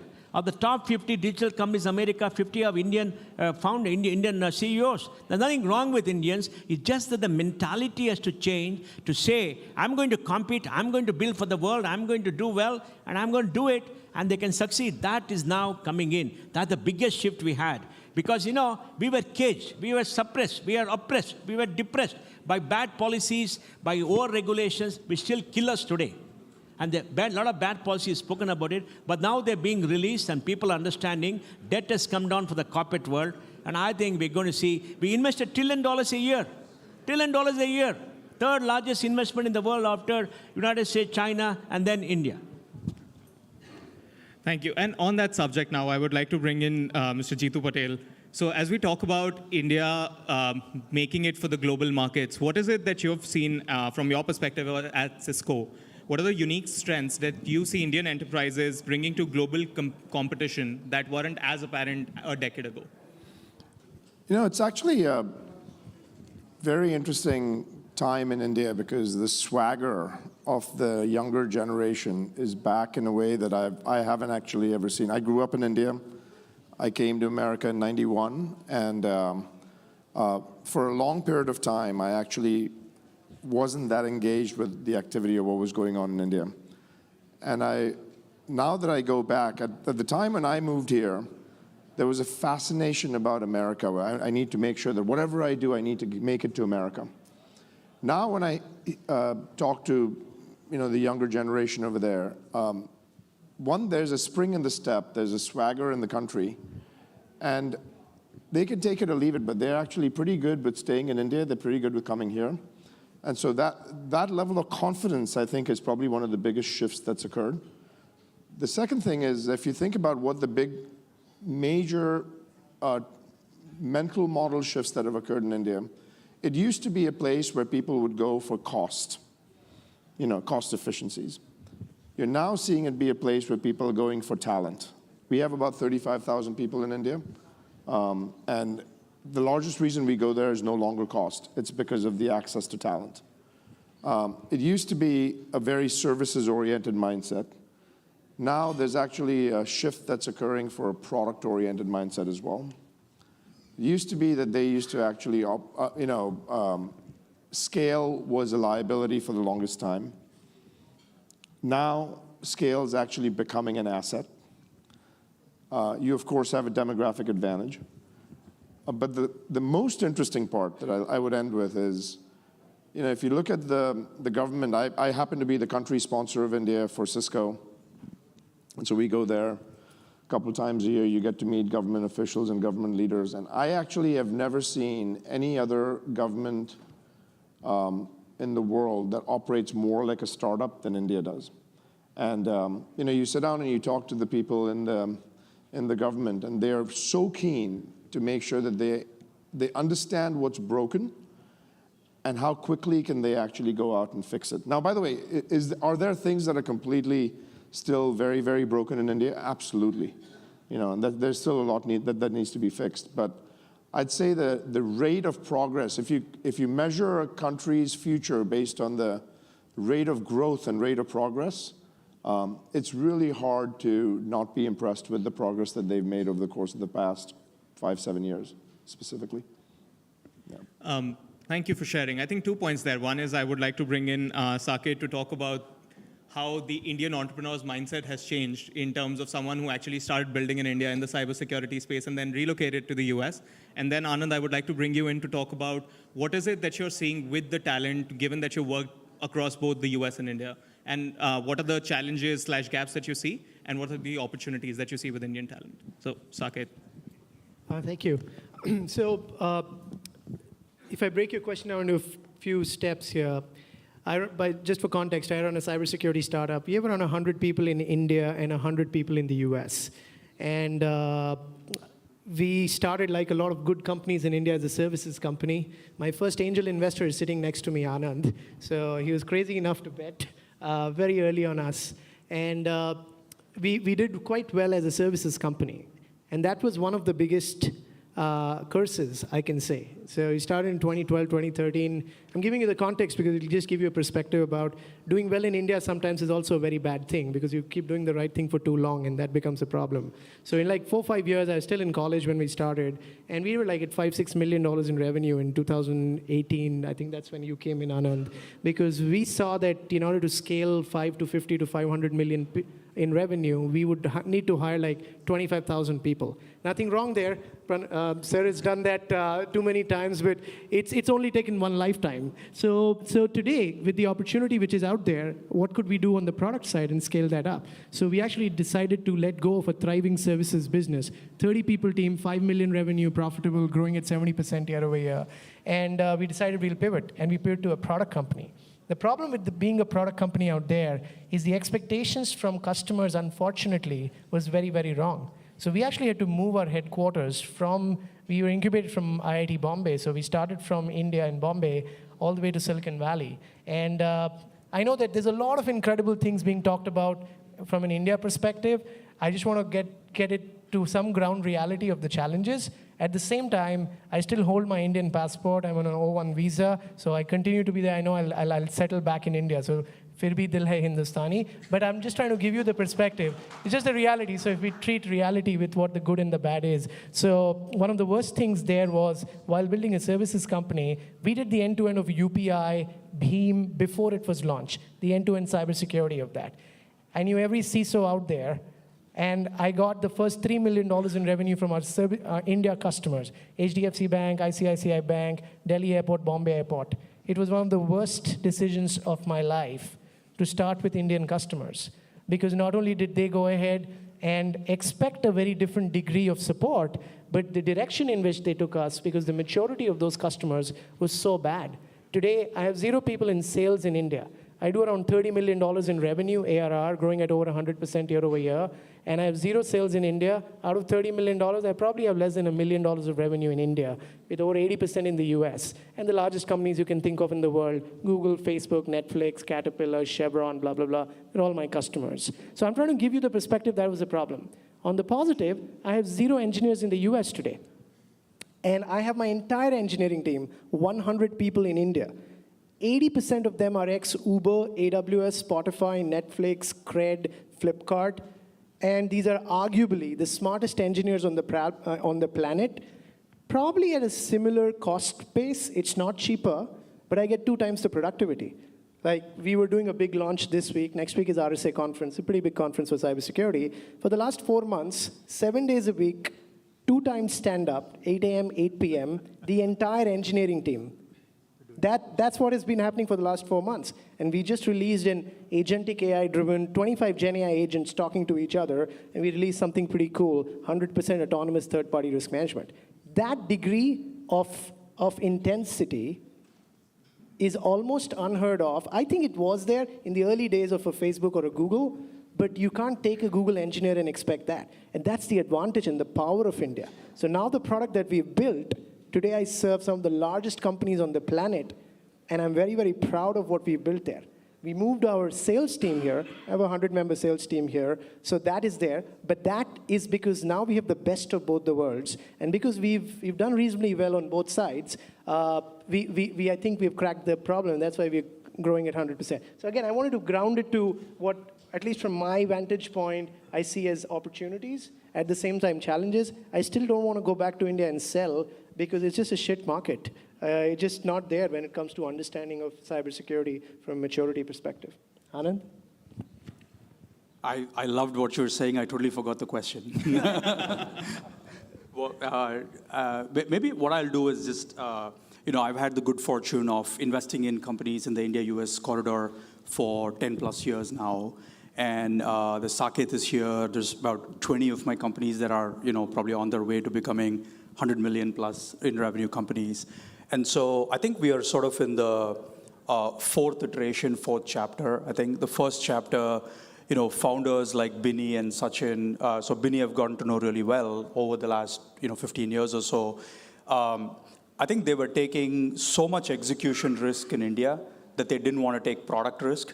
So they just took an idea that was globally successful. So if you looked at the first set of successful companies, you saw the Amazon of India in India, the Uber of India, because, a lot of people say they're copycat companies, but I actually think it's smart because you didn't take product market fit risk, right? Consumers will pay for that capability, and not surprisingly, many of them were successful. That's where I also had some operating experience in India. I think the second generation was exactly what, Sapai was saying, which is folks realized that there is global software being developed where India can have a cost advantage, which was sort of the big advantage at that time. And so you saw the emergence of Freshworks and Zoho and a bunch of companies where they did not innovate on the product side, again, for product market fit, low risk, but they innovated on price and business model and how they sold and selling to the low end of those markets. So they didn't sell to the Salesforce customer base, but they sold to the low end of that base if you were Freshworks and so on. And then the third set of folks realized that there's a lot of technology components that have been developed because Flipkart and other companies built those stacks, and they're applying that to digitize industries and GDP. So you're now seeing like the steel industry being digitized, the chemical industry being digitized, the solar panel manufacturing industry being digitized. And so people are using the same technology components that build B2C marketplaces to build B2B marketplaces, right, and digitizing the industries. And if you look at Off Business or Zetwork, they've done pretty well in sort of bringing together fragmented markets. I think we're now at a point in the market that I'm really excited about, which is deep tech, which is founders basically saying, whether it's agri-tech, whether it is defense, whether it's manufacturing, health, and these are, by the way, the biggest pieces of GDP in any country. And so founders are now saying, I don't want to join a startup necessarily, even coming out of an IIT and coming out of a technical school. They're basically saying, I want to solve a problem, and I want to dedicate myself to this problem for the next 20 years. So again, I echo Jitu's point from a very different starting point, which is if you look at the bullish, bearish indicators, the biggest leading indicator is the swagger and the ambition that founders have. And I feel like I would call myself a person of like reasonable ambition. I've almost like reevaluated my own ambition looking at some of the 20-something founders. And I'm like, if you are having these big dreams, how should I dream and what kind of dream should I have? Because I think the founders are actually now solving problems at India scale. And I think it's taken 10 to 15 years to get to this place where we have to develop these muscles. 10 years ago, if we had had this ambition, we might have fallen short of achieving some of the ambitions that we have now. So I think people betting on India also have to bet long, because some of these ambitions do take time to achieve. And so, sometimes I, find myself on group chats or group threads where people are talking about an exit, people are talking about, what is the time to an exit, and the company has just gotten product market fit in a complex market, right? Security, it takes a long time to get product market fit, especially building a product out of India. And so you sometimes have to let the founders cook, right? And get to a place where they can finally dream about building these large companies. I think a couple of things that stood out for me, but one there Can is... I add one thing to what was just said? I think there's not a shortage of technical talent in India anymore, right? In fact, there's an abundance of it. There's also not a shortage of ambition anymore. But I would like to see India take more creative risk. And if I think about why is it that the technical talent is not short, why is it that there's not a level of shortage of ambition, but every major shift in a wave that happens, they're not the ones leading that wave. And so that still remains, right? Like AI is a wave that actually India could lead in a pretty meaningful way because they've got more data, they've got more people that are actually in the right technical background to be able to participate. But India is not the one that's number one in that wave right now, And I do feel like there's a creative risk dimension that probably needs to be thought through because it's the large conglomerates are doing very well, and the ambition actually is quite crazy. Like if you go talk to the big five, big six, which we have the privilege of talking to all the major top people over there all the time, there's nothing ambition-wise as a market that they're not chasing right now. There's not a single market that they're not chasing, right? But when you get down to the investments that need to be made, we ought to make sure that the capital structure on how investments get made in startups have a level of boldness that I feel like U.S. has benefited from. Like you can go raise a couple $2 billion over here to go do something pretty meaningful in AI. It's still hard to do that in India right now. Yeah. I want to add, the biggest challenge, like you say, is capital. You see, China had a 10-year plan in 2015 where they said, we're going to invest $150 billion into AI. They funded it. They're a very dominant power. America has been doing it because you've got a free market economy, abundant capital here, risk capital here. China said, we're going to invest in EV. And they invested $100 billion. They gave subsidies. They dominate the EV field. Solar. Even in solar panels, they dominated by giving manufacturing. China did it with capital. And U.S. has always had surplus capital, is the country where risk is accepted, not risk, creativity is accepted, because creativity is the means of making money. Fangman has 30-40% of market capitalization, very absurd valuation, but that's the way nature of the beast is. India doesn't have. Like I said, India only invested $160 billion.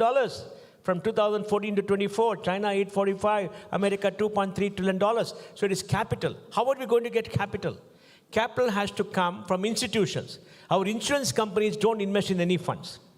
We got about $1.2 trillion of insurance assets. They don't invest because of stupid regulations. All right? And then our university endowments cannot invest at all. They're small, but they can invest.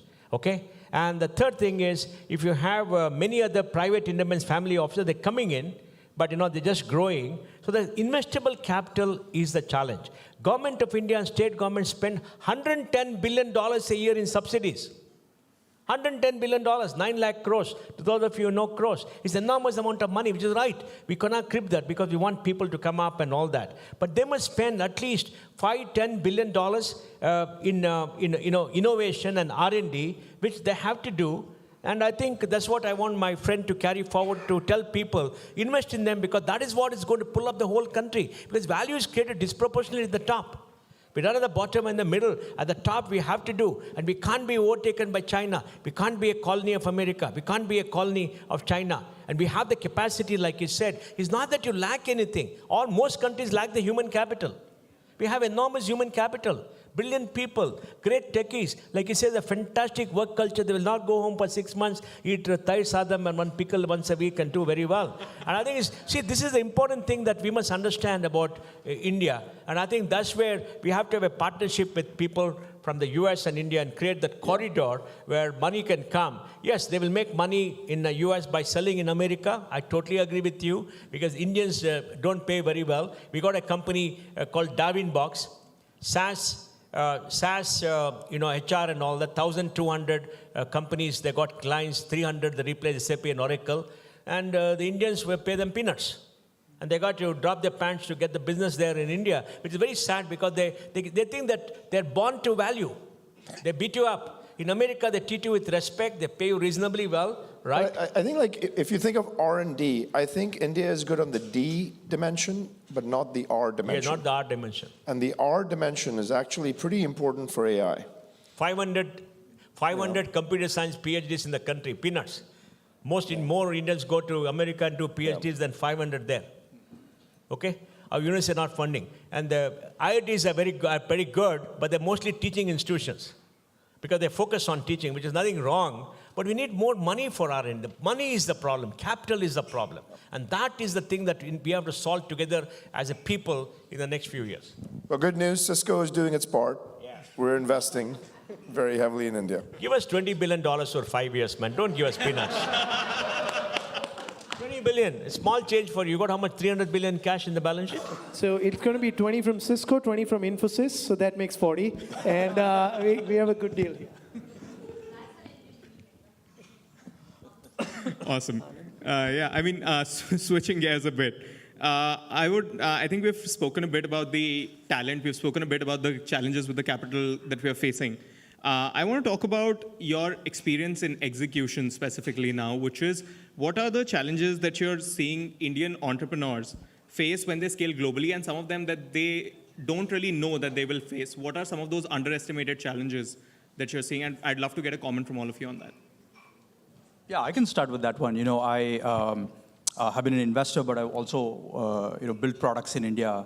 And the biggest one, I would say, fully agreeing with what Jeetu was saying earlier about creativity, is when I would chat with founders, I would hear the word jugaad a lot when I moved to India.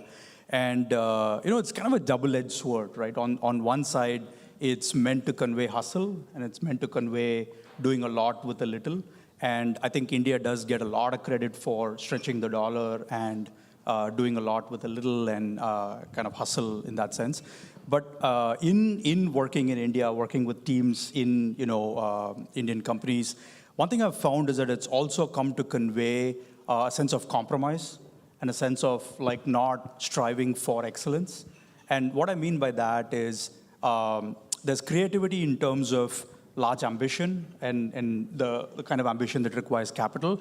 But there's also creativity in the last 1% of finishing products. There's creativity in the last 5% of finishing products to convey a sense of excellence that your ambition, you then put in your products.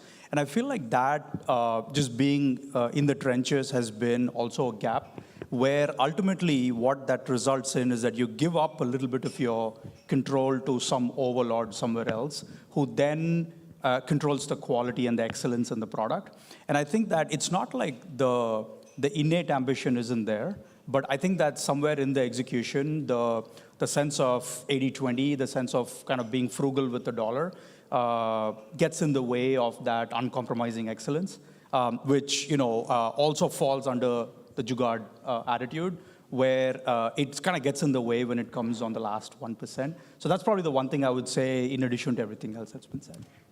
Yeah, I think, so my team generally accuses me of being just too direct. So I'm going to take what all of you have said and slightly make that more bolder, my limited understanding. Instead of using the word creativity, I would actually call it courage. And let me double click what I mean by that, right? Because creativity generally is on the softer side. I'll give you an example, right? Forget about how many startups fail. And very unfortunately, when startups fail, they of course get the wrong headlines and enough people out there to say, oh, we knew it, startups are a fad, blah, blah. And we all know, at least at Stanford, and that the value creation in the last 25, 30 years globally has really been because of startups, right? Now, the courage, I personally feel, the delta of that courage is the fundamental missing area. Like, if you just take random sample, throw it and look at 100 startups, and I think this is what Mr. Piyush Goyal was also mentioning in one of his recent talk. Forget about how many are successful or not. That is actually the byproduct. But if you take 100 sample startups in India today, how many are actually working on something which can scale to $1 trillion? Forget about tech. Tech is an enabler for an outcome, right? How many are actually, today if you're working on an e-commerce company, it cannot be $1 trillion company. Amazon is not $1 trillion company because of Amazon, it's because of AWS. So if you really think about it, that if everything goes right, is your startup worthwhile to become $1 trillion company? And the problem is the answer to probably, my guess, and Mohan sir, you will have the answer better than I will, would love to get your thoughts. Probably majority of the startups, 60, 70 of them in India, if you take 100 random step, if everything went well, you still cannot be $1 trillion company. Why? Because in India, the biggest company is still Reliance, which is $250 billion. So what I'm trying to get towards is, if you're in India and the borders have vanished when it comes to technology, why are we not at least dreaming to say, I'll do this, and if everything goes well, this has the legs to become $1 trillion company. And the last piece which I'll close with is, I thought that I'm coming here, I'm chatting with you, you guys will agree, disagree, go back, and we'll go back to our normal selves, right? What can help? Because I was born and raised in India.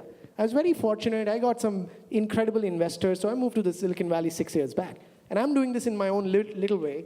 But if everybody's sitting here, we can almost like, if you guys can take this initiative, almost create like a Stanford India bridge, where coach or teleport an entrepreneur from India. And when I say teleport, it doesn't have to be cost-wise, but just what you see out here and the vantage point and the horizon, and make a standard model like a Y Combinator, where you don't have to do anything. Say, give me 0.2% of your company. I'm a student at Stanford, no money required. I will spend 4 hours a week with you. I can tell you there'll be dozens of startups in India who would love to get your guidance just to do that. And it's a win-win for everybody because you're getting some equity. At the same time, it's not like it's a full-time job. And that allows those people back in India who still cannot dream of $1 trillion company to start dreaming, because here, if you throw a stone, it probably falls on anybody and everybody who thinks that their company will be $1 trillion, at least on Excel sheets. So I think that's like the big delta of taking the courage to really go and say, is the problem big enough that I'm solving, which can tomorrow become $1 trillion company? Look, I like his chuspa, and it happened because he came from Mumbai, in Porel, or wherever place he stayed, to here. And here you can dream of $1 trillion because all the $1 trillion companies are in the US. They're not in the UK, they're not in Japan, they're not in Germany, they're not anywhere else. China too, I don't think it's got $1 trillion company yet. I think it was, but they're only in the US. Why the US? $32 billion, $1 trillion of GDP, $2.5–3 trillion of tech purchases, a huge market. And the market gives you disproportionate value to innovation. And you can dream and you can grow. India, there's no market. There's no market. China too, the market is there, but no. I mean, what about UK? Germany? No. What about Japan? No. So let us not take the US example, say India might have, because it's not going to happen. Let's be real.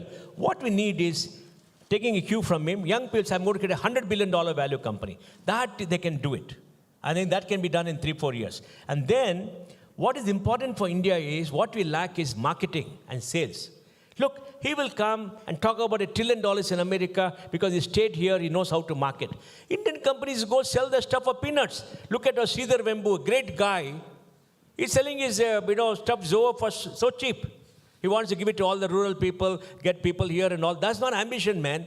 You got to say, I'm going to have $10 billion of revenue. He's got $1 billion, something like that. He's a great guy.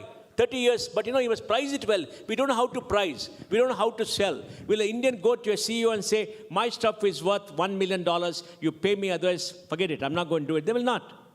They say they will say $500,000. No, 400,000. Oh, no, 300,000. Okay, give me for $50,000, sign it. I'll sign, sir. Where to sign, sir? That mentality should go. And that is a reflection of a culture where you're not seeing great successes. You're not seeing great growth. Here you come, every place you stand in New York in that, Fifth Avenue, that's $1 trillion, man. In Bombay is 1 crore if you stand there. But, but still. So I think, look, the mentality has come, like he said, the swagger, the confidence, and the enthusiasm, the self-belief, that has to come. And that will come when you come to a stage when you see success, you see role models, you see all that. All the Satya Nadella's coming has given great stuff. And this guy being a big guy in Sony, in Cisco, and all of them, it's happening. So it's happening. You have to have a little bit patience and give them a few dollars for a few dollars more. You know what? One thing that India has that is it's impossible to teach, but you cannot teach hunger. And I always have felt like one of the biggest reasons for my success was not intellect. It was hunger. I was just hungrier than the guy next to me. And I think India has an intrinsic level of hunger and desire to win that has, in the past 5 years, permeated the entire country. And that actually is what gets me really excited. I'm really optimistic about it. I will challenge Saket that in the next decade, we will see $1 trillion company in India, hopefully. On that note, I've been told that we only have 5 minutes left about 3 times now. So we'll just take 2 questions here, if we could. Yeah, I think we have one over there.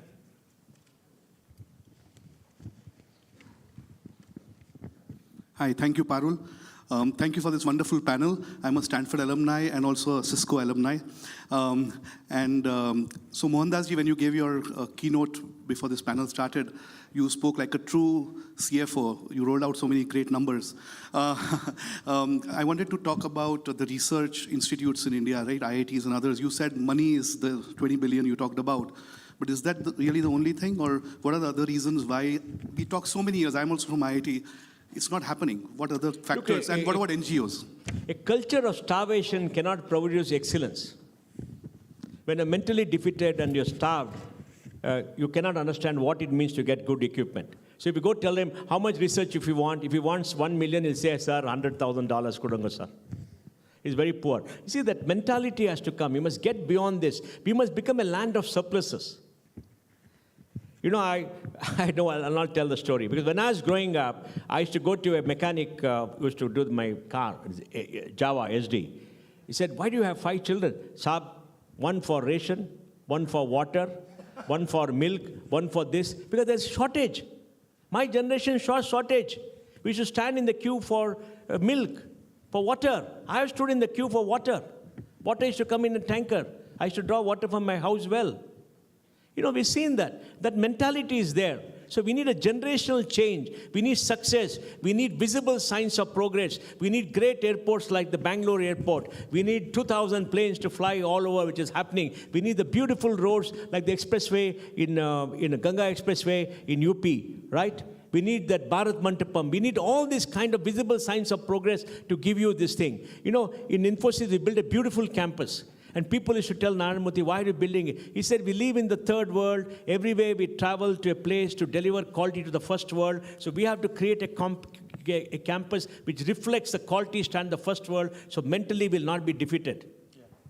Remember that. You see, please, you know, we will spend 50 million young people to America for 4 years. You train them and send them back, and we'll have $1 trillion very soon. Right. One more question. Right. I think, yeah, we have it here. Sorry. It's less of a question than a comment that I would like to make, given we have been discussing research and excellence of India in research. So I'm lucky to be part of the string theory research community in India. I recently started a faculty job there. And I want to point out that that's theoretical physics is one field where, especially in string theory, where contributions of Indians working in India have been second perhaps only to the US. We have people like Professor Ashok Sen, who works out of Bangalore, and he was one of the first recipients of the Milner-Zuckerberg Fundamental Physics Prize. This guy spent all his life in Allahabad and was basically so single-handedly responsible for the so-called second superstring revolution. So we have areas of human expertise, even though mathematically very abstract things like string theory, but where we have already proven the fact that we are the best in the world. We are not the second best, we are the best. I think this is one area that maybe we should let it sink in. There might end up being just 3 superpowers in the world, right? There's the US, there's China, and I think India has a real shot. And it's got everything, and arguably it is already. But it'll be the third largest economy by 2030. It's quite remarkable to see that. Even a decade ago, I don't think people would have believed that. So the pace of progress is actually the thing that's the most mind-blowing for me. All right. We have 2 minutes, so 30 seconds each. Last question for all of you. We're sitting in 2025. One bold prediction for Indian enterprises in 2035. 30 seconds each. Start with Saket. That's easy. You spoke about 3 superpowers. I would say one of the top 3 companies on the planet would be an Indian company. Yeah, I would say, probably somewhat selfishly, that India becomes more resilient with its technology capabilities and becomes more of a market for technology itself, to Mr. Pai's point. And this pain that we started off with goes away in 2035 because the value of the technology is well understood in India. You know, I would say that India needs one thing: to remove a lot of unnecessary regulations. We need regulations to take a $4 trillion economy to 10 trillion, not get stuck at a $1 trillion economy. So we need radical change in the country. And I think by 2030, India will have the largest number of $100 billion companies in the world after the United States. I'd like to see it dominate in AI more. I feel like that's an area where there's a huge amount of intrinsic advantage, and I don't think we've fully capitalized on that yet. So that would be the area that I'd love to see India do more in. Thank you so much. Can we have a round of applause for the panel, please?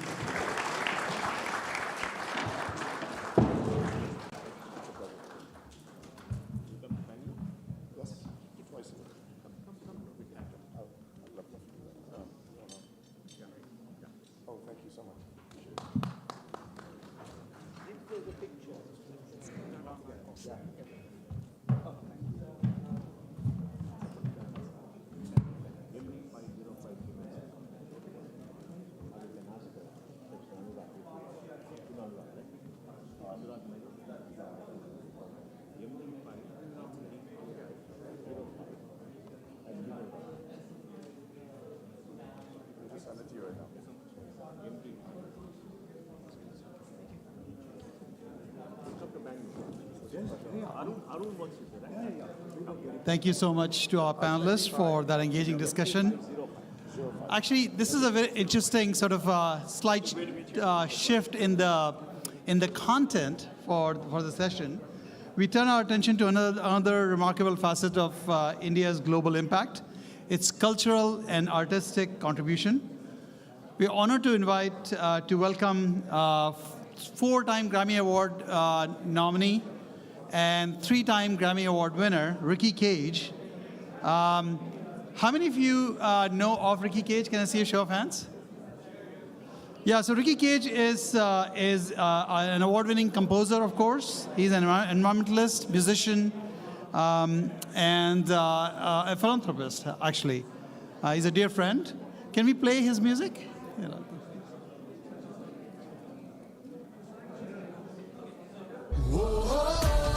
Internationally renowned Indian music composer and environmentalist, a U.S. Billboard #1 artist, 3 times Grammy Award winner. He's won over 100 awards. Ricky Cage. It is time to shine a light. Let's do this. It is time. Ricky Cage, our champion for nature. I take this opportunity to say thank you to Ricky Cage. Ricky has been inspiring and is one of our champions. My brother Ricky, I'm really proud of you as always. We are rolling this together. We are rolling this together. And nothing can remind us like a simple. And the Grammy goes to Winds of Samsara.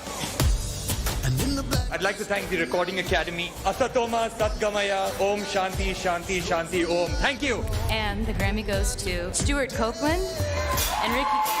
In India, we've got a saying called as Vasudhaiva Kutumbakam, which literally means the world is one family. Live in peace with all entities on this planet, whether it is the animals, the wildlife, the forest. It is time to shine your. Stuart Copeland, Divine Tides, and Ricky Cage. It's our time. Let's do this.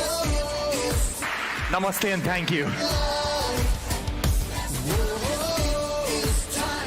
Climate change is absolutely real. Climate change is human-induced, and our actions are affecting countries on the other side of the world.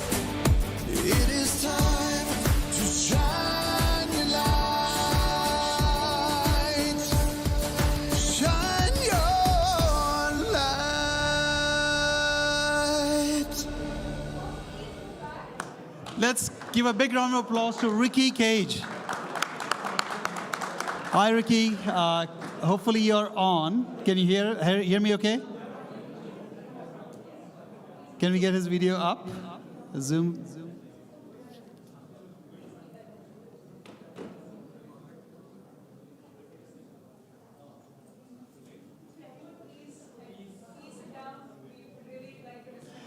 Hi, Ricky. Can you hear me okay?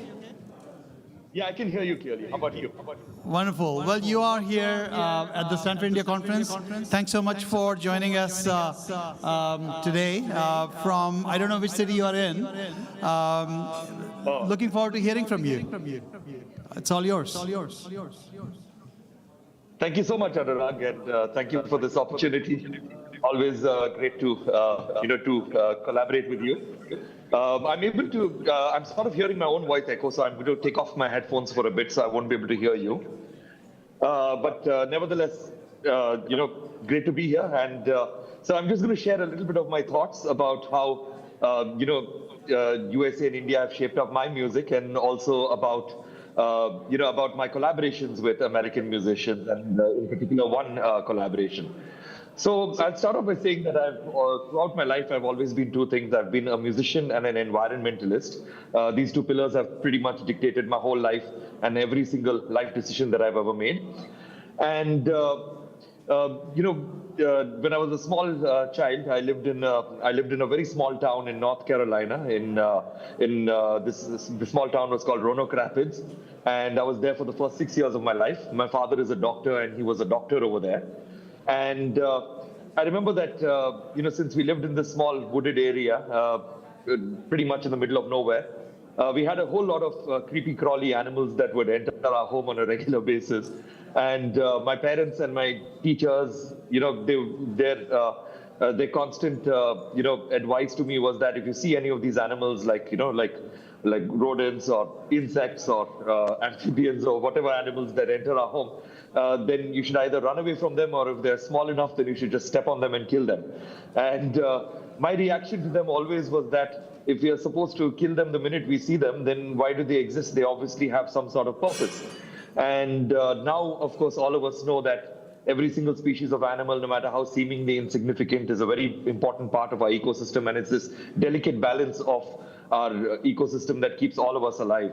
But nevertheless, these were the kind of questions that would keep me awake at night. And at the end of the day, how did music start? Music started off as sounds from nature, sounds of the birds, sounds of the animals, sounds of sounds of the wind, sounds of the water droplets. And then later on, we human beings started making those sounds more pleasing for the human ear. And it's only for the last few hundred years that music has actually become academic with notes and scales and rags. But music and nature has always been one and the same. And if you look at any indigenous culture anywhere in the world, I mean, that music is still a sort of like an imitation of nature, or it is music about nature. Anyway, so cut to a few years later, I became a professional musician, and how I became that with a family of doctors and with Indian parents, that itself is quite a story to probably talk about during another long session. But nevertheless, I managed to become a professional musician, and I started off my career doing a whole lot of commercials for television and radio. And in a short span of about 12 or 13 years, I did more than 3,500 commercials for pretty much every brand that you can imagine and their competitor. And I was working really hard doing this. And after doing this for about 12 or 13 years, it sort of struck me that these big brands have understood the power of music, so much so that they're ready to spend thousands of dollars on me to create a piece of music. And not only that, they're ready to spend a few $1 million to actually air that music on television and radio, because they understand that music is a very powerful language, not just for communicating a message, but for retaining that message deep in the consciousness or deep in the head of a listener. The songs that we learned during our childhood are songs that we never forget. And if there are any morals in the songs, those morals stick with us forever.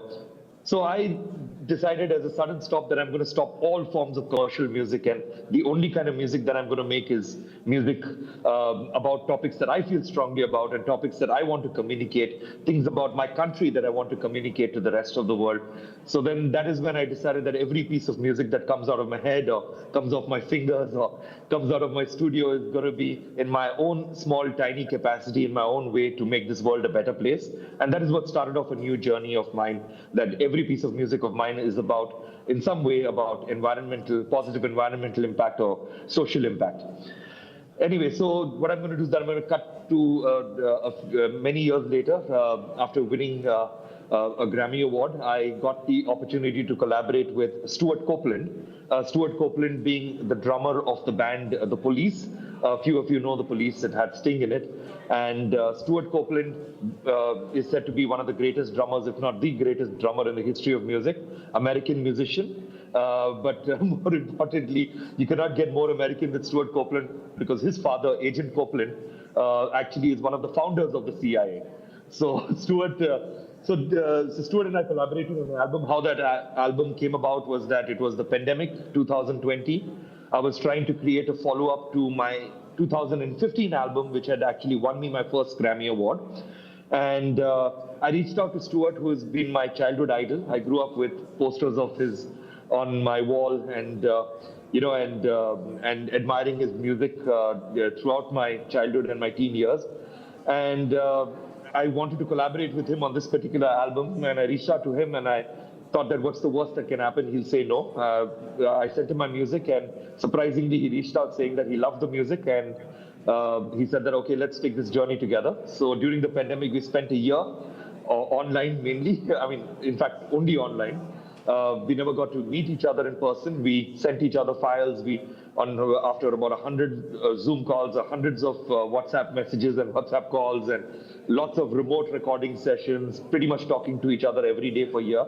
We had an album ready called Divine Tides, a proper USA and India collaboration, 50% Stuart, 50% me. And that particular album got very commercially successful in 2021 when we released it. We got nominated for a Grammy Award.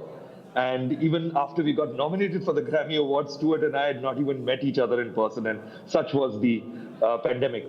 Finally, we got to meet each other a few days before the Grammy Awards. It was pretty nice because it was an emotional moment for me because we had gone through so much together through the pandemic and through creating this album.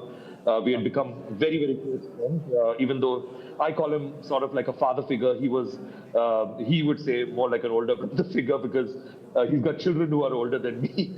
But nevertheless, we did this collaboration together. We got nominated for the Grammy, and then after that, we ended up winning the Grammy Award together. So that was a beautiful India-USA collaboration when it came to music, and I believe that I understood America a lot better through that collaboration, and Stuart Copeland understood India and Indianness and Indian music a lot more through that collaboration. Since then, we have done 2 more albums together, and again, India-USA collaborations, not just because I'm Indian and he's American, but also musically and culturally beautiful collaborations where there is a beautiful understanding of each other.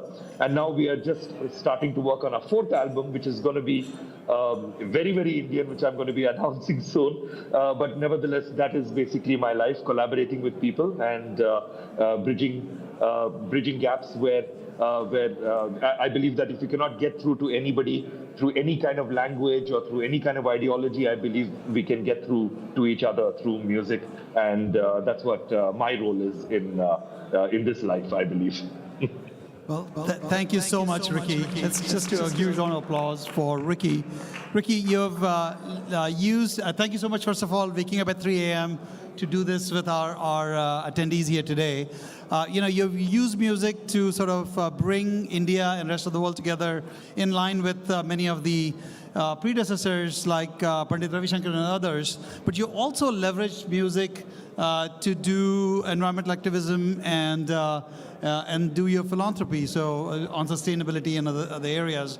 Kudos for the work that you do. Kudos for the soft power and the hard power that your music represents. Next year, hopefully, we'll have you here in person. Thank you so much, and have a wonderful rest of your morning. Thank you so much. All right. We have a 5-minute break now, and then we'll come back with our next panel. But please be back here in 5 minutes because we're going to start sharp. Thank you.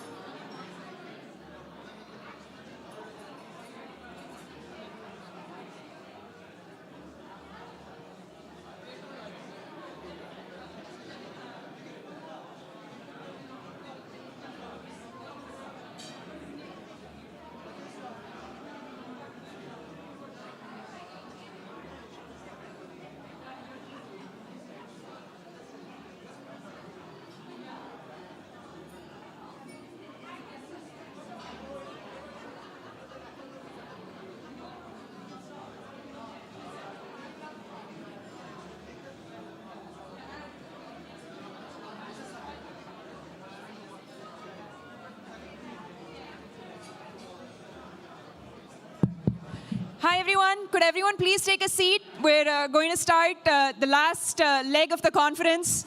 We've got some really, really cool speakers. Would very much appreciate people. We thank you all for your time. It's been great, and we have a couple more really, really high-octane speakers. So please do get seated as soon as possible.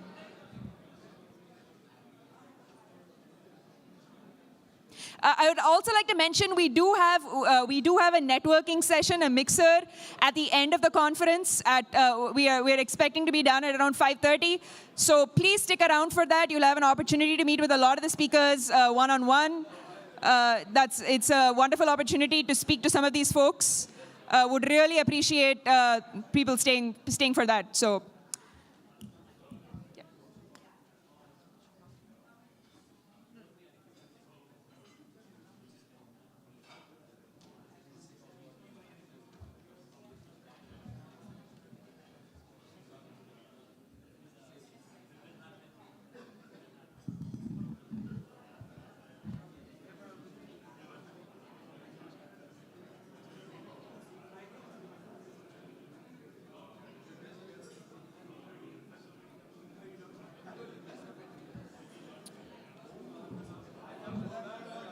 So, can we settle down?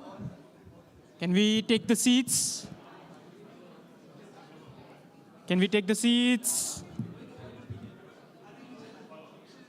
Okay. So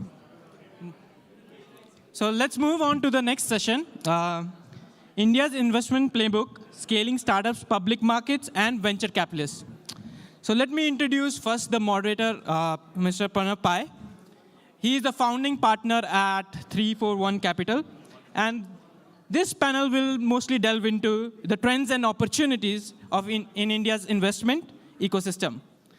So we are excited to welcome Pranav Pai. Then I would like to call Mr. Saurabh Mukherjee, Chief Investment Officer at Marcellus Investment Managers. I think so we can give a bigger applause because we had the food recently. So next one is Mr. Anil Advani, founder and managing partner at Inventons Law.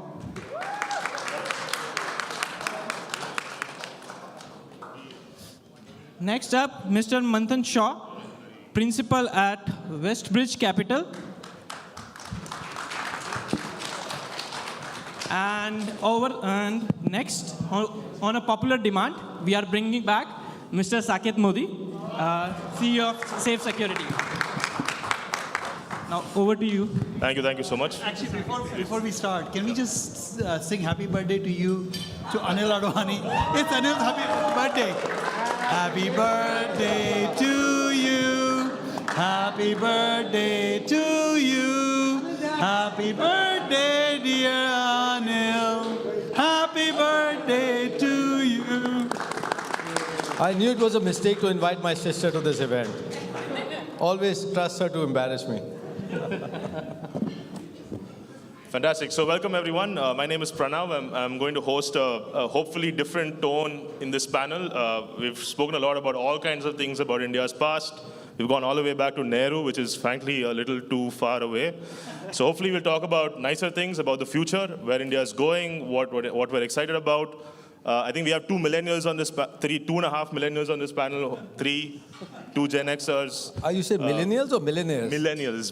Okay. Not yet billionaires. Saket has to prove us all. Trillionaire, right? A trillionaire, yeah, he set the bar high. But we have a fairly younger, a little bit more interesting perspective. A lot of builders here. One founder, of course, one ex-founder. I worked in a startup myself. Both Anil is an operator. Saurabh's building one of India's best firms. So you'll hopefully get to hear a diverse set of perspectives. And we'll try to keep it engaging. I think the last 5 or 10 minutes we'll open up for questions. So please prepare your questions as we're speaking through the panel. So let's start with Saurabh. So Saurabh, everyone in the room either has seen you on TV or seen you on YouTube. I don't know if you've been with Arnab yet, but that's a fantastic show if you could propose that to him. But what you're best known for is talking about what works in India consistently. You invented this term called consistent compounders, right? You've written, I think, 6 or 7 books now. And a unifying theme across all of your writing and speaking is that there is this very interesting sliver of opportunity in India, where if you buy into these basket of companies, they are amongst the best stocks to own in the world. I've read all of your research. You've spoken about how India is either the #1 or #2 best performing market in the public markets globally, always 1 or 2 with twinning with the US. It's the #1 performing country in the MSCI Emerging Markets Index. And India is now more profitable than any other country in the emerging index as well. So despite all the very strange things we've discussed in the first half of the day, if you're a stock market guy, if you're a real money guy, I think all of us are fiduciaries, and this guy writes the contracts for the fiduciary agreement, so all of us know that side of it quite well. The real dollars at stake here, right? And people like Saurabh are held very strongly accountable to making that dollar compound. So sort of objectively, because you've worked in so many parts of the world, why has India performed despite all these things we've heard, especially in the last 25 years? Walk us through what is the thesis for India to be amongst the best performing markets, and what could keep it going the next decade? So it's a privilege being here. It's a privilege being here, not least because people like me in the stock market, right? Very, very rarely do we get to attend sessions on environment, on global security, and so on. So it's a real eye-opening experience to be here. But let me start with some numbers, right? I think in the preceding session, I think it was Jitu in the preceding session said that it's not difficult to envisage a world a decade hence where the 3 superpowers in the world are India, China, and the United States, right? And I was looking at his face when he said that, and it clearly was a leap of imagination for people to believe that. Now it's very strange, right? For people like me who work in the stock market, I've been working in the stock market in various countries for 20 years. For me, that's the world I've grown up in. There are only 3 countries who matter in investing. The rest of the world is a holiday destination, right? And interestingly, after the United States, it's not China that matters. In investing, only one country matters other than the United States, and that is India. Why? Right? So let's look at the numbers. So in investing, we use something called total shareholder returns, TSR, right? It includes dividends, the share price plus the dividends. That's the metric to which we are held accountable to. So if, say, the endowment here gave us money, they would tell us total shareholder returns, kitna banaya, how much did you make, right? So America leads the world. Over the last 10 and 20 years, America has made more money than any other country in the world. America has compounded at roughly 10% dollar terms over the last 10 and 20 years. But only one other country, only one other country has competed with America shoulder to shoulder over 10 and 20 and 30 years, and that's India. No other country, barring these 2 massive free market democracies, there must be something going for free market democracies. If the world's two best compounding engines are both free market democracies, there must be something going for it. No other country has made it to double digits, right? Not China, nowhere by a country by, none of the European countries, and no one else in Asia. Taiwan has, but Taiwan has done so because of one company, right? Which is that one company? TSMC, right? TSMC, with all due respect to Taiwan, is an adjunct of Silicon Valley. It happens to be in Taiwan, and I guess they're now relocating to the US itself, right? If you leave aside Taiwan, no other country, barring India and America, have made it, right? Now, America making it to the top of the charts in global compounding doesn't surprise anybody. But India making it surprises lots of people, including many people in India itself. Right? Now, why does India make it? And why is India the only country on the face of this planet, which in dollar returns, right, not rupee, dollar returns goes toe-to-toe with America decade after decade, right? There are 3 things which work in India and which work very well. First is we have an intensely competitive economy, right? Contrary to the headlines you read about crony capitalism, if you work in the Indian stock market, if you work in the Indian economy, it is super competitive. Whether you're selling investment services like I do, you're selling cement, you're selling paint, you're selling plastic products, you're selling undergarments, everything is bloody competitive. If you can, many people try, if you can befriend a politician to help you protect some market share, corner a part of the market, you are welcome to try. But the second thing which makes India so successful is the polity itself is super competitive, right? So yesterday, when I came yesterday for the evening session, the dinner that we had been invited to, I was discussing with someone from a prominent city in South India, how competitive real estate is in that city, right? Now, real estate, most people's mind, is a corrupt sector, right? Most people think real estate is a sector where politicians help you corner part of the market. But real estate itself is competitive because there are politicians competing for patronage of a real estate builder. So our economy is competitive.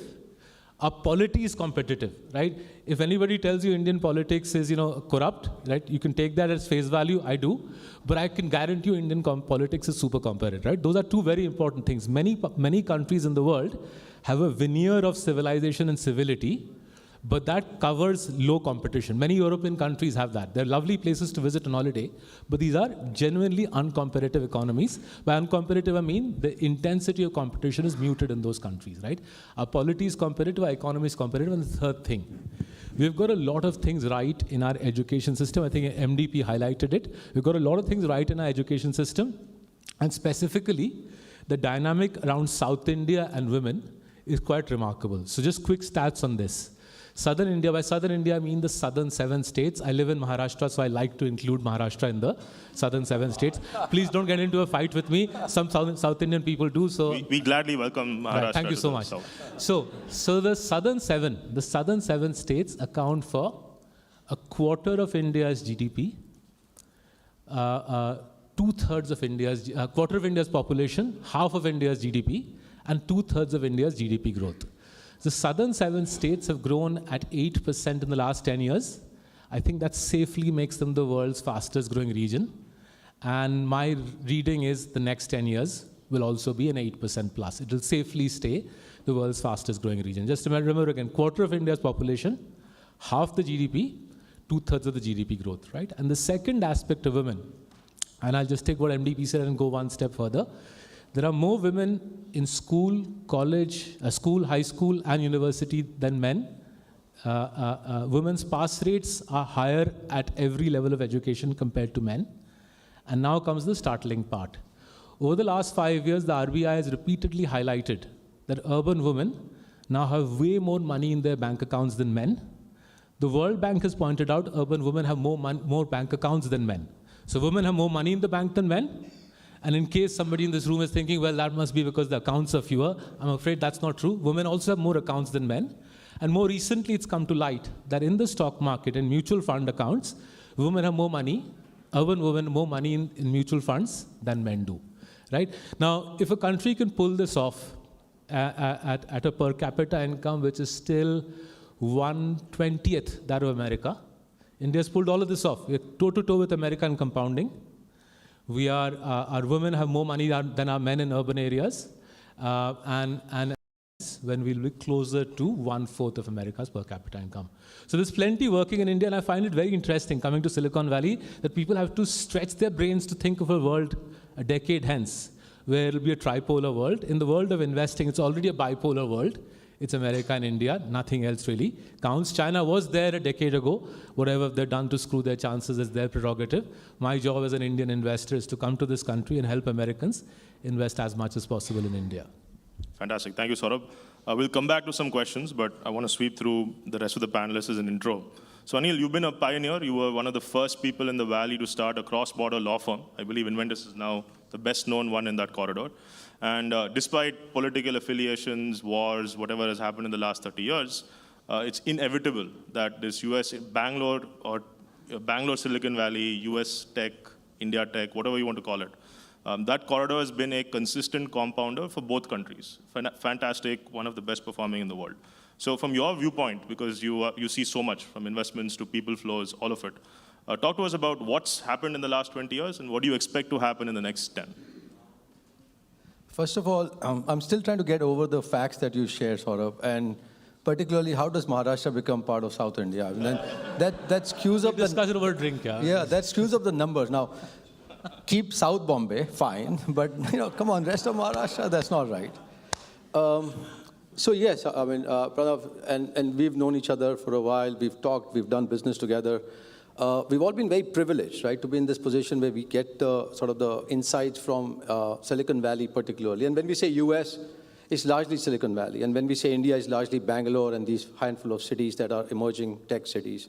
As far as my practice is concerned, as far as people around in this room are talking about.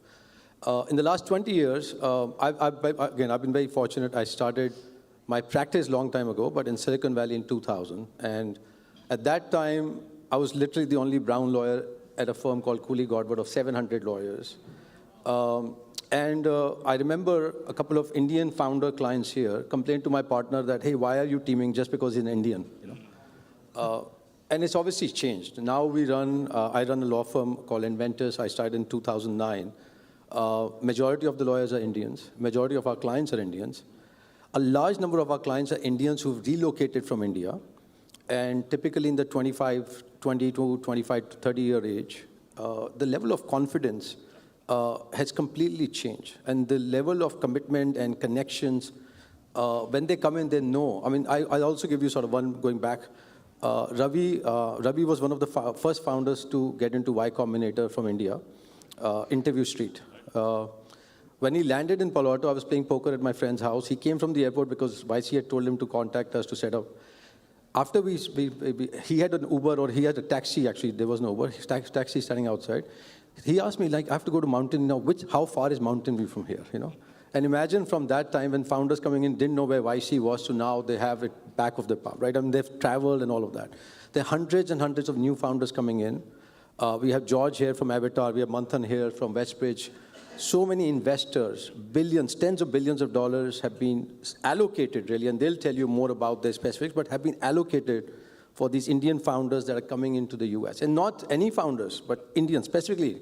You would invest in an Indian company in Bangalore that's actually doing business in the US. I get calls at least once a month from private equity investors. Some of them I've never heard of in the US. Somewhere in like Carolinas, right, or Chicago that I'd not heard of, that are saying, hey, introduce us to these two companies from India that we'd like to bring over and invest in, Saket is a great example of a company like that. He's been able to, raise hundreds and at some point, the T word, $1 trillion, but so many great examples. And my only comment to everyone in this room is, we are just fortunate to be living these times, and we'll talk more about the geopolitical winds and where India, US, especially Silicon Valley, Stanford specifically, and India opportunity will align, and how much of an opportunity it is. So if you do just one thing, figure out what you can do, where you can make a business out of or a career out of this opportunity. It's very enjoyable, it's very personal, and having grown up in India and working with Indian founders coming in, it's so much fun. Plus, it's a business opportunity. So again, we are very blessed with all that. Excellent, thank you. Manthan, now you've been a founder yourself, successfully acquired, then you worked for a global firm launching in India, now you're working for an Indian firm going global at Westbridge, so you've seen the whole loop, which is fantastic. You're still young, your best years are ahead of you. So through your last 10 to 15 years, walk us through how you've seen this corridor evolve, and now what is the narrative of an investor when you look at India from the US specifically when it comes to tech? Yeah, thanks, Pranav. No, I think super exciting times. I think 10 years ago, we had to just look for 2 or 3 examples, and we had to default to Freshworks and Zoho, where still were thought of companies who are trying to copy what's been done, but building in a cheaper way because they are solving problems for SMBs and mid-market companies who are very cost conscious. So India was always thought as, within technology, let's find opportunities where cost is a very important factor, and let's build it cheap and sell the software for cheap. We'll do the sales from India, we'll sort of figure out how to make it work because we are selling it at a cheaper price. To now, I think there are companies like Postman, companies like Innovator, bunch of companies who are not only the best companies coming out of India, but they are the best globally in what they do. I think there is no question that going forward, whether in the AI race or whatever frontiers the technology is going to move to, India is going to be able to produce the best in the world. And there are, I think, 2 or 3 things, I will talk more about it, in my opinion, why in the last decade plus, why have things shifted. I think one is the quality of entrepreneurs. By far, I think the quality of entrepreneurs today, folks like Saket and bunch of entrepreneurs in the room and elsewhere, is just, I think we are on a trajectory where we get blown away every time we meet a next entrepreneur who's building something. So I think that's the key reason. All kudos to the entrepreneurs.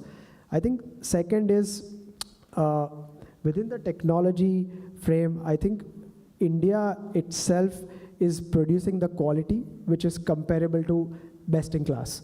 There was a narrative before saying, will this be good quality sort of technology or not? I think there is no more question now. Obviously, global IT services companies have laid the foundation to have sort of millions and millions of great engineers, but above that, I think we have been able to create sort of the quality which people will absolutely pay any dollars for, right? And last, I think there is a big wave where India is leapfrogging to best-in-class technology, even the Indian enterprises, because of which we are able to make sure that we don't have to wait for how things play out in Silicon Valley. Okay, let's see what sort of the framework being used. Indian government obviously is pushing the overall government infrastructure, which is also enabling a lot of innovation.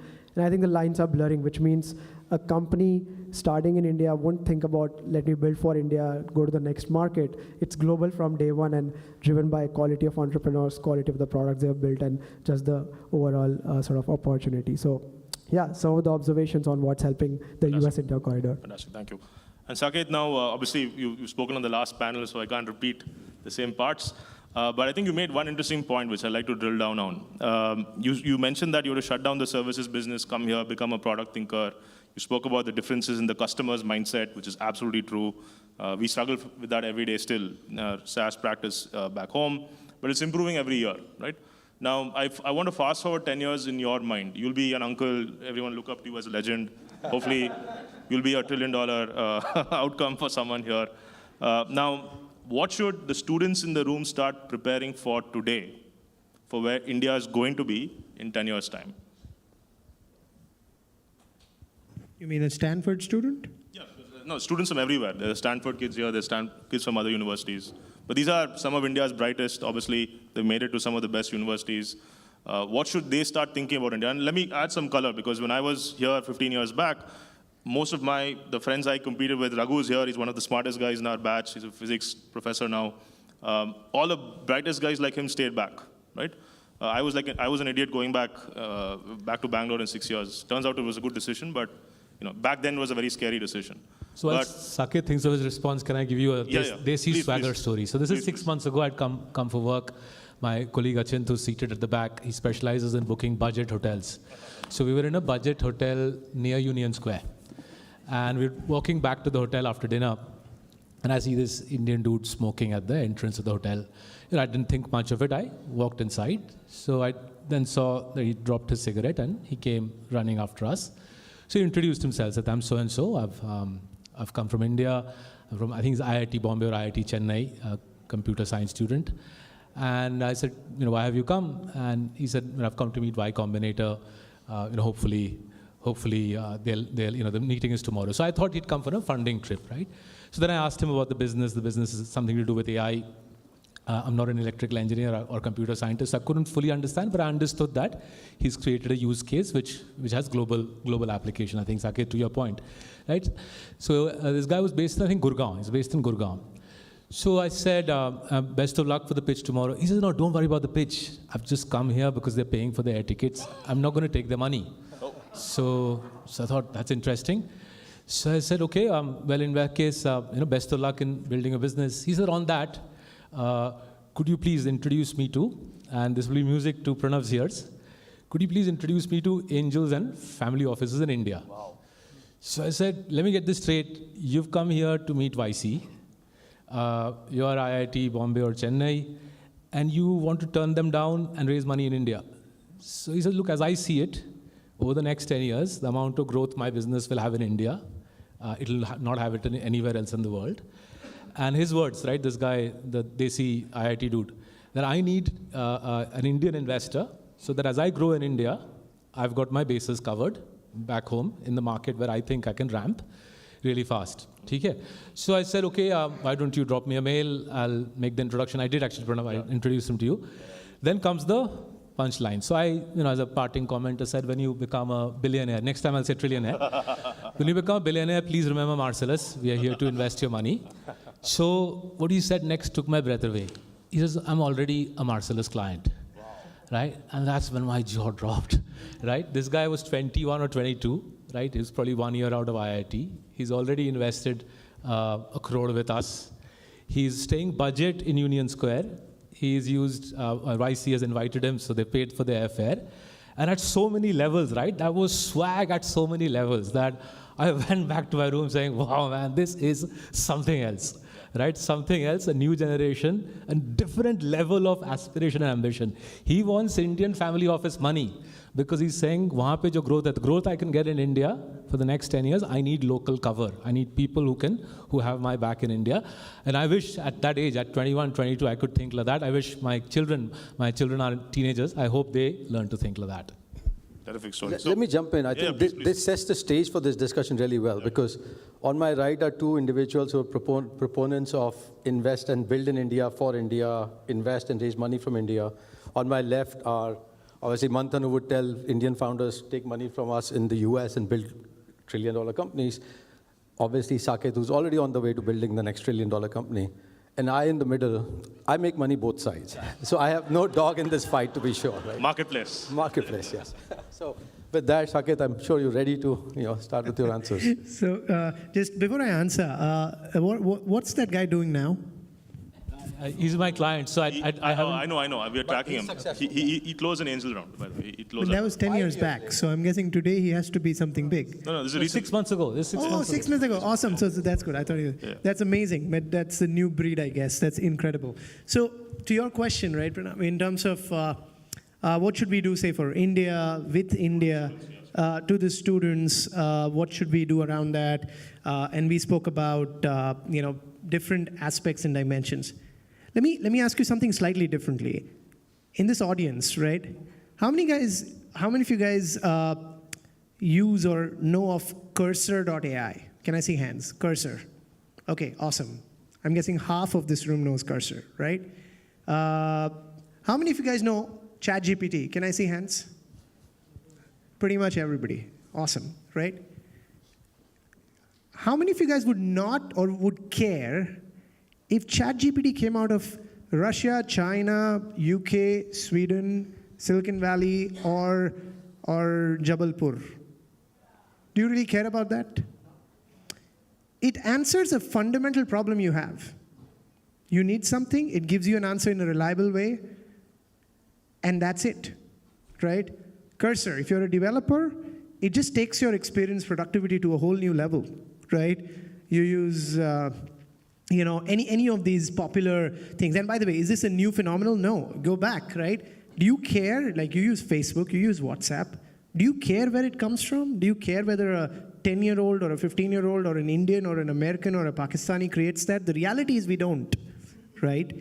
I personally feel that it doesn't. So there are two types of products also. Let's just double click there. One is a product-led growth model, and one is obviously enterprise B2B, right? And they're two very different. Just bucketing both of them together doesn't make sense, again, in my limited view. On the B2B side, right, because by design it's a $30 trillion economy versus $3 trillion in India, that too mostly still agriculture-driven, that's the reason why the market is not there. So if you're running a B2B company, right, it just makes sense to be in the US selling while you can build in India. But if you really think about the B2C model, which is more around not e-commerce, but the incredible cutting-edge product, I don't think you should care about India or no India.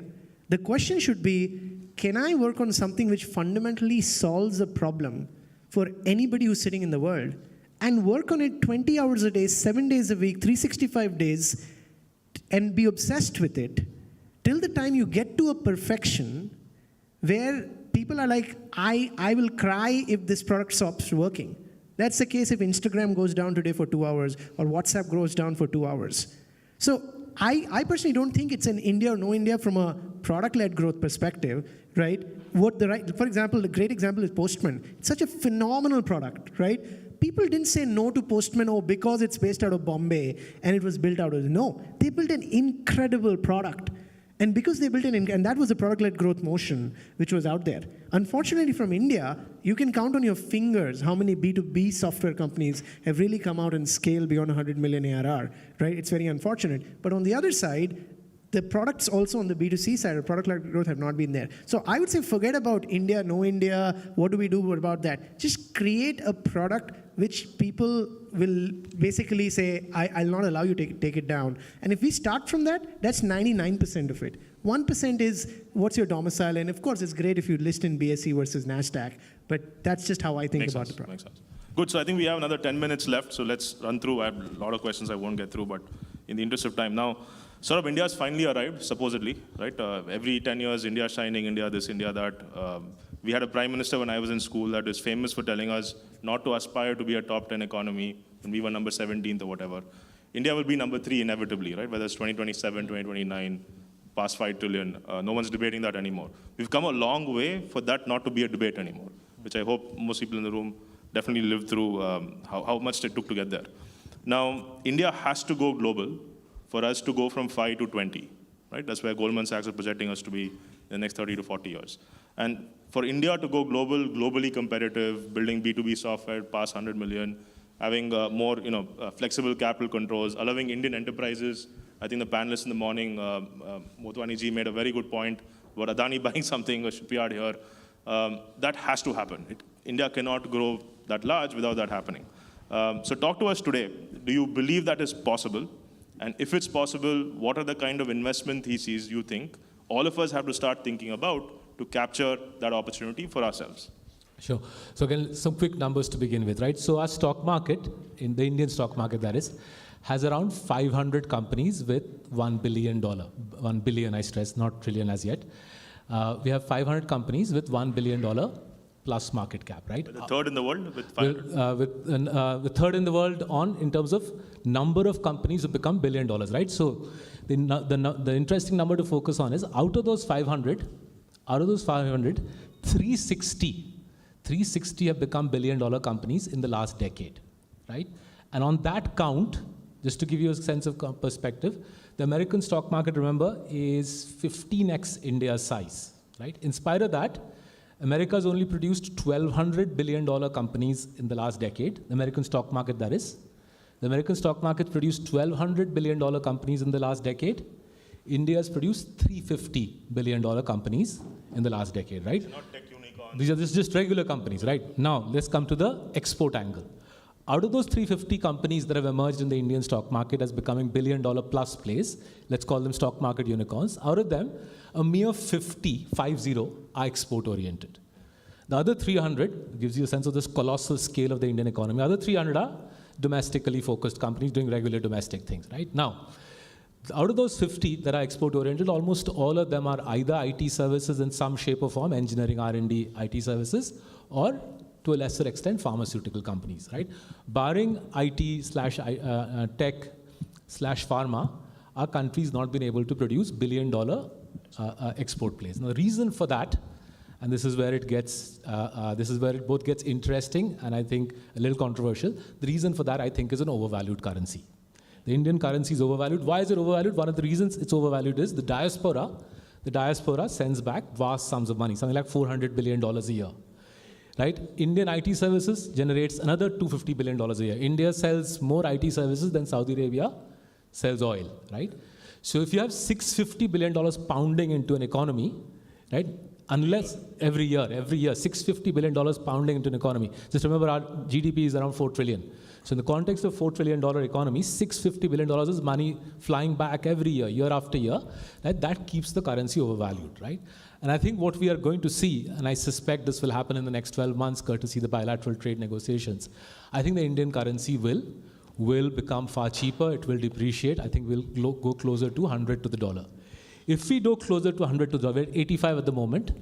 If we go closer to 100 to the dollar, I think Indian manufacturing-led exports will take off, right? An overvalued currency makes it very difficult for Indian manufacturers. The only two sectors where we are able to export are sectors which are to do with the brain, right? Because if you play IT services and pharma, effectively you're playing the Indian brain, your ability to sell intellectual property. When you're selling IT and selling pharma, effectively you're selling the Indian brain, right? And thus you overcome the handicap of an overvalued currency. Courtesy what's happening with America and us in terms of trade negotiations, I think this is a 91 moment for India. Several people in India said it, but I strongly believe it's a 91 moment. I think the Indian currency will go towards 100 to the dollar, and that triggers, I think, a resurgence of manufacturing export-oriented companies, especially from southern India. I think I've met several people from Coimbatore. Those who are from Coimbatore, look long and hard. Your city will have multiple unicorns selling billions of dollars of worth of stuff into the Western world. Fantastic. That's a lot of changes that are expected to happen. And I think it's inevitable. It has to happen for the growth to continue. Anil, I think you'll have the pleasure of closing this panel up, given we're just about out of time. Now, the US has a lot of different opinions about India. I think we discussed a lot of that in the earlier panels, right? But when it comes to investments, it's a no-brainer. India has performed. India will hopefully continue to perform. Any closing remarks from you, because you've seen this ecosystem build out? What should India do more of? What should India market differently? Any closing remarks for the audience here? So, Pranav, you talked about your time when you were in school, and who was the Prime Minister then? I mean, the last Prime Minister. Okay, fine. Unfortunately, I have to date myself. When I was in school, Indira Gandhi was the Prime Minister. Oh, okay. No, not that bad. No. But the reason UPA 1 and 2. The reason that's important is I still remember Asian Games, which was one of the biggest events of our lifetime. Japanese were trying to get Suzuki's and all these car companies into India. They actually made a plan, and somehow I remember this, right?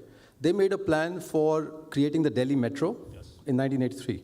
Indira Gandhi said, Delhi is not ready for, and this was the headlines, Delhi is not ready for Metro. Fuck that, right? And the problem is, we cannot afford to go back to that mentality. Absolutely. My biggest concern is that India has an amazing opportunity, so there's no denying, and we should be the third, and we must become and remain the third largest, perhaps even bigger. We have the capability of shooting ourselves in the foot. Yes. And that is my biggest fear. I heard the finance minister talk about all the great things, all the numbers. You and I had a jousting match about some of this. I'm as Indian as you are, so I'm not going to defend myself. You can ask me any IPL score and I'll beat you to it. But let's be real. There are some serious regulations. She announced 4 days ago, angel tax been abolished. But why did you even have? Why did it? 13 years. 13 years. And Mohandas ji is here. You guys have fought that battle. 13 years. If you try to explain that angel tax to any investor in the US, they will hit their head. Why do you have? It's not even this government that announced the angel tax. It's a previous. It doesn't matter which government. It took 13 years to remove it. It took this government all this time to get rid of it. Yeah. I had Piyush Goyal in a conference with 20 of us saying, there is no angel tax. And I know there's angel tax because my clients are getting income tax notices for angel tax. We have to call this out and we have to address it. Otherwise, we have the ability to shoot ourselves and go back. And there are other countries looking for that opportunity for India to slip. The geopolitical winds are clearly in India's favor.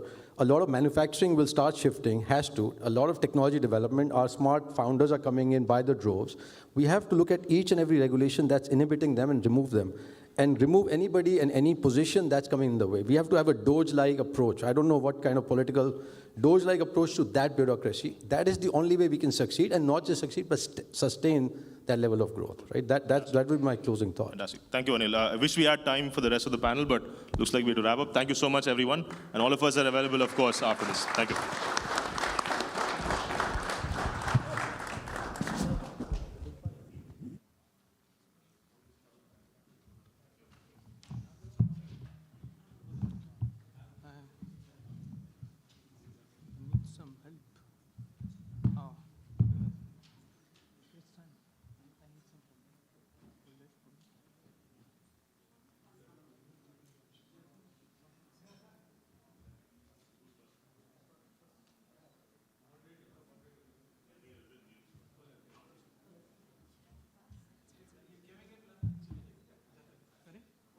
Oh, okay.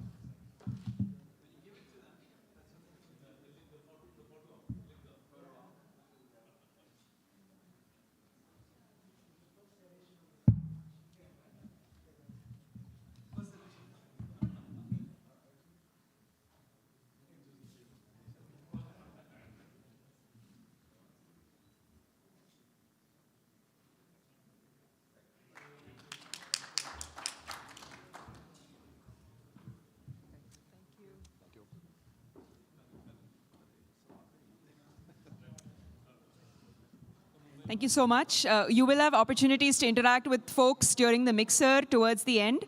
So please do stay on for that. We'd love to see you all at that event, and you'll have more time to speak with everyone. Our next conversation is also extremely critical and very exciting. We have a panel on leveraging artificial intelligence for public good across infrastructure, education, and cybersecurity.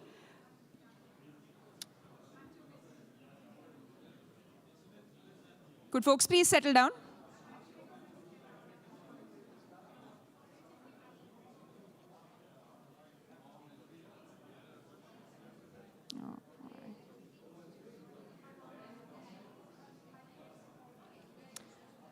We have three amazing speakers on this panel. Please join me in welcoming Avnish Agrawal, co-founder and CEO of Naterdyne. We have Mr. Sanjeev Kumar, advisor for AI infrastructure and data at Avatar Venture Partners. And we have Dr. Prasad Raje, who's a former chief product officer at Udemy. Moderating this discussion is Parul Verma, who is an MBA student at the Graduate School of Business. Over to you, Parul.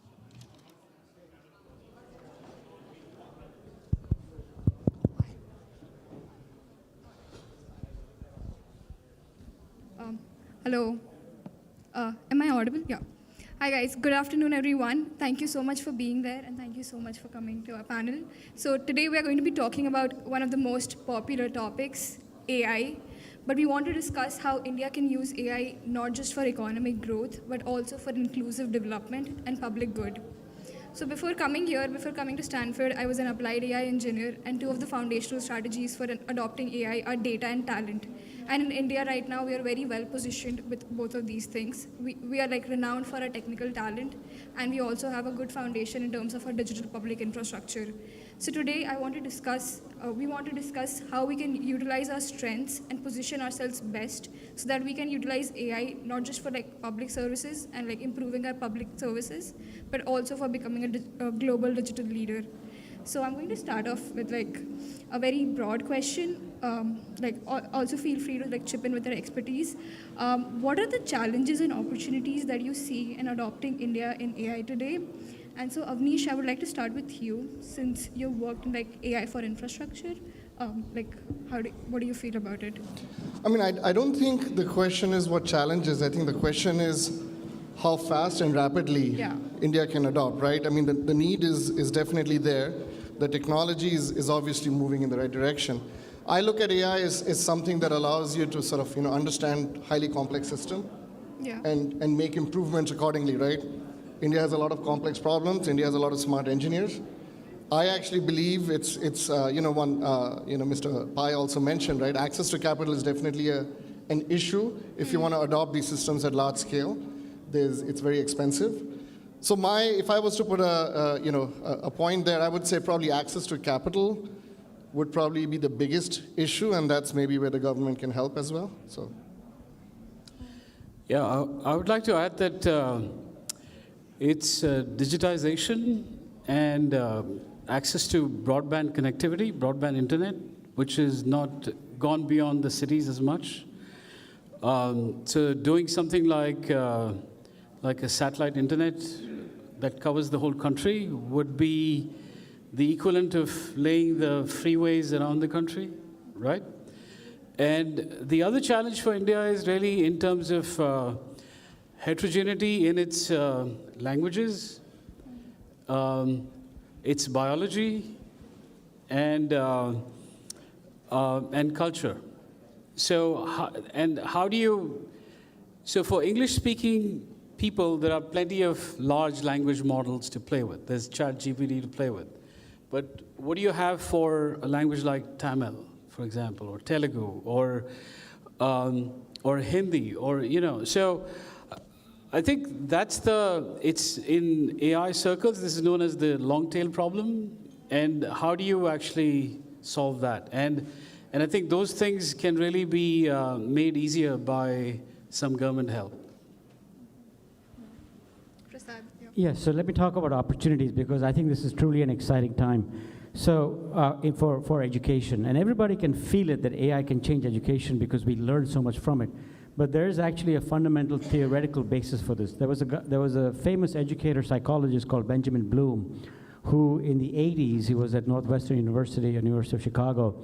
He wrote this seminal paper and he called it the 2 Sigma problem of education. Let me explain what that is. Basically, if you have education with a single instructor and say 30 students in a classroom, there is a bell curve of the outcomes of education, educational outcomes for those students. And then you take another group of students that is one-on-one tutored by an expert educator who is responsive to the students' current state of understanding and can tutor them to the next state in a very personalized way. That one-on-one tutoring, he showed that the outcomes of education were 2 sigma to the right. In other words, 2 standard deviations to the right and better than that first group. So he's established formally that one-on-one tutoring is better from an educational outcome standpoint.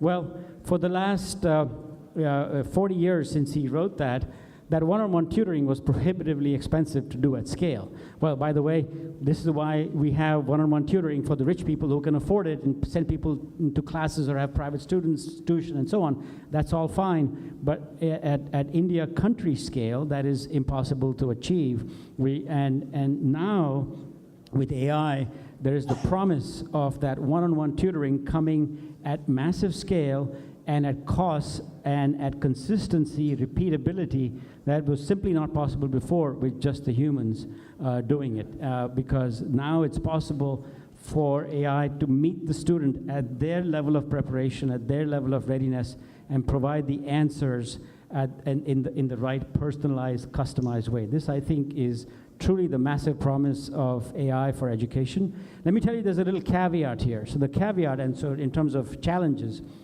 the big challenge is the following, that AI as it stands today is in a state that you need to get the student to a certain level so that the student can ask the questions to get to the next level. There's that little readiness that needs to happen. You have to cross that readiness barrier. And once that barrier is passed, the student can evoke the questions, or the AI can understand where the student is actually stuck by doing that assessment. And by doing that, you can get into that virtuous cycle of the question-answer loop, and go further and further. So, but caveats aside, the big picture that I see for educational impact of AI in education is that we finally can solve the 2 Sigma problem.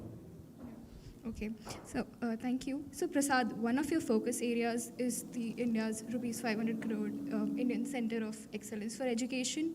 So can you tell us a bit about how we can utilize that to, improve like AI's upskilling? Mic is not working. Oh. It's not working. Hello? Oh. Okay, sorry. Yeah. Thank you. So thank you so much for your thoughts. And Prasad, one of your focus areas is India's 500 crore Center of Excellence for Education. So can you tell us a bit more about that, and how is it bridging the gap between the ambition and the execution that we have today? Yeah, so I'm fortunate enough to be associated rather informally with this effort. So let me explain what this is. So in the recent finance budget, the Minister of Finance announced 500 crores each for 4 different centers of excellence to be established in India. One of those is a Center of Excellence for Education under the Ministry of Education. And the goal for this Center of Excellence is basically to establish the foundation of how AI will be used to transform educational outcomes for students as a whole. It's a very big and massive undertaking. But it has started. The team is actually the money has been approved. The Minister of Education has been proposed a certain set of objectives and goals. There's a process underway to select an actual center, which will be an institute or a location. It is not yet decided where it will be, but that is very much something that's coming up very shortly. And there will actually be a so-called Section 8 corporation, which is essentially a corporation for public good in India, which will be established, wherein there will be a CEO, a board of directors, and sort of a whole staff under that CEO, with the express charter of delivering AI excellence, using AI for educational transformation. So this is a call for all of you folks here.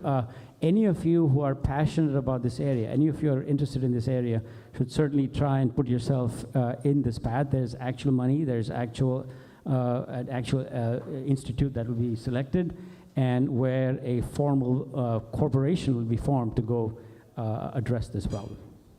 So actually, I want to just add, it relates to the question you had asked earlier and sort of what can India do. We have a lot of engineers in India, and we're doing sort of a lot of core AI work. I think training people in the latest technologies of AI, sort of India can do a lot better, and that's where the maximum return will be. Beyond that, we've talked about sort of the hunger, whether it's the engineers or the entrepreneurs or the people of the country, that will take over.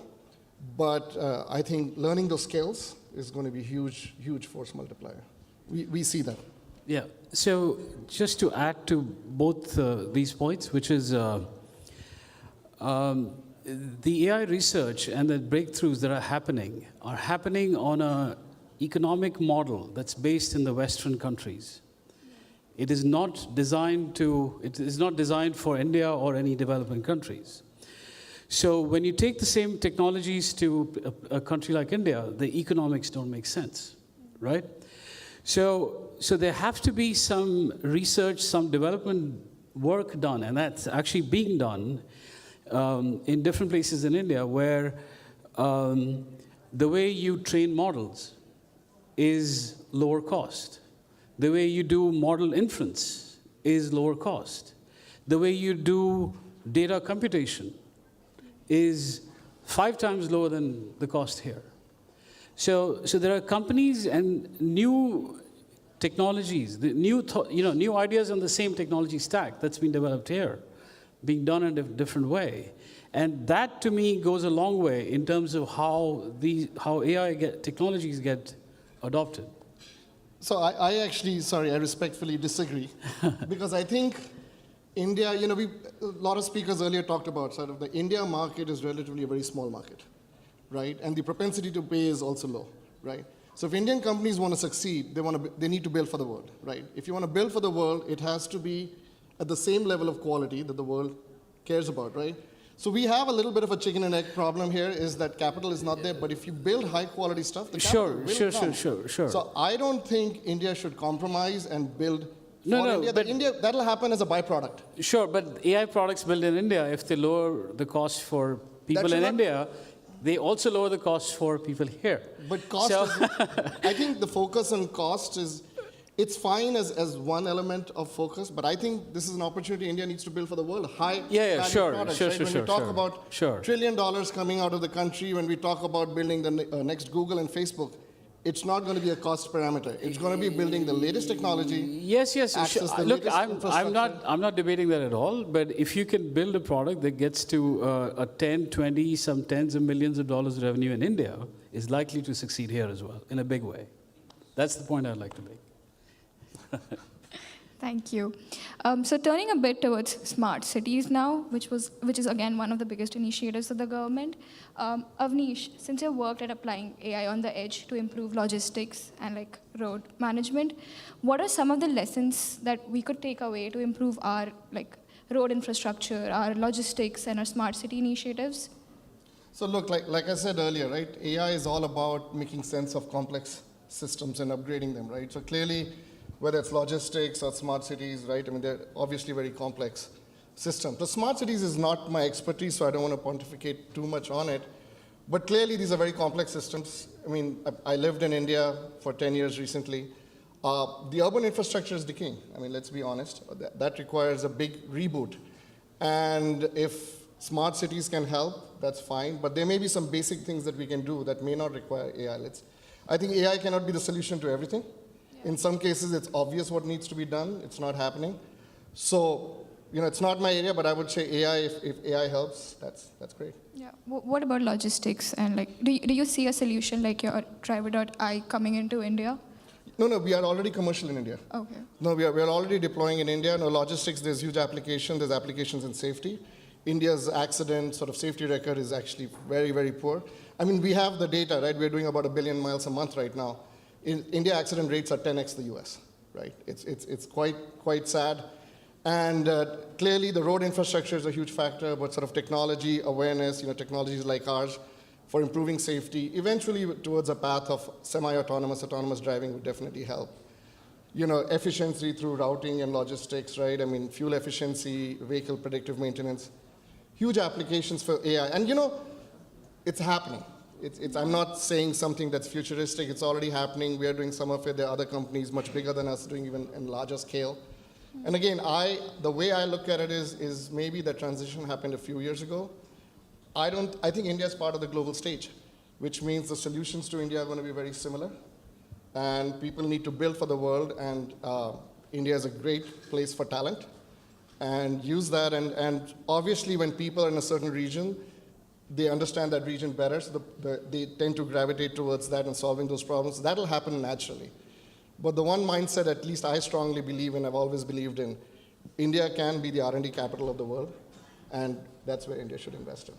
Okay, yeah. So Sanjeev, with your background, and would you want to explain how we can build that infrastructure, not just the hard infrastructure, in terms of compute and networking, but also soft skills to expedite India as the R&D capital of the world? Yeah, I think if you focus on building sort of frameworks, infrastructure, policies, so that you improve adoption of AI, which is the lifeblood of AI is actually data. And you can look at, so see what's happened with the India stack, for example, right? And that's on the consumer side in terms of Aadhaar, UPI, and then Ayushman Bharat for the health side, right? And there is data there's derived data out of these systems that is now available for public consumption. Similarly, there needs to be, if you draw the parallels between what happened in the US recently and what can happen in India, for example. So you have this agency called ARPA, or ARPA-H for healthcare. And these are research organizations funded by the federal government, and that are providing things like data sets, reference data sets that can be used for, it's like genotype, phenotype for the population, okay, which can be used for medical research. There are genomic databases, there are, for public health, there are disease databases, and so on. So similarly, that infrastructure can be established in India, and actually with the current budget, the effort has started with the COEs that the government has announced. So as things get more digitized, there will be more effort put into collection of what's called master record of information, which can be used both as a reference information as well as something that can be analyzed and mined for insights. So I think that's where the government can help. And the other part they can help with is the place where the private sector and the public sector meet, and which is really, if you look at it, that's in accelerators at research institutes, like Tier 1 institutes. IIT Chennai has a good one, IIT Bombay has a good one. So that's the part where I think the government can invest. And in fact, the current budget had something called Deep Tech Fund of Funds, money set aside, which is about $2.5 billion. So some of that investment can go into these places to set up computing centers where you can give access to GPUs or compute platforms that are not easily available to new startups coming up, right? So I think that those are the places where we can make a difference in terms of infrastructure that can help AI. So I guess my question is, what next? So I would like to ask you, Prasad, now that AI now is often compared to earlier tech revolutions, like mobile, internet, etc. So what are the parallels, since you've been in the Silicon Valley for so long, what are the parallels you can see with the earlier tech revolutions in terms of pace, equity, and how can we utilize those learnings in India? Yeah, that's a great question. So I think we were just talking about it at our lunch table, and we've seen this movie before where the internet came along, and it was a sort of an open revolution. It open in the sense that the standards are open, but it was also open for companies to come up and build, and I think, especially today, where we stand today with all we said earlier about the capital, the smarts, the engineering talent that's in India, I think we talked about two possible models that we can take. One is the China model, build a closed wall garden, and let only local companies survive. India could adopt that model and say, we'll only let Indian LLMs into the Indian context. And I think that would be a mistake. I think it should be a fully competitive, open market model where, of course, Indian companies should compete and should build their own infrastructures, should build the LLMs, should build the stacks on top of the LLMs, and compete for market share, basically, in an open way, as much as you let the American companies in that want to come in.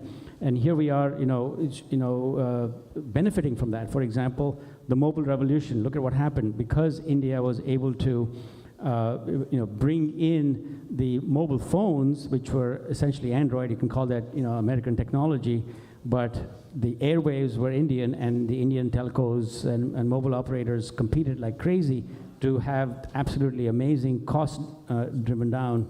So we have done this before. Indian companies are capable of driving costs down with an open competitive mindset, and let the American companies come along, let the Chinese LLMs come along, and I'm quite confident that India will develop its infrastructure with its hyper-competitive nature, what was said in the prior panel, that it should not be afraid of competing on the world stage.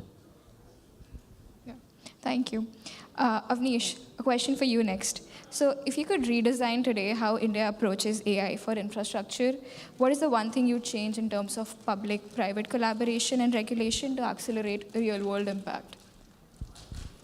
So again, it's sort of maybe based on my experience, right? So what I see the most is access to talent is probably what I see as the biggest force multiplier for big global companies to do even a lot more in India, right? And what that means is a very strong, and it's not just students. What I also mean is, having sort of the latest research in universities and ability to transfer that research to private now. I was at Stanford for a long time. I saw what this university did and how closely it interacts and sort of the influence it had on sort of entrepreneurship. A lot of my professors were entrepreneurs, very successful entrepreneurs, or the students were entrepreneurs. India is beginning to do a little bit of that, but I think that can accelerate. I think the government, and I don't know all the policies there, but encouraging professors to participate in the private industry, encouraging universities to participate with private companies,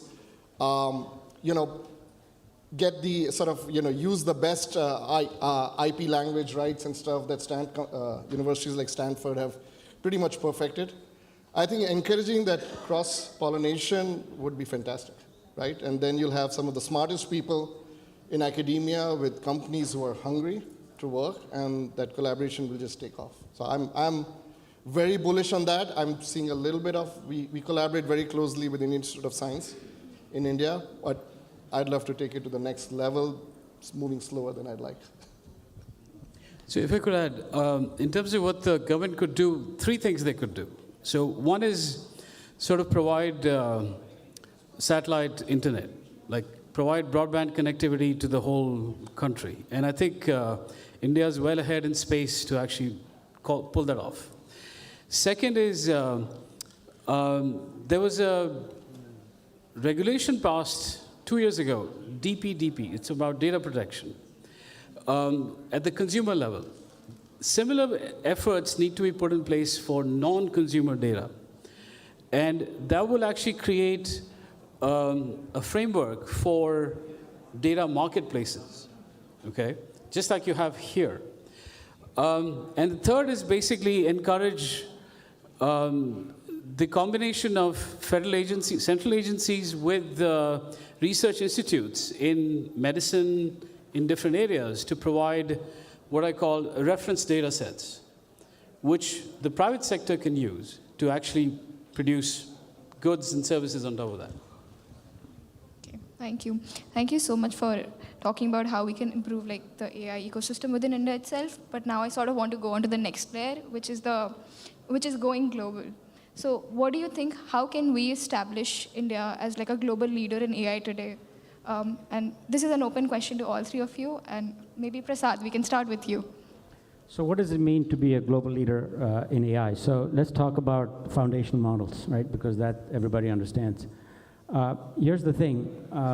Even in the US, the foundation model wars are going to settle very quickly. There are essentially just like any large fundamental market, there's going to be a small handful of very large players. And we know the ones that are competing. Google is definitely amongst them. OpenAI is definitely amongst them. Microsoft sort of is in that orbit. Amazon, sadly enough, large as it is, has tried its hand and hasn't succeeded quite as much yet. So it's amazing that a multi-trillion-dollar company still hasn't succeeded. And finally, there's of course Anthropic and others, and then there's the open source on the other side. So I think the real question becomes for India: should it play in the foundation model game? And my view is those wars are already ending, even in the United States. Where India can play, however, is in taking open source models and fine-tuning them for the Indian context, because there is a tremendous amount of Indian context. And by Indian context, we all understand what that means. It's, of course, languages. It is also the Indian cultural context, where we talked about ethical AI, which is things that are okay in the Indian cultural context and that are not. And that's an important part of where AI has to be steered. And so with those two things, there is a tremendous amount of opportunity. And then there is the markets, the special use cases in India that would be relevant to our Indian needs. Education, for example, is an area I can talk about. For example, today, Udemy, large as it is, has about 16 million learners in India in aggregate. That's a reasonable number. But it actually pales in comparison to the 265 million students in primary education in India today. 265 million. So if my sort of vision of solving the two sigma problem has to be realized, and every one of those 265 million students needs to have a tutor, which is tutoring them for, let's say, 4 hours of instruction every day at 1 token per second. Count up all those tokens, and we're talking about trillions of tokens that need to be generated out of that infrastructure. So at that point, you need to talk about the cost efficiency of token generation. And this can come through a variety of ways. There's some fundamental limits, because ultimately you are doing a large amount of compute in the giga and teraflop range to generate every token output. But there can be a stratification. You can use smaller models for certain focused tasks. You can use deeply distilled models. You can use highly fine-tuned models in certain sub-areas to make them very, very good at those subset problems. So there's got to be this cost-centric, high-scale approach that you can still apply using the techniques I described to still be able to generate trillions of tokens that we will need to educate the 265 million students that are out there. I think India can build for the world. There's no question about it, which is by going global. This is what Avatar does in each of its investments. And I can just share with you some ideas that we looked at recently that will give you an idea that things coming out of India can be unique in the world. So there's a new data processing engine that's a better engine, could be a better engine compared to, let's say, Snowflake or Databricks or the dominant ones today. And what I'm amazed at is the imagination and courage of the next generation to actually think of ideas or go after things that normally wouldn't get funded. there is a new,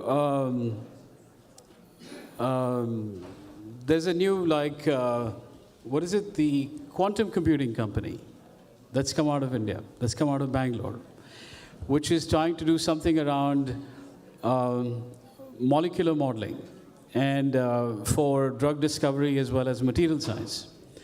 There is talking about token generation, which is about model inference. There's a company called Zero Labs that has come up with a way to do model inferencing on CPUs rather than GPUs. So that changes the economics of AI deployment very significantly.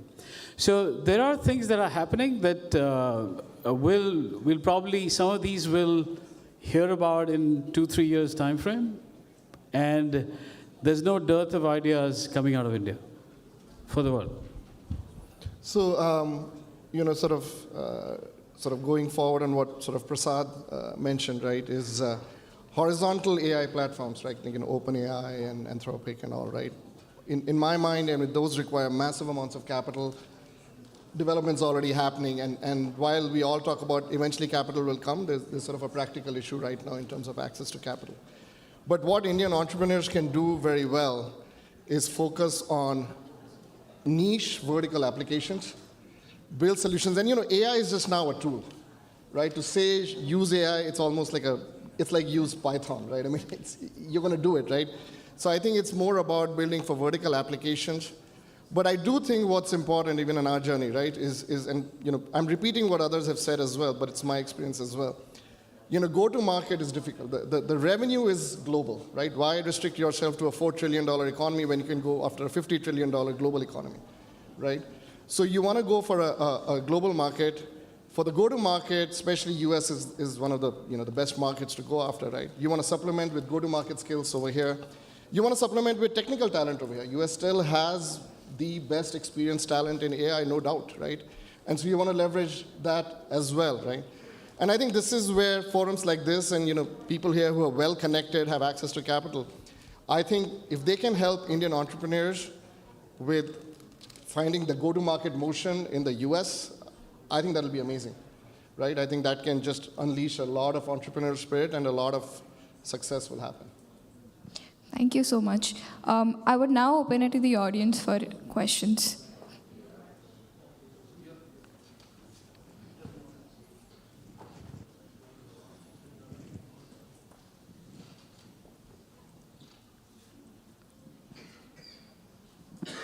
Hi, I'm Dhaval, a Stanford alumni. The question I had is about the products in India that make it or don't make it worldwide. Obviously, a lot of great things we are seeing happening in India, we are all proud of, right? But what is different now than before? Because we've been talking about this since last 15, 20 years, right? PC boom, internet boom. But why has that not happened before, and what will change now to make it happen? So I guess I'll go first. I think you were looking at me. So I think it's access to knowledge, right? So I think there are two things. One is, you know, a computer is no longer a novelty, right? As we all know, right? A lot of Indian, the younger you can start with access to computer, the more ingrained in you. So it's like sort of learning a language. That's already happening. There are a lot of people in India, not everyone, but a decent number who have access to this compute and stuff growing up, right? And access to knowledge, right? It's amazing the kind of access to knowledge everyone has. If someone in India has the same access to knowledge as anyone in the US or abroad, right? Sorry. And then, you know, the success breeds success, right? Already Indian companies are successful. The younger generation is getting hungry and ambitious, right? They are being very ambitious. So I think it's sort of almost like you can see everything converging together you get the feeling, why not? You move from a question of, you know, what can India do to, it's like, why wouldn't it happen, right? I mean, you almost have to think of reasons why this will not take off. And to be honest, unless something dramatic happens, I think it's an inevitability that Indian companies will do well, as good as any American company. Actually, if I could add to that, it's know-how. There is research, there's technology, and then there is know-how to build a business around it, which is what is changing rapidly. Okay, this is the entrepreneurial mindset, which is picking up.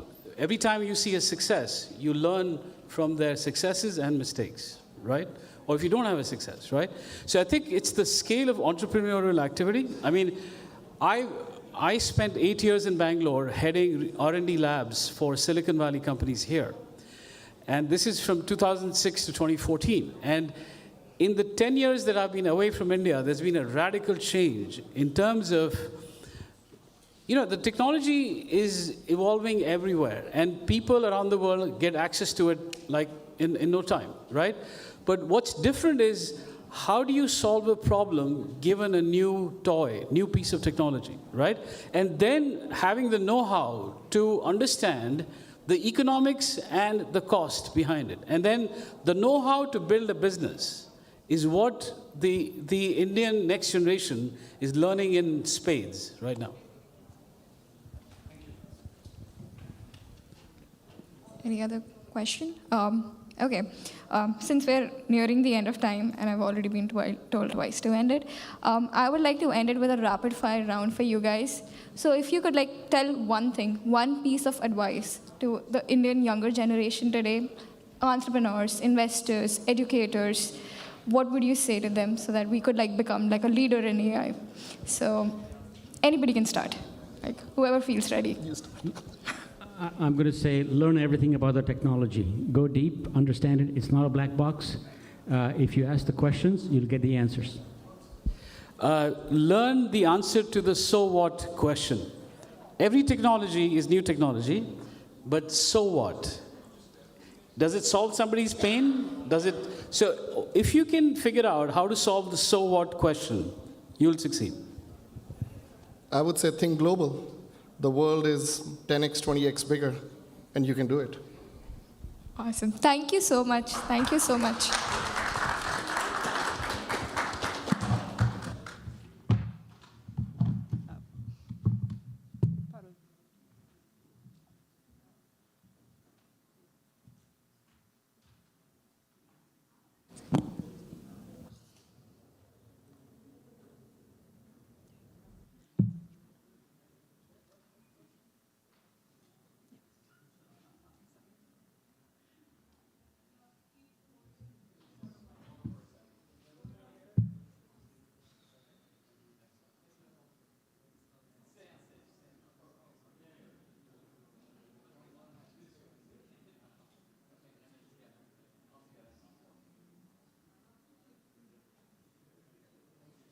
Thank you.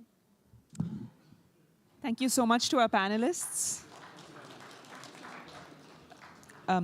Next up, we have our session on revolutionizing healthcare in India, the future of medtech and innovation. This is being moderated by Sushri Magan, who is a postdoctoral scholar at Stanford School of Medicine. We have an amazing lineup of folks from across the board when it comes to medicine, so we're really excited for how this conversation will shape up. We have Dr. Rajiv Doshi, who is an adjunct professor of medicine at Stanford Biodesign.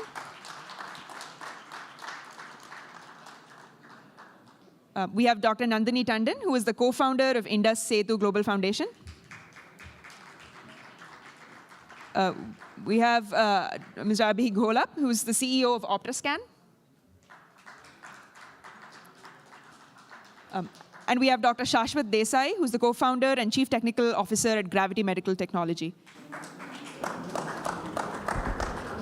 Thank you so much. Over to you, Sushri.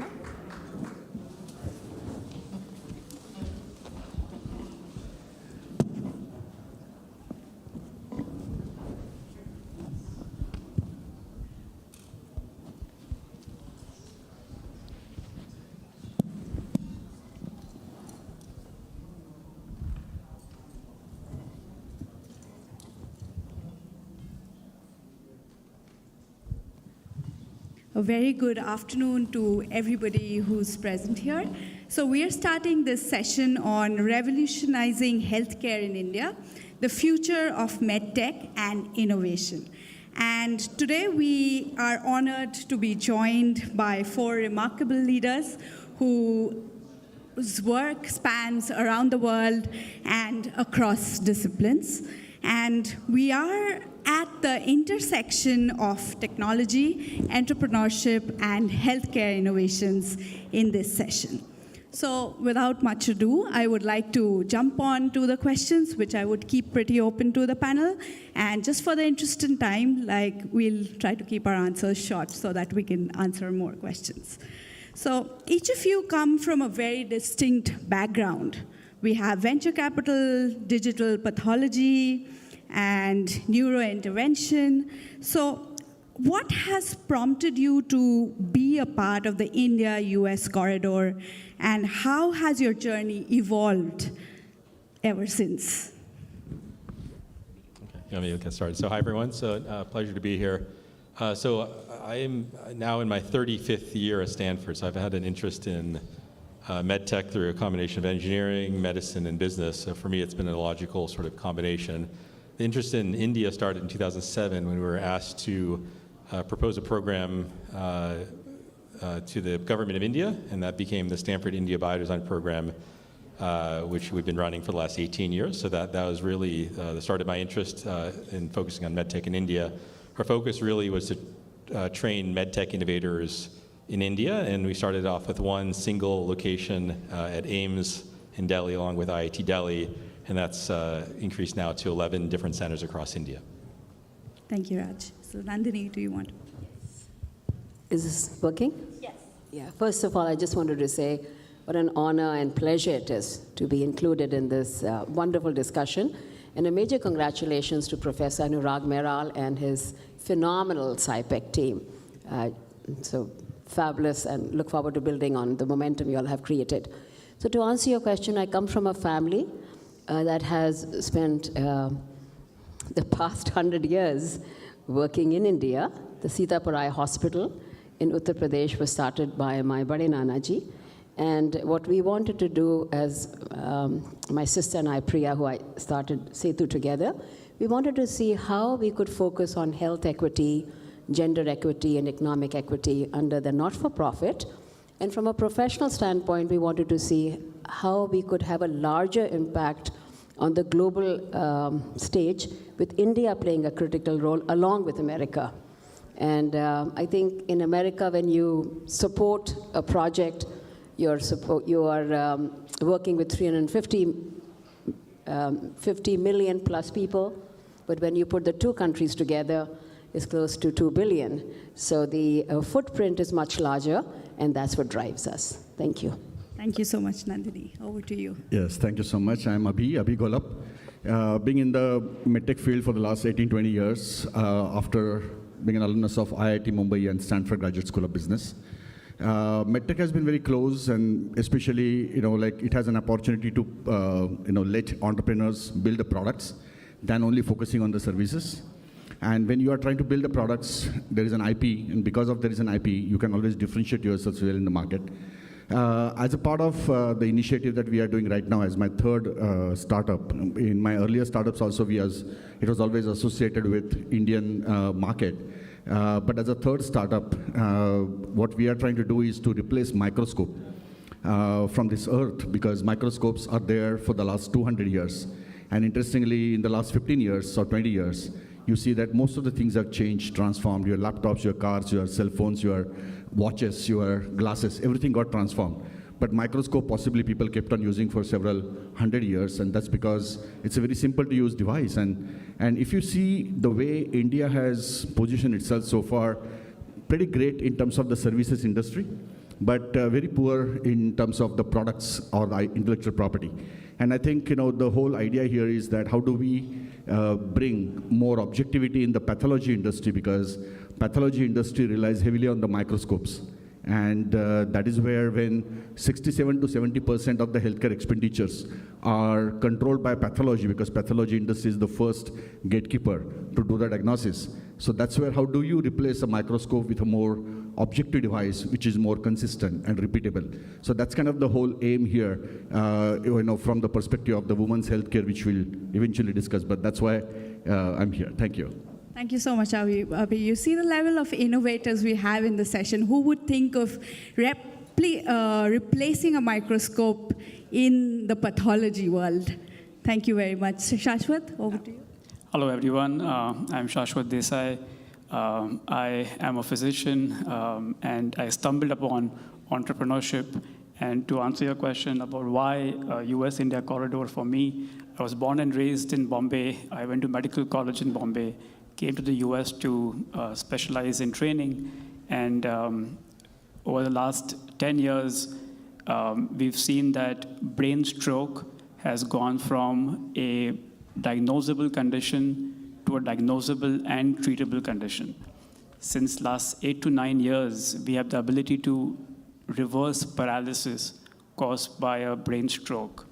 But the biggest problem we are facing today is that we have a scientifically proven treatment which works, saves lives, prevents disability, but only 2% of Indians get that treatment, as compared to almost every American has access to that treatment. So we were forced to, in a way, start a company to build a product which is better than existing products and also more democratized, more affordable. And that's why we started Gravity Medical about 4 years ago. And that's my reason to, come from the healthcare side into entrepreneurship. Thank you, Shashwat. And I think you've brought up a very important point about access to healthcare. And that would lead to my first question to the panel, which is access to quality healthcare in India, especially in rural and underserved areas, is a persistent challenge and has been for decades. So how have your respective organizations approached this issue? And what scalable solutions do you see using the U.S. India corridor? So whoever wants to take that first. Okay, I'll go with this, especially since you mentioned about the rural part of India. So I will give you a very interesting example here. There is a cervical cancer, which is where, if you see where India rates, India is known to be the number 2 in the cervical cancer, with 20% deaths that happens globally, happens in India. With 25% of the female that get detected on the cervical cancer happens in India. Why? Because there is no early stage screening that happens in India. So with 35 years and above, as the female population in India, there are 383 million women population in India, and there is only 1.2% of the testing that happens in India for the cervical cancer. Now, one of the biggest challenge is that when they are doing something like a pap smears, or when they are doing something like a cervical screening programs, then since the screening programs happen just 1.2%, it means that the female are not even going for any screenings. So they actually encounter or they get into the cancerous situations so often because there is no early screening and there is no early detection, and that's why not many of the female population get detected. And that is where, when you are looking at the female population in the country like US, where because of the insurance mandates, there are some protocols that get implemented. Unlike that in India, even in the bigger cities, not many female population get screened. And forget about the rural India, because in the rural India, females are not interested to go to the hospitals. And then the pathologists who are supposed to do this testing, they are not interested to go to the smaller cities or the smaller villages. And because of that, introducing a technological solution, which can be a replacement to a human pathologist, which can work on the digital images and generate a solution, became one of the important aspects. And that's what we just demonstrated, which was inaugurated at the hands of Prime Minister of India in collaboration with Reliance Jio, where we can actually do the screening of the women population for the cervical programs, so that only those female patients who are detected abnormal can now be called to the bigger cities for the further follow-up. And then the rest of 95 to 98% who are anyway normal should be let go home, so that the next time after 2 years or 3 years when they come back, there is a less probability of they developing the cancer. Thank you, Abhi. And Nandini, you would like to add something to Yes, because it's very cogent. First of all, totally agree with everything what you said. And the rural population, not only in India, but even America has very large white spaces, because physicians who have spent so many years training are reluctant to go and spend their time. And so my sister Priya and I spent some time in Alabama, and what we found, it takes them about 3 hours to get to a clinic. Now, going back to India, and specifically, there are several things that we've been engaged with in rural, and especially with women's health. And that's why I wanted to take a page from what my fellow panelists have said. We are focusing on early breast cancer detection. And earlier, when you had asked the question, about the background, I was amiss in not answering it. I am a scientist by training, and with a PhD in imaging background. And then I worked in a semiconductor think tank using my imaging background. So I bring the biotech and semiconductor background to the table. And then I was sent to Stanford to launch 2 products. And I was chief business officer of a company and then venture capitalist. Having said that, and having invested in 14 proprietary technology, in the case of rural, those don't apply. Because you have neither the clinics nor the woman power or manpower to take care of the patients. So what we are doing, just because you have a hammer doesn't mean you go looking for a nail, right? Just because we have technical background doesn't mean that's what we take to the rural area. So we partnered with Tata Cancer Center, Dr. Bardway, who's a world-renowned breast cancer specialist and the director of Tata Cancer Center, did a 150,000 women study. And he found that if you can teach women how to do clinical breast examination, so no technology needed, you can reduce mortality by 30%.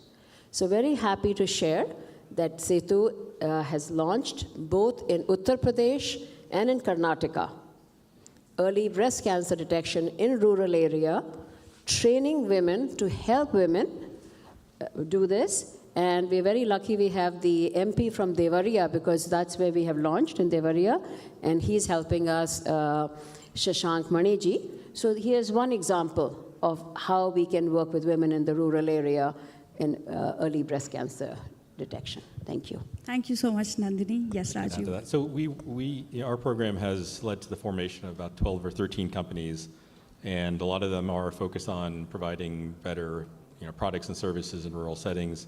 The reason that's sort of come about is that all of our fellows that are part of our program, they're all from India, they're all Indian nationals, and part of our program involves needs finding, looking for problems, and we did a lot of the needs finding in rural settings within the public health infrastructure within India, which explains why the products and services that have come out of this program are based on the needs of rural India. But just to cite one example, what was very clear is that a lot of the population's in rural India, but there's a shortage of physicians, nurses, et cetera, hospitals in those locations. So we're seeing a birth of technologies which are connected, which allow de-skilling or reduce skill, require less skill from the provider. So an example might be looking in the ear, for example, or looking in the eyes instead of requiring a ENT surgeon or an ophthalmologist to be there for that assessment.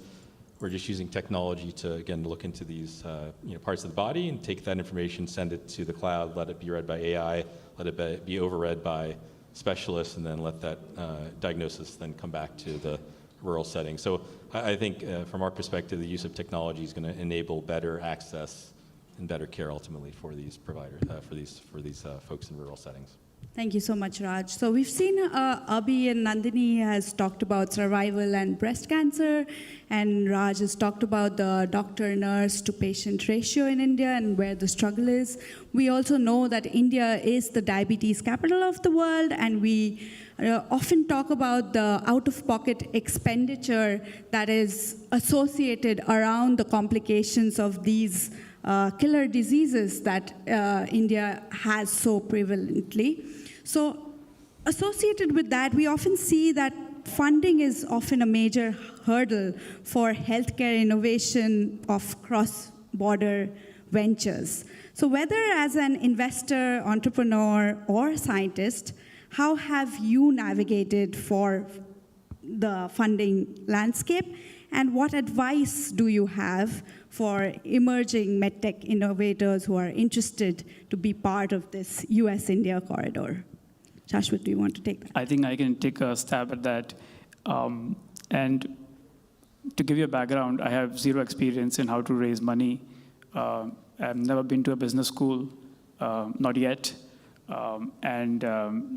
If you're a doctor, you spend a lot of time in the hospital, and you have these blinders on, and you only know about medicine. So in 2021, when we began the company with the goal to make much better brain stents for stroke treatment and also to make them affordable, we had to start from scratch. We had to raise some money to file for intellectual property. We had to incorporate a company in the US, create a company in India.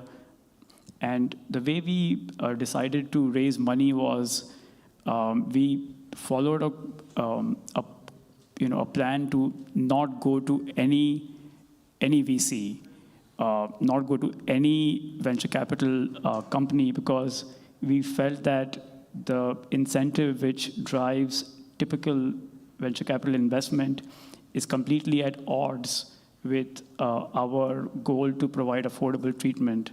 But at the same time, it is a business. It needs to be sustainable. There's no point having a product which can't serve the market for a long time to come. So we had to bridge these two, at odds, of trying to raise money, but also making it a business which serves a market which is not the typical high-value US market. So we essentially raise money from doctors.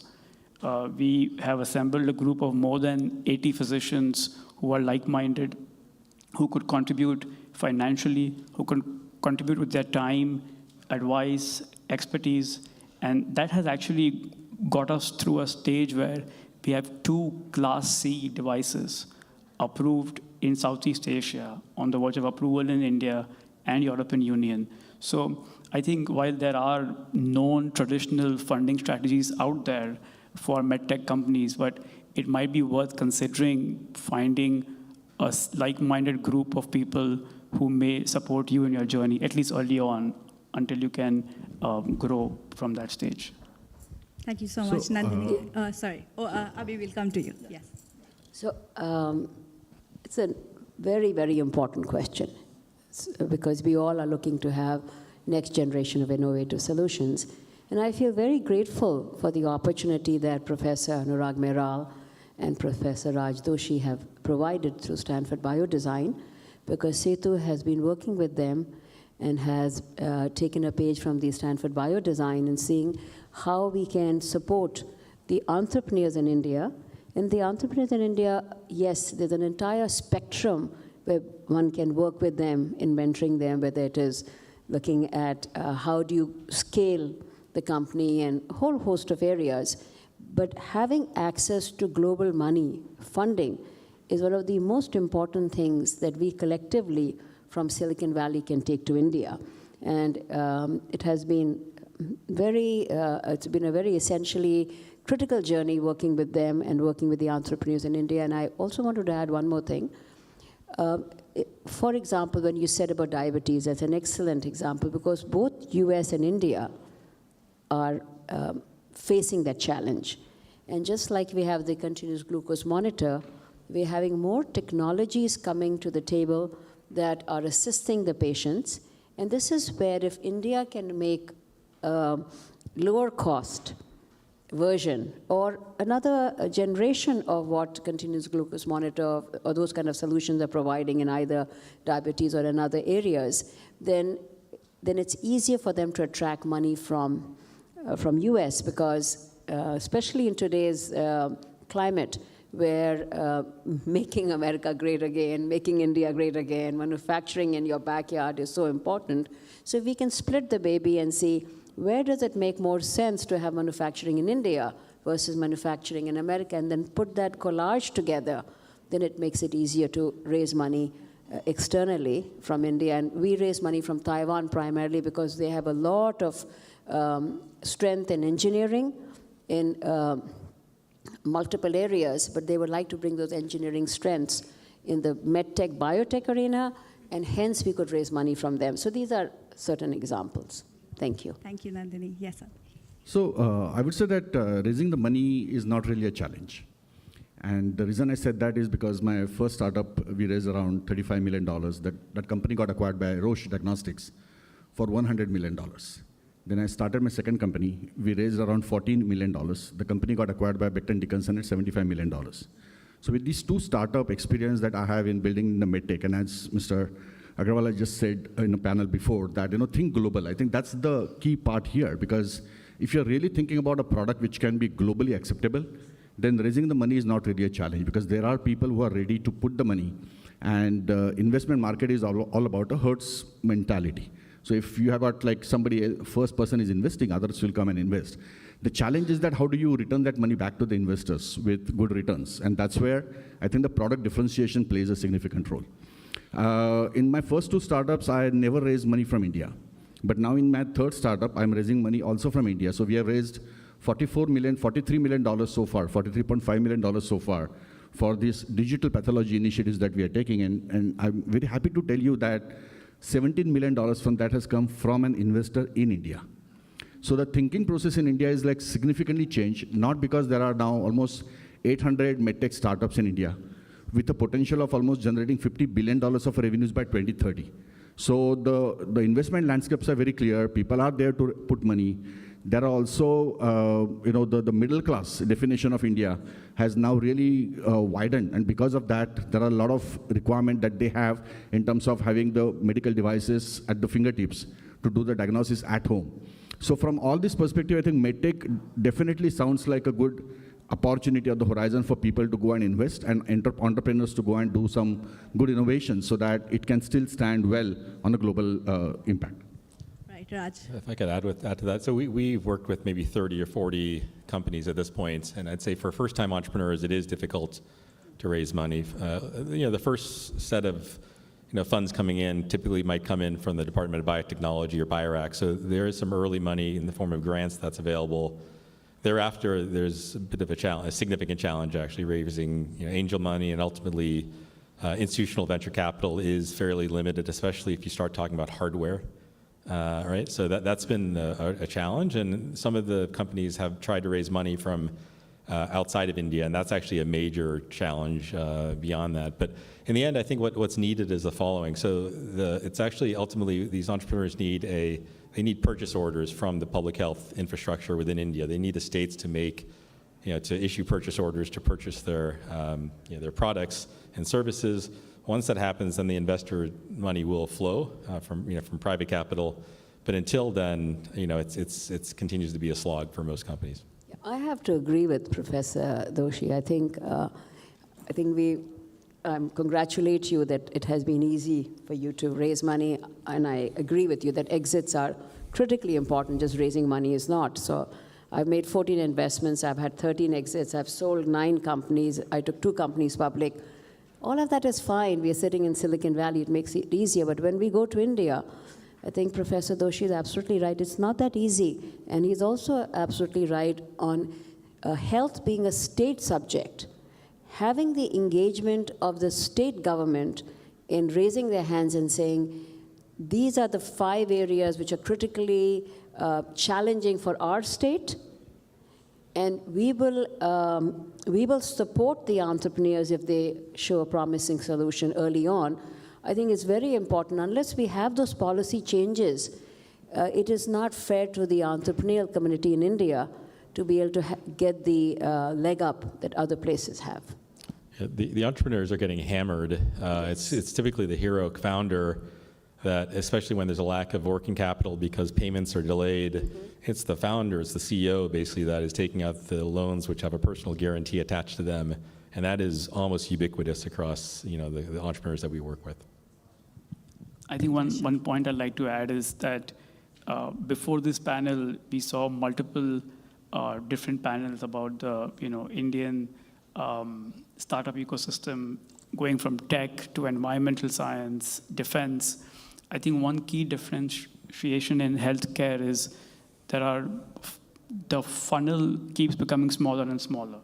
The number of VCs who fund tech is much more than the number of VCs who fund healthcare. Within healthcare, they're mostly health tech VCs. Within that, only a minority funds med tech. And it's important to identify and not take investment unless you understand that they understand that this journey is a long journey. You are not going to make and break things. You're not going to see an ROI in 2 years or 4 years. Most pharma or medtech product cycles are very long. There are regulatory compliances which are huge. It's the most regulated field on the planet. And the risks are also high because you're dealing with human patients. It's highly sensitive. So your investment partner should have that understanding that There is going to be a long life cycle to this. The returns will come, but you have to wait. So whether it is money flowing from the Silicon Valley to India or using money that is in India, standing here in 2025 today, I think we are talking about collaboration, which is the key theme. So whether between countries, institutions, or sectors, can you share a story or a lesson from a cross-border or cross-disciplinary partnership that significantly influenced any of your work? Yes. I can give an example. So we are building a stent which goes inside the artery in the brain. And the job of that stent is to remove a blood clot which is blocking the artery during a stroke. And when we remove the blood clot out, blood starts flowing again. And the patient who had paralysis, you can reverse the paralysis. So if you look at this treatment, it's a magical treatment. A patient comes in with paralysis, we remove the blood clot, patient starts walking again. If any of you see this, you will think this is outstanding, and it truly is. And that's why I like to do it. But to make this one stent, which is just 4 millimeter by 40 millimeters, there's a whole lot of research and development which goes into it. And to answer your question about collaboration and how we actually made it cost effective is before any device goes into the human body, you have to do a test called as biocompatibility test. And this test tells you if that product, when goes inside the body and comes in contact with blood, is it safe or not? And this is a regulatory requirement by every agency in the world, US FDA, India CDSCO, EU, any FD. So since we were trying to make a cost-effective device, we wanted to keep our R&D costs as low as possible, but ensuring safety. So we went shopping around the world to look at where can we do biocompatibility in a manner which is good, and the report we get is acceptable across the world. So I went to labs in the US, and they quoted us $350,000 to do biocompatibility for a stent. I went to a lab in Israel, they told me $200,000. I went to a lab in Ahmedabad, they said $47,000. And they all give the same report. But to manage this ability to find the correct lab whose report will be valid and accepted across the world, we had to really collaborate with stakeholders in the US, confirm with the FDA, they will accept that report, go back to India, make sure they will file the report in the manner and format we want them to, and we were able to do that, and that report has been accepted. So this is a good example of how you can decentralize R&D to your benefit and for cost and time efficiency. Thank you, Shashwat. Do you want to add anything to that, Nandini? You know, given the paucity of time, there are multiple examples, but I really like your next question. I'm waiting for that. Okay. So we'll move on to the next question. So what role do you think, or do you believe the U.S. India corridor can play in shaping the global medtech landscape?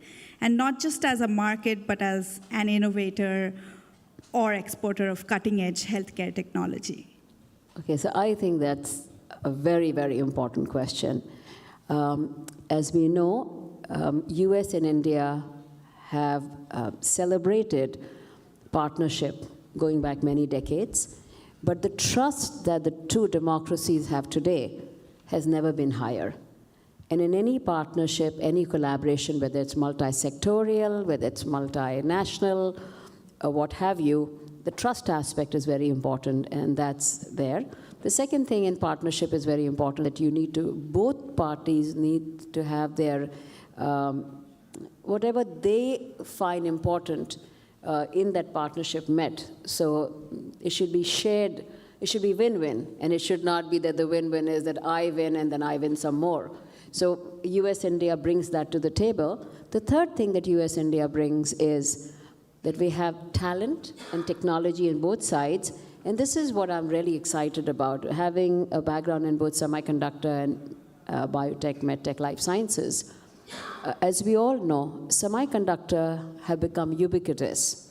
So now the automobile industry is actually wheels on semiconductor. And more and more industries are relying on semiconductor, and medtech is also going to be very much reliant on that, just as AI is going to be pervasive. And I think because of the coming together of deep technology along with health tech, the solutions that are going to come out of these two countries working together will be pretty phenomenal. An example, in also serving the rural area, like distant surgeries through robotic, or the imaging, or the ability to read images just because of the three-dimensionality and all the data that we'll be having. And both countries share a strong capability of having data. So in the case of India, I think it's coming up to speed as to how to make sure that that data is utilized in a manner that it is statistically significant. America has had the history of making that happen. So the two coming together and the regulatory processes being shared and better understood will allow us to have that happen. But I think it's a very exciting time in the two countries coming together, and I think a lot more solutions will come out. Thank you so much, Nandini. And with that, I think we'll open the floor to questions from the audience. If any of you would like to ask. Yes.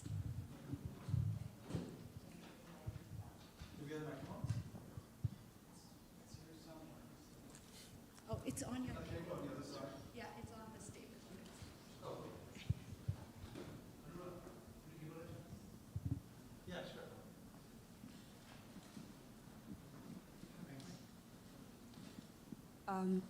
Hi, this is Sharanya. My question is for Shashwat. So you spoke about the stunt that's used in the brain. My father is a stroke survivor, and this happened about 17 years ago. And even today, he walks with a limp on his left leg. So I'm curious, is this stunt available? And for what happened 17 years ago, can this do something? He had an ischemic attack and a partial thrombocyte. It's a good question. The stent is available right now. It can be used to treat acute patients. So if someone has a stroke right now, within 24 hours of stroke onset, you can go in, open the blockage, and reverse the paralysis. And this treatment is extremely powerful.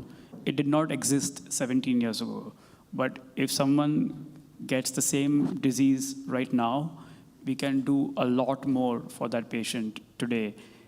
And I think a few numbers are important to understand as to why this is so important. Every year in India, we have 14 lakh or 1.4 million brain strokes every year. Average age of brain stroke in India is 54. Average age of brain stroke in the US is 72. So by definition, we are susceptible to strokes in large numbers and at much younger age than compared to the West. Of the 14 lakh strokes, 4 lakh patients, 400,000 require this surgery to be done to reverse their paralysis in India. In 2024, this treatment was only offered to 4,500 patients. So 3,95,000 patients approximately, or 395,000 patients remain paralyzed because we are not able to offer a life-saving treatment which we know works. So that's what we are trying to solve.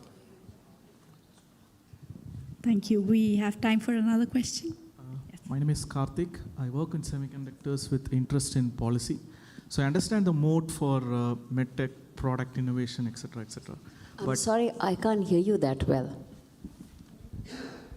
I understand the mode for product innovation in medtech. My question is, why can't India be like a medical tourism hub, exporting services like we did in software, given the fact that there are many southern states where the number of doctors per 1,000 individuals is beyond the benchmark suggested by UN, and fairly most of the hospitals are now corporatized with well-structured, one-stop all care solutions. So what is hindering such situation, given the fact US, UK, most of the hospitals have expensive insurances, huge wait times, and many Indians here do go to India to get their surgeries done. Should I take that? Yeah, sure.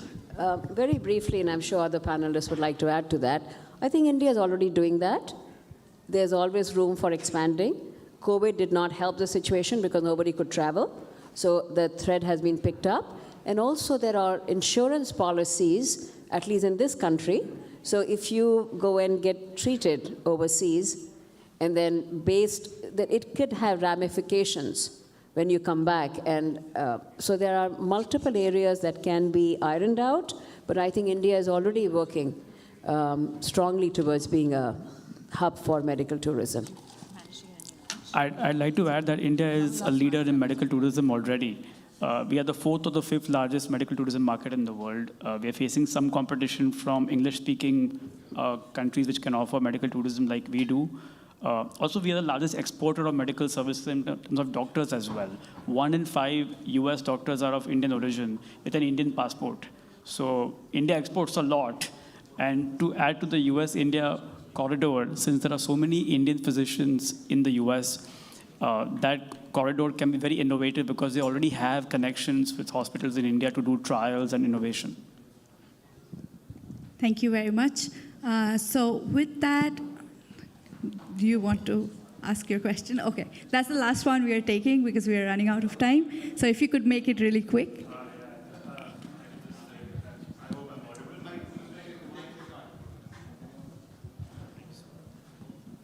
Hi, thank you so much. It was a very nice panel discussion. There was a lot of talk about thinking for the global systems. So I just want to talk specifically about medtech. How, is it possible to actually sort of escalate it to a global solution, considering a lot of different regulatory compliances in different countries, lots of different democracies, different socioeconomic factors, and so on? Is the question, can a product in India be made for global population? The answer is yes, and we're seeing that with several of our companies. Several of our companies have each treated or diagnosed about 20 million lives each. And those populations are in India, but also 20 different countries. So no, the answer is India is coming. It will be a global hub for medtech, and it's already here. Yeah, I think we're very bullish on that, actually. I think that trend is very much there, and we believe in that trend. And I think the AI and semiconductor will only help it. Thank you. And on that positive note, I think we'll call a close to this session. Thank you very much to all the panelists.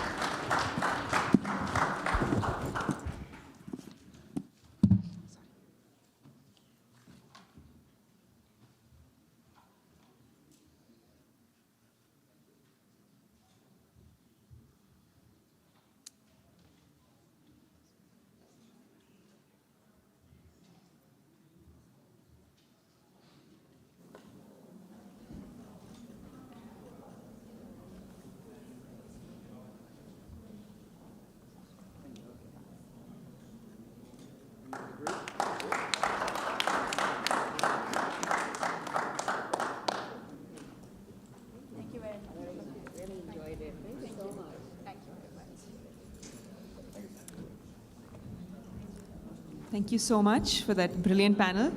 We're down to our last panel. We sincerely thank everybody who's stayed with us to the very end. We know the wait will be worth it because we have some amazing folks lined up. We also have a closing keynote by Dr. Sriram Nene, so please do stick around for that. We will now introduce our final panel, which is on reforming India's governance and economic policy, evolution and opportunities. This will be moderated by Shreya Singh, who is a student at Stanford Law. Gracing this panel is Dr. Suhani Jalota, who is the founder of the Maina Mahila Foundation and Hoover Fellow at Stanford. Could folks please, yeah, and we will be serving, sorry. Yeah, we will also be having tea after this, so please, we would really appreciate it if folks would, yeah. We have tea, we have samosa. I'm told we have a big menu of things, so please do stick around for that. We really appreciate it. So we welcome Dr. Swati Chalota, founder of Maina Mahila Foundation and a Hoover Fellow at Stanford.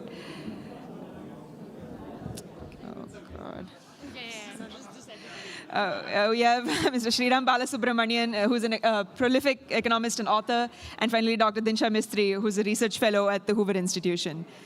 Over to you, Shreya.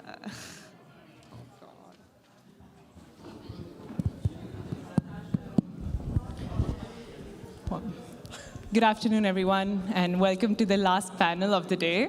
And the topic is Reforming India's Governance and Economic Policy, Evolution and Opportunities.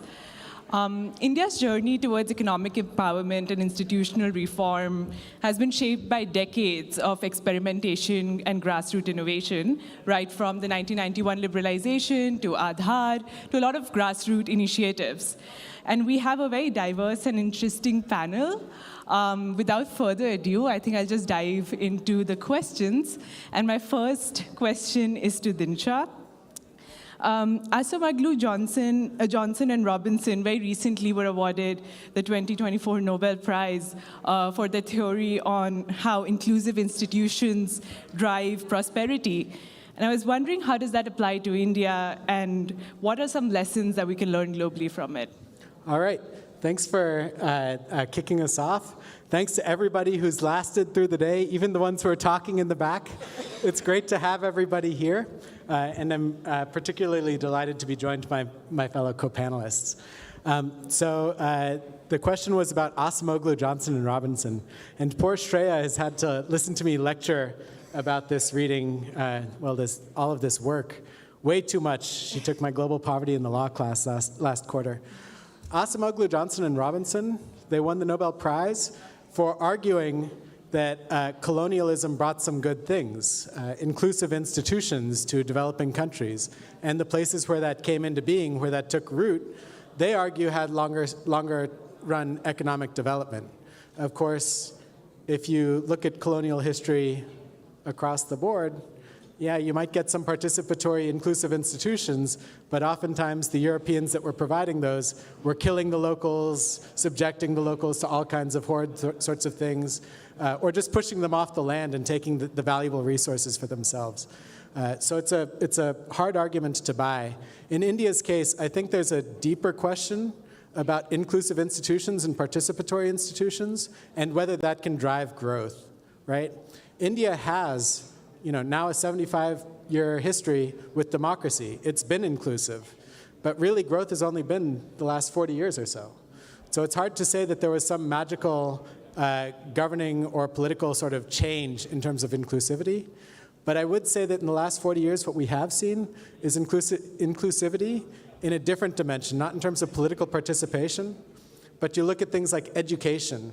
You go to a village in India now, and 50 years ago, when 30% of the government budget was going to basically the IITs, now you've got broad-based education happening on the ground in rural areas. You take the other extreme, capital markets. How many 100 million people are investing in India now? Those institutions changed in the 80s and 90s and did become much more inclusive. This isn't inclusive political participation, but there is some kind of inclusion that's driving economic growth in a meaningful sense. I think the challenge is how you think about expanding it. Thank you so much, Dinsha, for starting us off. Building up on that, Sriram, I had a question for you. What Bharat-rooted ideas would shape India's Viksit Bharat growth story, and how might these guide future India-US relations? Right. Thank you. Just continuing what Dinsha mentioned on AJR, AJR has often been romanticized as the sort of de facto model of institutional economic growth. So I'm on the camp which is often biting against AJR. Another example is again Professor Yuanyun Yang from Johns Hopkins, where she argues that the entire Chinese economic model is based on not just institutions alone. So I am of that camp in the sense that for a country like India, Bharat is essentially an inclusive sustainable, it has an essential, intrinsic, inclusive, sustainable way of life. I call it the dharmic way of life. And that plays a very important role in the functioning of governance and how governance sort of manifests itself on the ground. So institutions alone don't matter. I think institutions matter, but there is a civilizational undercurrent which drives a lot of activity, especially at the grassroots level. And I think sort of underestimating that, I think is in my view, not a great thing to do. And I think that, institutions matter, but more than institutions, I think understanding the civilizational impetus, this way of life is very important. So yeah, just extending, to your question, I think the question, probably this entire event should also think about is, what is Viksit Bharat for Bharat, right? Do you want a rupee version of America as a developed country? Or do you want a developed country which has its intrinsic Bharatiya roots? And I think that's a very important question, because if you look at most modern civilizations, let's take the United States, for example. I mean, the entire sort of modern capitalistic framework is a derivative of the Protestant ethic at some level, right? If you look at the Chinese, if you look at the Japanese, most of them who are superpowers or aspirational superpowers have a philosophical underpinning that drives their pursuit of being a superpower. So this notion that somehow, we can adapt whatever the United States did and then replicate it and cut and copy paste in Bharat or India, I think it's a highly flawed notion. I think we have to come to a consensus or at least a discussion to open up on the traits of what a Viksit Bharat looks like and then work towards those goals. And I think, speaking of inclusivity and also institutions, which again Dinsha mentioned, you need to also understand that there are multiple Indias within India, right? So a large sections of people have various, ways of living. And each of them have their own economic outcomes. And it makes it important, these cultural norms and narratives has an important economic choice, both at the individual level, at the policy level, and also the corporate level. Most of the top Indian firms are all family-driven firms, even today. They might be publicly listed, but they are all, family-driven firms, and they have their own style of functioning. So how do they make choices? These choices are just not bounded by rationality. These choices are bounded by a much more complex paradigm. Unless you understand this complex paradigm, you really won't see how Viksit Bharat can be achieved, in my view. Thank you so much for that. And talking about the Indian section of the society, can I ask you, Sehani, how are major governance and development reforms shaping daily life for marginalized sections of the Indian society? And are people connecting with national growth narratives and global partnerships like the India-US initiatives? Yeah, thanks, Shreya, and thanks everyone for having me here. I just wanted to start first by talking about, like Sriram was mentioning, the three Indias. So it's the Indias in India. So the three Indias, which is India 1, which is, say, 10% of the population, that today owns about 77% of the wealth of the country. We have the bottom 50% of India, which is tier 3, which is India 3, which owns almost nothing, close to 1% of the wealth of the country. A lot of what we've discussed today in a lot of the business panels really seems to come from that India 1 categorization and the India 1 story. How do we develop $1 trillion business? It's aspirational, we must get there, but all three Indias must have an opportunity to get there. And the current path that we are on, it seems the US path or the path that Silicon Valley or these examples have taken seem to drive India 1 towards that goal. I'm not sure how far that will take India 3. And I think that the realities on the ground, I think what you asked about, there are plenty government schemes that have really benefited tier 3. So when we talk about this specifically, say Manrega, has really empowered both populations, men, women, lower income, those in agriculture, those in other self-employed schemes earlier. But during COVID, almost 95% of people went back to avail Manrega schemes. People are highly dependent on them as well. And this culture of welfare state is also creating this sort of dependency that is concerning. And we need to think somewhat beyond that. So we do want to create more local entrepreneurs. We want to think about developing local businesses, providing job-full growth. And I think we do see promise of that, but there do need to be more targeted schemes. And I agree also with, we need an India way forward. And what does that mean? As Indians, you must all know, what do we care about the most? It's not income. It's dignity, respect, status. Somehow it matters more to Indians than to any other class of people around the world. And if that's what we understand, that's what we're striving towards, how can we create an economy and schemes, design these sorts of schemes that actually are designed for people that are trying to achieve higher status, not necessarily higher income alone. That may come with higher income, but also comes with dignity and respect. The way we talk to each other, the way you treat blue-collar workers so that people can actually take up gig economy jobs. The way that we treat anybody, men, women, lower income, different caste people. And I think that mindset, if it starts shifting, that comes from education, that comes from exposure. I wish we can bring more people from India who have never gotten on a flight before to come to this kind of a conference directly, create these pathways for India 3. And I think that's how we can probably get to that $1 trillion company also from India 3. That was really insightful, so Annie, thank you so much. I had the opportunity of actually going to India to study these kind of questions over spring break with my wonderful professor, Dinsha. And there we really spoke to a lot of people about local initiatives. And I was wondering, Dinsha, how can India balance a strong central framework or policies with local innovation? And where does local innovation come in India's growth and development? That's like solving the problems for India, and I'm the only non-Indian citizen on the stage. That's the $64,000 question, right? This has constantly been a strain for India, this pull between the center and the more local levels of governance, where stuff actually gets done. How do you listen to people? How do you actually make decisions? We've seen a whole fluctuation across Indian history where sometimes PMO is really powerful, you've got a lot of stuff happening right at the center, and other times you've seen a lot more power either at the state level or contested between different political parties, coalition governments, and the like.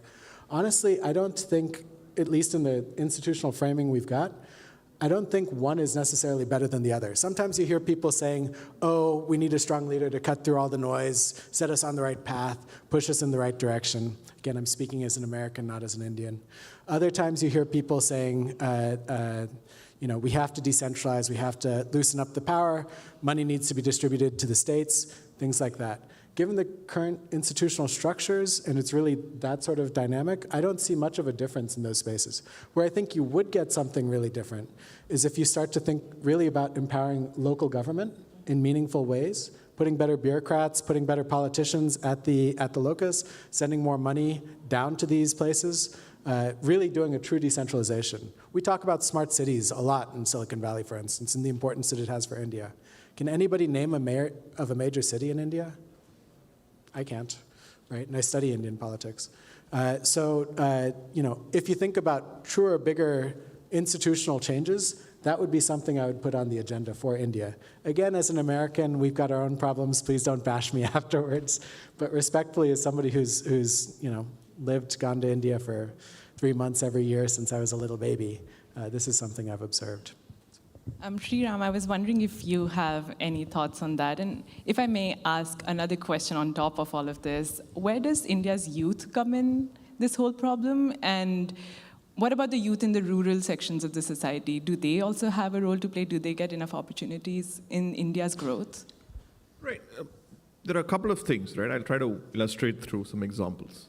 The first thing is post-2014. One thing, you know, that you notice with the current prime minister, if you really think about it, you know, post-independent India, there have been only 2 prime ministers who have lived through poverty. Okay, one was Lal Bahadur Shastri, another is Narendra Modi. Everyone else is in some form, in some privileged background or the other. I mean, they might understand poverty, but not live through poverty, right? So if you look at a variety of these schemes, all the schemes that we spoke about today, Ujjwal Yojana, Swachh Bharat, you look at digitization, if you look at a common thread, it's about an individual who's probably spent, I think, 20, 30 years of his life really dealing with the real Bharat. So you're able to understand the power of a light, the power of sanitation, the power of having a house. So if you're really at the bottom half of the population, at least below poverty line, if you look at your life from 2014 till today, it's complete transformation, right? People like us, the middle class and above, the middle class faces a lot of brunt, a lot of negative criticism sometimes.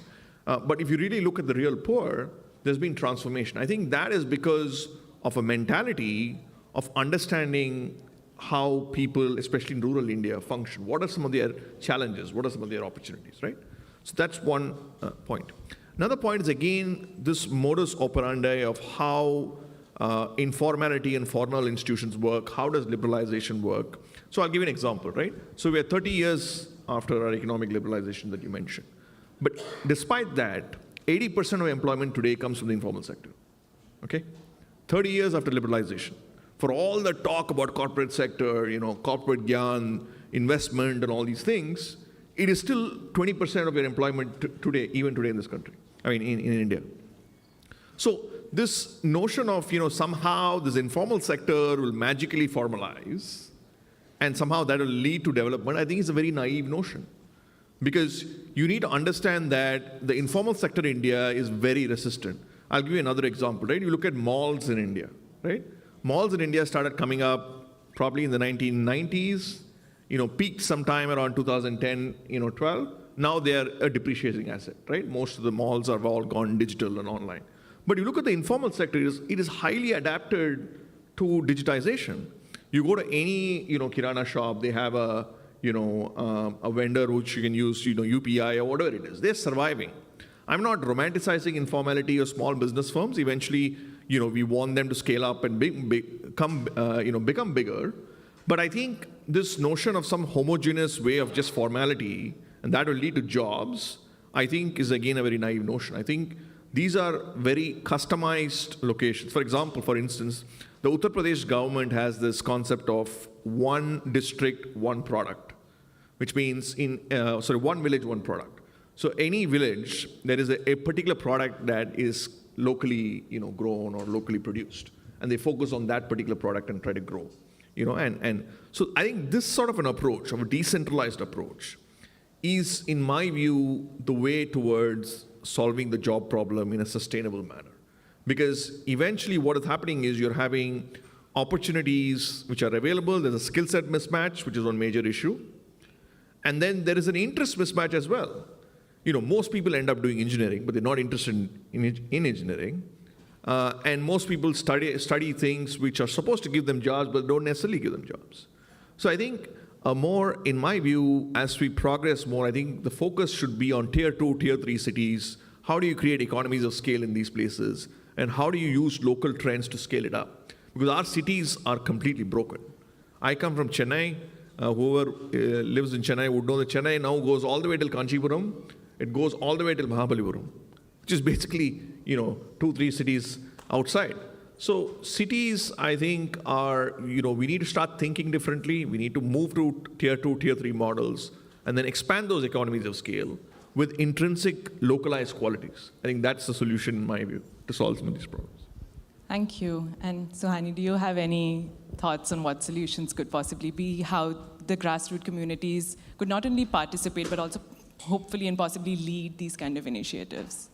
Yeah, absolutely. I think, I read a wonderful book that actually Dinsha gifted me, The Digital Nation, that really talks about how, there are two sides of the problem right now. And the solution is also within this problem. So where the problem is that if people say don't have jobs, that's one example. The solution is that there are lots and lots of other problems within the communities for which there need to be solutions that can be solved by those very people, giving them employment and solving local problems. I'll give you an example of what I mean. So say you have a water leakage in your household, right? You need a plumber. Now, your plumber, where will this come from? So normally you would, we have Urban Company now, you can maybe book one. In a rural setup, in small towns, maybe that availability is not there. But you can have a local person who is trained as a plumber come on demand from that local community. And this can actually be a woman too. If it's somebody within her own community, she's able to get local employment and go to familiar people's homes and be able to get this job done. That's one example. Another example, we can use a lot of influence of AI and technology today, and we can train the technology using local people, employing them in their own solutions. So an example of some of the work that we do, we're trying to create solutions as part of the foundation I run on women's sexual reproductive health. Now queries like, mujhe operation karana hai, which means I want to get an operation done. Now the technology AI, ChatGPT, cannot understand that what she's referring to is a hysterectomy. She wants to get her uterus removed. But she cannot give more context than that because that's all that she can actually say. The technology has to be able to understand that. How can it understand that? If we train the technology using her voice amongst a million other such voices. Each of those queries that women are using to train the models is a form of providing them with local gig work employment. And that starts them on this stepping path. And in fact, we now have research coming out showing that such types of stepping stone work actually leads these women to do more permanent, longer-term employment, even outside the home. So these are sorts of solutions that we can solve our local problems, of which we have plenty, using local talent and local people, providing them with local jobs, and leveraging technology to do the same. I'd just like to add something to this. So these kinds of innovative approaches, there are two ways of looking at a glass half full, glass half empty kind of situation. One is to say, oh, this is a problem, we need to address it, come up with innovative solutions. The other is to say there is no problem, right? And we don't need to worry about it. A lot of the ideas that Suhani and my colleague right here are mentioning, in the US, my family lives in Oklahoma, for instance. There's no conversation like this happening about how we lift up people in poverty in Oklahoma, whether it's to get a half-decent job, what kind of training and things like that should be happening, or even for something more ambitious, right?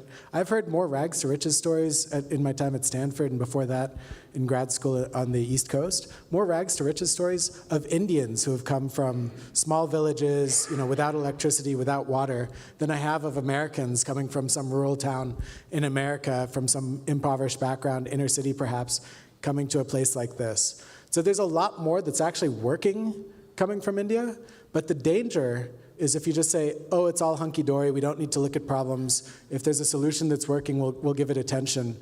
But just sort of glossing over it, like I would say we do in America. We have to be very careful about that. I also want to add just one more point, right? I think we should also understand that policy making should align to the way of life, right? Often what happens is you have a bunch of people sitting in Delhi and they think they understand the entire country. They formulate policy, they try to execute policy, and the uptake of policy is very limited, right? Because there is inherently a particular way of life that is parallelly functioning. If you align policy towards that, then it becomes far more effective. So for instance, right, we just had the Mahakumbh, Kumbh Mela in Prayagraj. I mean, I went to the Mahakumbh. There are 500 million people in a particular area. So I had to take 3-4 flights, take bike rides, boat rides, and finally, I went to the Triveni Sangamam. But what I'm trying to say is, people have been doing this for thousands of years, which means the concept of nation state itself is a 200, 300-year phenomenon, which means there is a parallel, track which is driving people to do some of these activities, right? And they affect consumer choices. They affect economic decisions that people make, right? And you have to be sensitive towards this. If you're going to try and implement policy that is applicable in the Western world, but not necessarily suited to the local phenomena, then it's not going to be counterproductive. Because eventually this way of life will supersede whatever that you try to do. Because these people, that's how they've been, that's how their culture is, that's how their thinking is, that's how their actions are. So I think it is very important for policymakers and decision makers to sort of be sensitive about this and not just brush this aside. Because if you really want, one last example is this idea of the success of Swachh Bharat, the scheme by the Honorable Prime Minister. So I come from Tamil Nadu again, where, I was in a rural village, which wasn't, I wouldn't call it a Modi village, and if you go to the village, it's fairly clean. Except for the main bazaar street, most of the streets are all quite clean. So I went to a village vendor and asked her in Tamil that, what is happening? What is the change that you're seeing? So she told me that, she felt a sort of a consciousness of protecting her neighborhood after hearing from all the policy guys, for the people who came from the Swachhata movement, who set up all the facilities there, created an awareness among people that this somehow is your collective responsibility. Okay? I call it the dharmic responsibility, but it's your collective responsibility to keep your society clean. So much so that now that vegetable vendor thinks it's her responsibility to keep her neighborhood clean, and it becomes an autopilot. So this is how things work in India, in my view, right? It is not a straightforward one-to-one sort of map between a developed society and a civilizational developing society. There's a big difference. China is very different, India is very different, and we need to be sensitive to these diversities, is what I would say. Thank you. Thank you for those thoughts, and lots to think about, lots to work on. But on that hopeful note, please join me and give a loud round of applause for the last panel of the day, but the most dynamic, if I may say. We'll open it for questions, comments from the audience.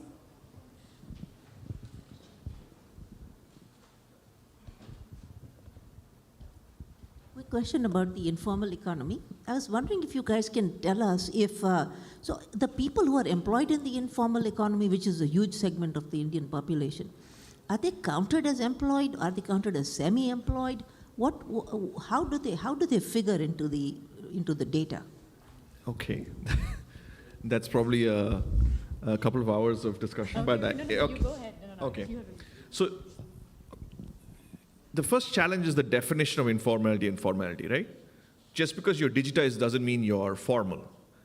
Because formality comes with a set of riders in terms of how you financialize, how you institutionalize certain ways the firm is constructed and things like that.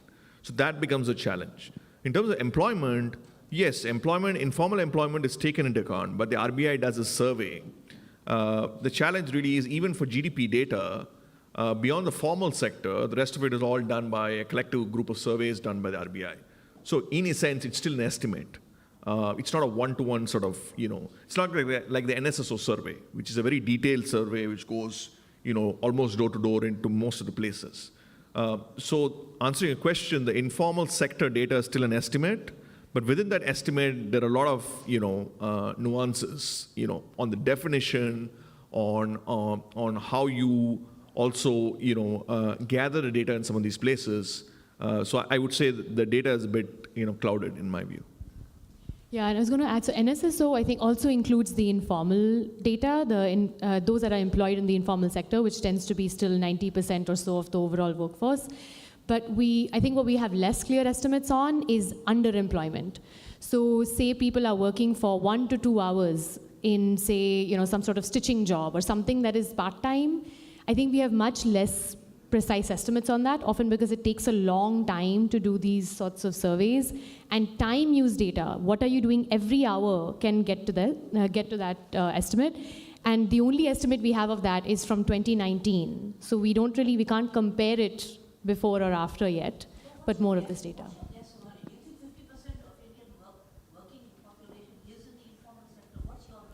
It's close to 90%. Yeah, 90%. 80 is an understatement, which I mentioned. Yeah. So the Periodic Labor Force Survey, PLFS, is a reasonably, at least from 2017 onwards, they have a reasonable time series now, which captures the unemployment sort of situation. But the informal economy still contributes about 80%. So there's a very good book, I think all of you should read, I'm doing some publicity for the book, not mine, by Rama Bijolkar. It's called Lilliput Land. So she's a IMA professor. She argues that small is beautiful in India. I'm not going to that extent, but she gives a lot of information of how this informal economy has sort of morphed and adapted very well to the formal economy. For example, when Coca-Cola came into India in the early 90s, They thought that, they will transform the entire, Indian soft, drink scene. Well, they confronted a lot of these challenges which they did not have in the advanced markets. So similarly, the informal sector is very dynamic, and that's why they're very, they're very resistant. And they provide employment, but it's not sustainable employment, right?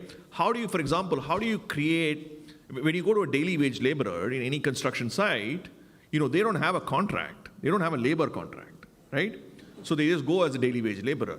So how do you sort of institutionalize best practices, yet retaining some of these aesthetic elements within this India ecosystem is, again, I think, the way forward, because you're being, again, sensitive to their needs.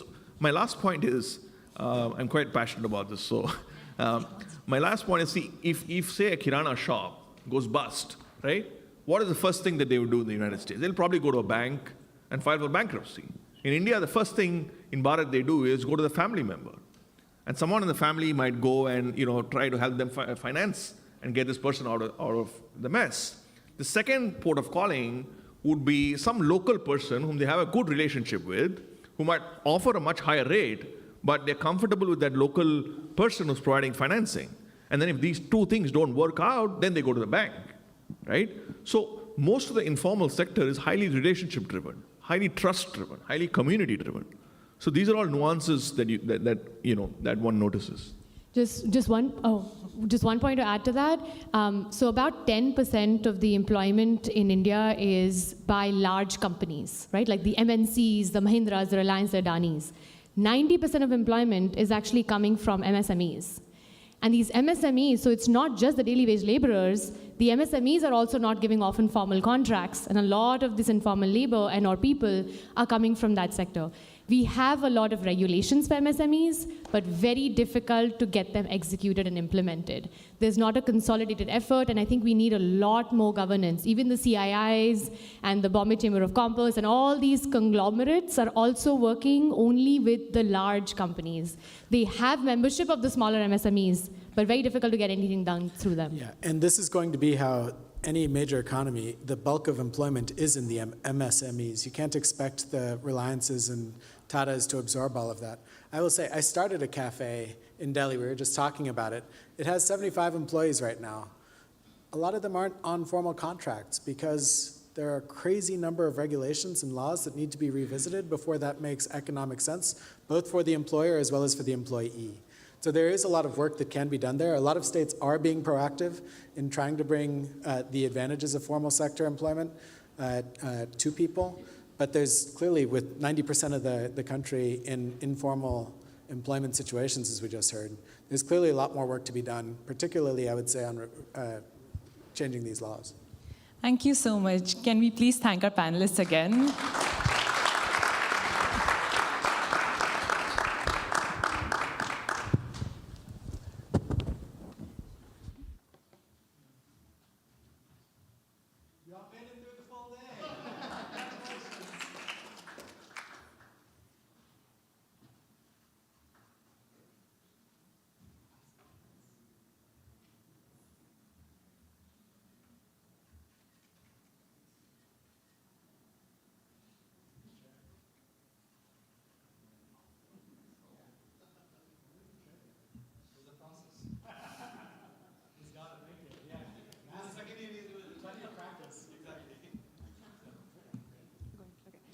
So we will actually be taking a break, a short break. Please join us for tea and samosas. Everyone's earned it. We really appreciate you all sticking around.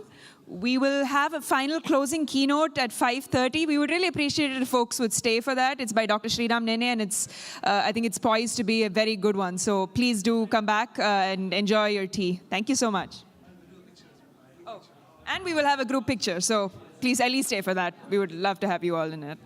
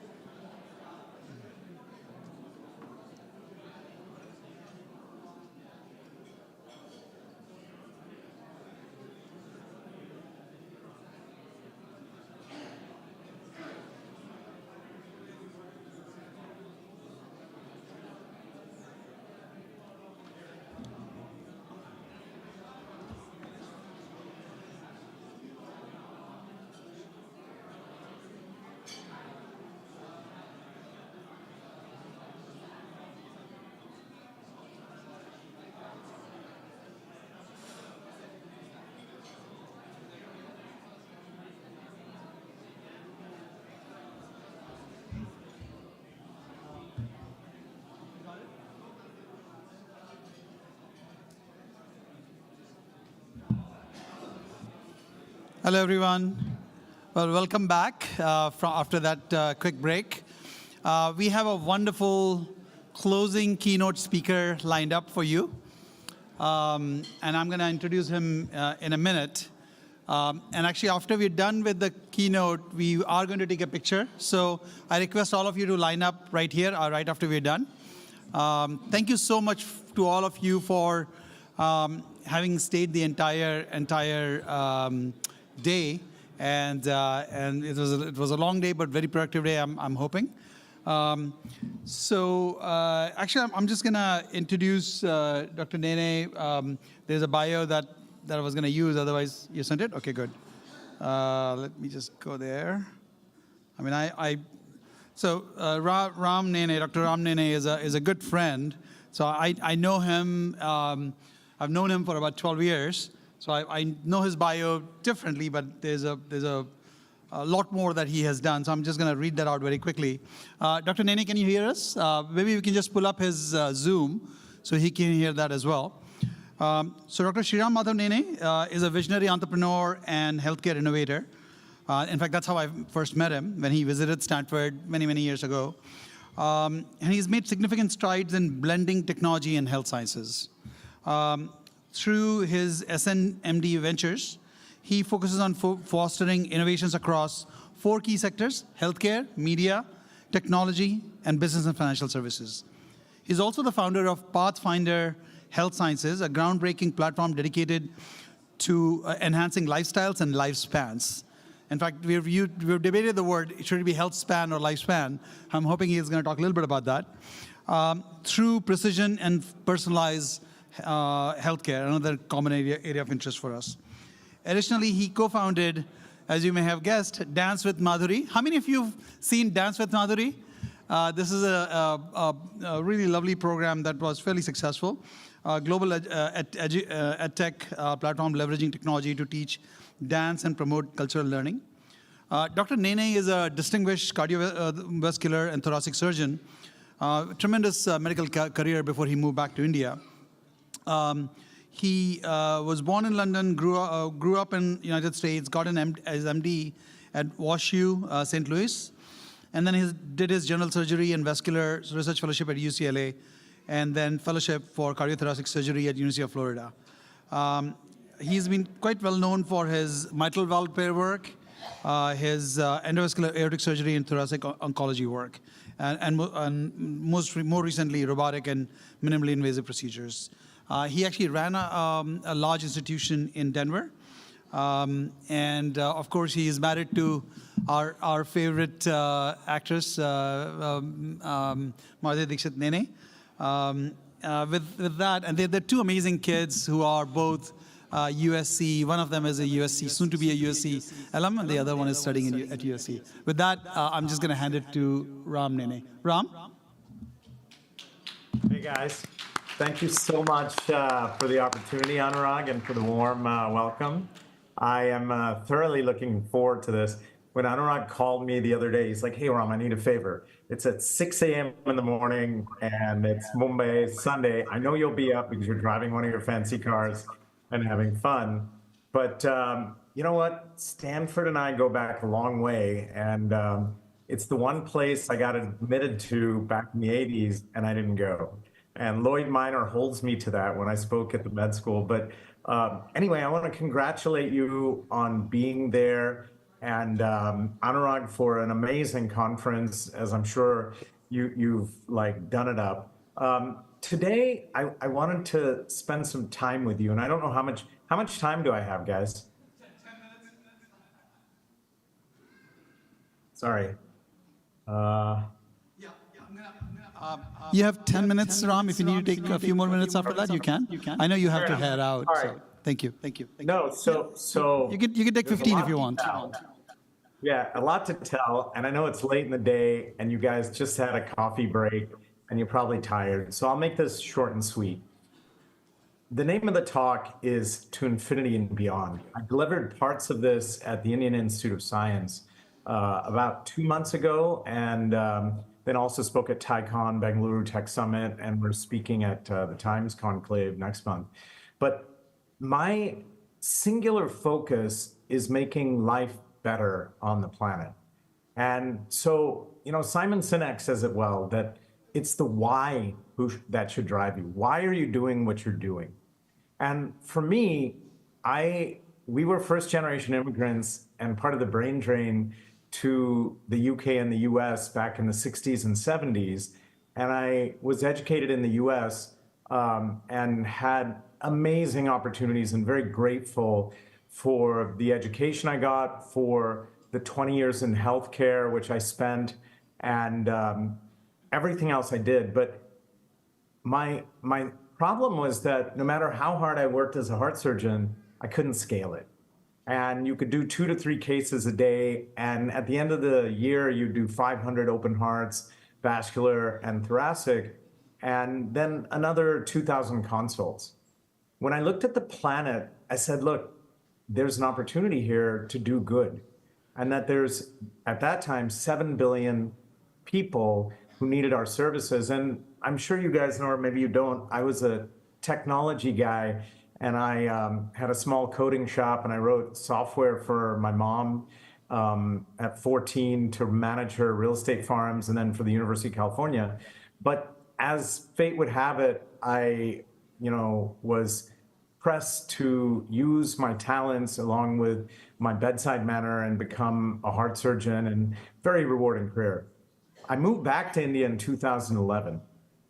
And let me tell you, I've been here 14 years, and it's been amazing because I came from that culture originally. And I think one thing in the US, which we're missing right now, is that we need to celebrate our roots. And we need to celebrate the strengths which all of us bring to the table. And India is no different, because if you see Indians, we don't just succeed, we dominate. And why is that? Because we're hungry. In India, just catching a train, doing the simple things are not easy. And God's been kind. It's been very, amazing as a journey for all of us. And coming out of Stanford, I can tell you that you guys have been blessed with an amazing education. But when I came back to India in 2011, our vision was simple. How could we improve life and build an India for India and then take it to the world? Because a lot of the founders all over the planet are Indian. Imagine that. If you could take those same people and build for India, you could make a difference. What makes India special is it's not one country. It's 28 states, 8 union territories comprising now 1.44 billion people. And only 30% are in the metro areas, 70% are in the rural areas. So what I targeted even back then was longevity. How do we take healthcare and democratize it for the rich and the poor? Because some of the problems are the same. And I would say not some, all of them are the same. It's just the skin that they live in, right? And so my first foray was with a film company which we created called Arnab Moving Pictures, where we produced feature films, and some of that was the collaboration between me and my wife, where she would pick the scripts, I would get the design flow, and I learned and cut my teeth on entrepreneurship. At the same time, when I first came back, everyone was asking me, can you be on our panel? The Ambanis, the Hindujas, everyone. And I said, look, when I'm done, I'll scale medicine, and together we'll create an instance which will cure many, many people. Along the way, we created an edutech which used some of the same principles, which were technology and last mile connectivity using mobile. And one thing that was clear about India was we always got technology last here. And that was because it would filter through the West and then come back to India. And so we had 3G and 4G much earlier and at a lower cost.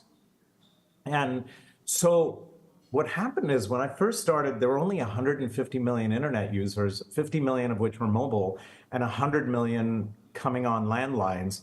And that quickly changed. And the cost per GB equation was very, very high.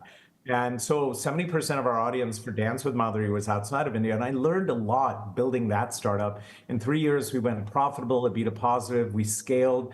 And in the pandemic, we went 7x revenue and got a buyout offer. And I got an exit. But the other thing in stealth is we were building Pathfinder, which was a longevity solution. And our belief was that if we could put a doctor in people's pockets who could act as their liaison for life. And, you know, I found myself, we've been using AI right now, and I've been playing incessantly. We're building agentic AI. We're building all kinds of different widgets and protocols. But the idea is to become a lifestyle architect rather than a healthcare provider, because health is part of life. And the idea is that you need to help people walk 10,000 steps. And many of the people who are building these things have never done that. And I had the privilege of sharing in 20 years of people's journeys, almost 10,000 cases, and, you know, saw people at their worst and helped them to get to their best. And so as I moved forward, I said, how do we make this into something interesting? And so now, fast forward, India is an interesting place. 330 million school-age kids. 2/3 of the population is 35 and under, and the median age is 28. But you know what? Our life expectancy is only about 69 or 70, maybe 2 or 3 years extra for women. But the bottom line is it lags by almost 10 years versus the West. Juxtapose that against the fact that only 4% of our GDP is spent on healthcare, of which 2/3 is private pay and 1/3 is public, right?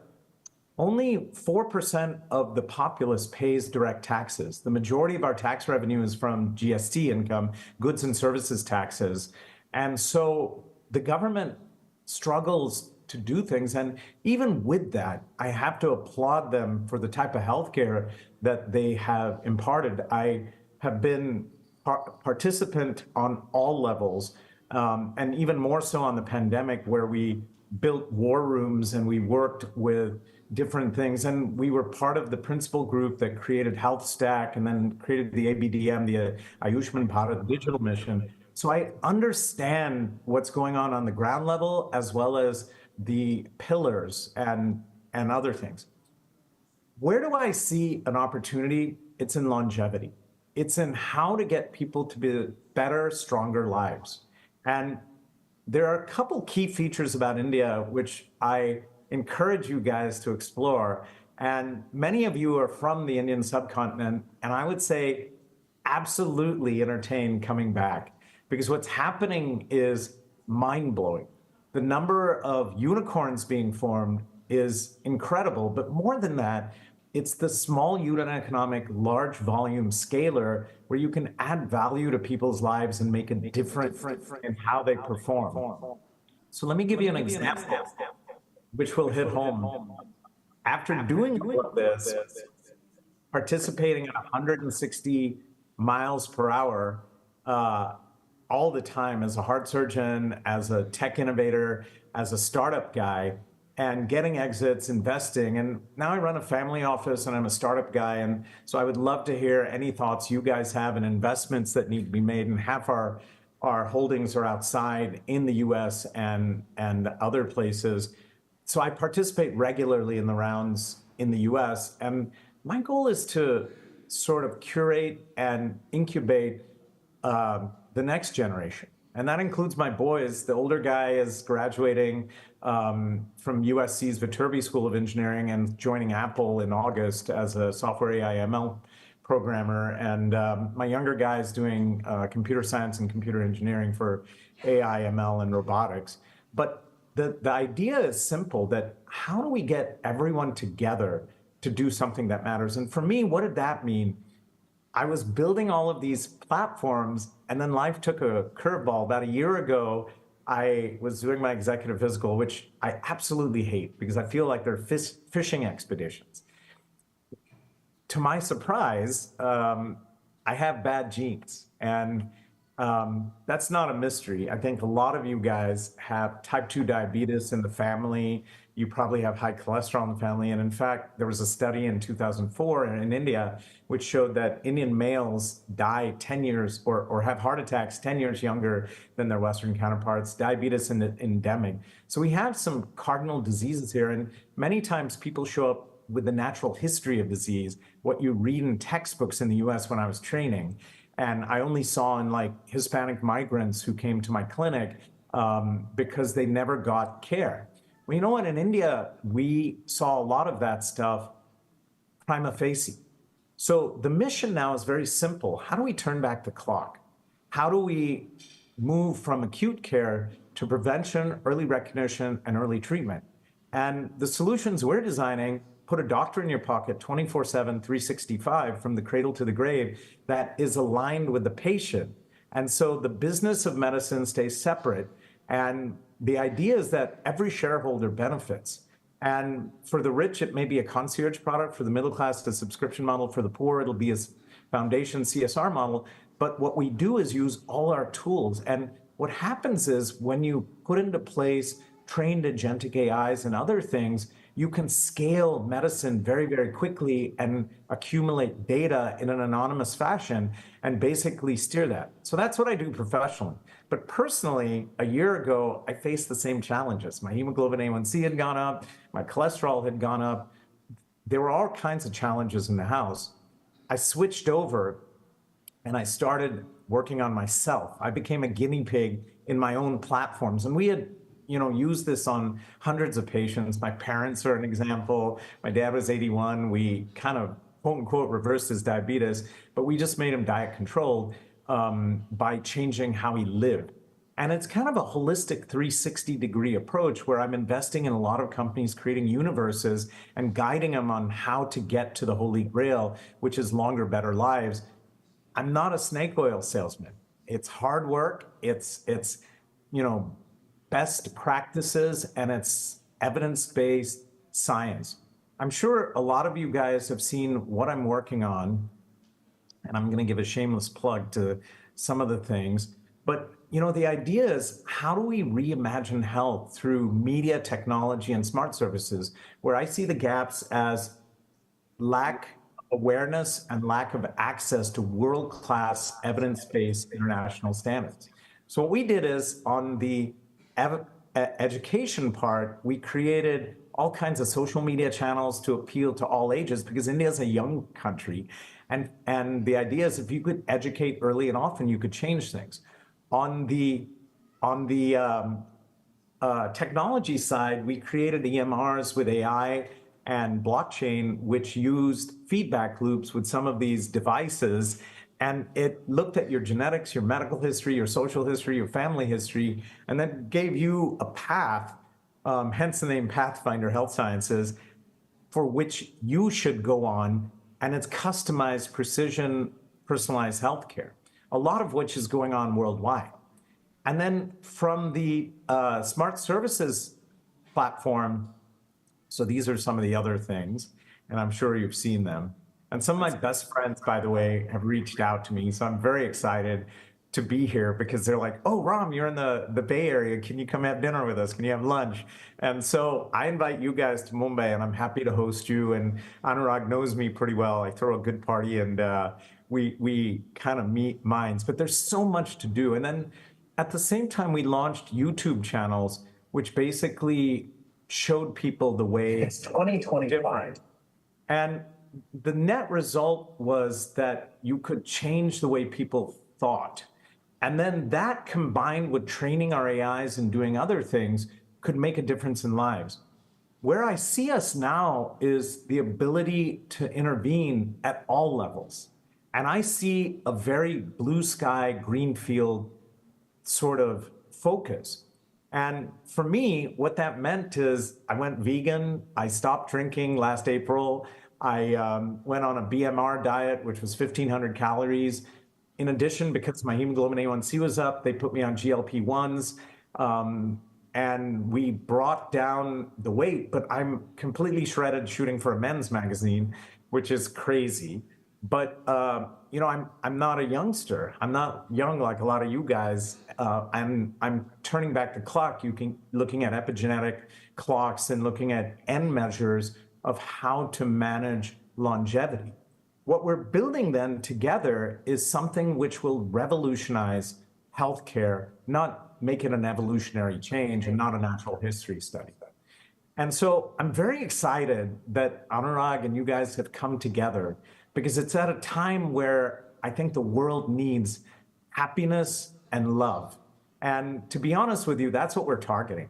That if we can do something which changes the way people think and changes the way life goes on together, I think we can bring a better instance to what we're doing. And ultimately, we live better, stronger lives. We are, India's in a very privileged spot. We're at peace with virtually everyone. I'll take a moment, because what happened up in Kashmir blows my mind. And there's no doubt that we will respond, but cooler minds will prevail. And I'm very, very trusting and happy with how the government has prevailed in maintaining relationships. I think the world needs to come together now, whether it's on the healthcare front. The other thing I want to put a plug in for is this government has put a mandate down to bring Western education into India, because there's 330 million school-age kids. My wife asked me, why do my kids need to go to the US for an education? And no offense to Stanford, but the point is we should bring all of them to India and build it out of India, because Indians work hard and we struggle and we survive. And from India, we can build things for India and raise things and kind of scale them to the planet. Ultimately, look, we're a 4,000-year-old culture, and we're people who really have lived at peace, if not détente, and with multiple cultures. And so I'm very excited to work with you guys. I'm in LA in May for the graduation. Would love to meet up with any of you guys. And then, on my websites and on my emails, we'll put them out there. So any of you guys want to reach out to me, I would love to collaborate. But I congratulate you on all your successes. I would love to hear about what you're doing, and would love you to take a look at the properties which we've created. To be honest, it was never about me. I was kind of the erstwhile hero that they put into place, because India doesn't have a Sanjay Gupta or a Mehmed Oz or any of these guys, and they need someone who can lead. And I've always said, lead, follow, or stay out of my way. And sometimes I'm a bull in the china shop, but heart surgeons tend to be very driven, because you have to, millimeters and milliseconds made the difference between life and death. But you know what? It's now our time. And for the US, I grew up there, and I'm very, very driven to improve things globally. And I see a huge future in cross collaborations. I see one other area where we can really help out, and where Stanford can help out, is in research, because India doesn't have a huge research corridor. And we need to form public-private partnerships. And with the Indian Institute of Science, with IIT, which I'm on the board of, and with some of the other schools at Stanford, I've spoken at Harvard, at MIT, at USC, I'm on the board of the engineering school. I'm working hard to foster relationships where we can come together and do some crazy work. And the nice thing in India is you have huge numbers to drive statistical power. And I came from research. I've published and I've written a lot of papers in different domains. And so, academia was my roots, just as it is many of yours. And I think this has to be evidence-based in order to make it there. But at the same time, it's the happiness equation. Last thing I'm going to say is be kind. People are suffering globally, and we need to be cognizant of each other's needs. If there's someone who needs me, I'm always there. And I'm the 3 a.m. buddy who you can always count on. And Anurag knows that. When he calls me, I come. And the same goes for you guys, that you guys are my brothers and sisters. And it's a lifelong equation of good deeds where we do things for each other. And whatever we've achieved is not consequential. It's what we'll do in the future together that will guide us. So thank you so much for the opportunity. And I look forward to meeting you guys in person when you're on this side of the planet or when I'm there. And if there's anything I can do, you let me know. So as you can see, Ram is very passionate about the work that he does. He's a clinician trained in the US, but has made India his home. He's an Indian American, but he he didn't grow up in India, but you can see he is so passionate about India, and he's become one of the biggest champions of India. I love spending time with him. It just reminds me of the work that I do, that it requires partners like him. And he's very sincere in his offer to make himself available. So if any of you are interested in engaging with him in any of the areas that he talked about, do let me know. I'm happy to connect. He travels to the U.S. reasonably frequently. I think his son is going to be in the Bay Area, so we'll probably have him in the Bay Area more frequently. He used to spend more time in Southern California. Ram, thank you so much for taking the time so early in the morning. I know you're heading out for that drive. My pleasure. Thank you. 20 years heart surgery, you wake up at 4:30 a.m. and it's just like a soldier's doctrine. Any questions in the crowd? I would love to hear. So let's see if we can take, we're short of time, so we'll take 2 questions, audience. So we have one, Dhaval is going to go first. And if we'll take one more after that, and then we'll end because we have to do pictures and then we got up. Hi Ram, great to see you, and wonderful to know one of your sons is going to do machine learning AI. I'm a Stanford alumni. I'm also working on machine learning AI. The question I had for you is about this new revolution of the semi-glutides, GLP-1s. So some people believe, some doctors I've talked to at various leading hospitals, Stanford, UCSF, El Camino Health, they feel that could be a silver bullet because it's not only treating your condition of diabetes, but also it's having a lot of advantages for other aspects of the body. And it's helping with sleep apnea, it's helping with, so it seems to be there's something other underlying effect other than just weight reduction. So what are your thoughts on that? So you're 110% correct. I actually did a talk, I'm looking at it. And we're maintaining their weight. 1 second. So I did a talk on my channel on this, and the bottom line is we found the same. There's been 3 pivotal studies. One was SELECT, which showed that at 4 years, there was a 25% reduction in cardiovascular mortality in patients who were morbid or moderately or morbidly obese, and not necessarily the indications which the drugs were originally designed for, which was diabetes. Moreover, in diabetics, it reduced the incidence of renal failure at 2 years by 40%. But here's the interesting part. These drugs are not new. They've been around for about 10, 15 years, and originally were targeted for diabetes. And what they found is that people had incredible weight loss, 10 to 30%, depending on the drug, whether it was Ozempic, Wegovy, or Mounjaro. Mounjaro was much more potent because it worked on 2 active sites. What's interesting is they're thinking these things are working on inflammation. And so I just did a talk on cholesterol, and as you know, the cholesterol numbers don't matter as much anymore, except if they do, which means that if you have risk factors, primary risk factors for heart disease, or you have like sticky lipids, or you have an inflammatory state with CRP1, the C-reactive peptide, then it's a higher risk. So as far as silver bullets, I'm going to be very honest. There's no silver bullet. No. You got to work hard. I would say, I talk about my 5 pillars. Diet is 80%. About 15 to 20% is exercise. Then there's sleep, which is a magic bullet in and of itself, which most of us don't get as entrepreneurs and heart surgeons, whatnot. And then there's simple things like water. And then the last is mindfulness. But I think it's a world of hard work. Where I see these things coming together is in the right selected patients. They may be an adjunct which helps you drop the weight, but long-term, I think that we need to build sustainable lifestyles. In the past, these things have been incredibly expensive, about $1,000 a month or more. Now in India, Mounjaro actually became commercialized, and its rate is much lower.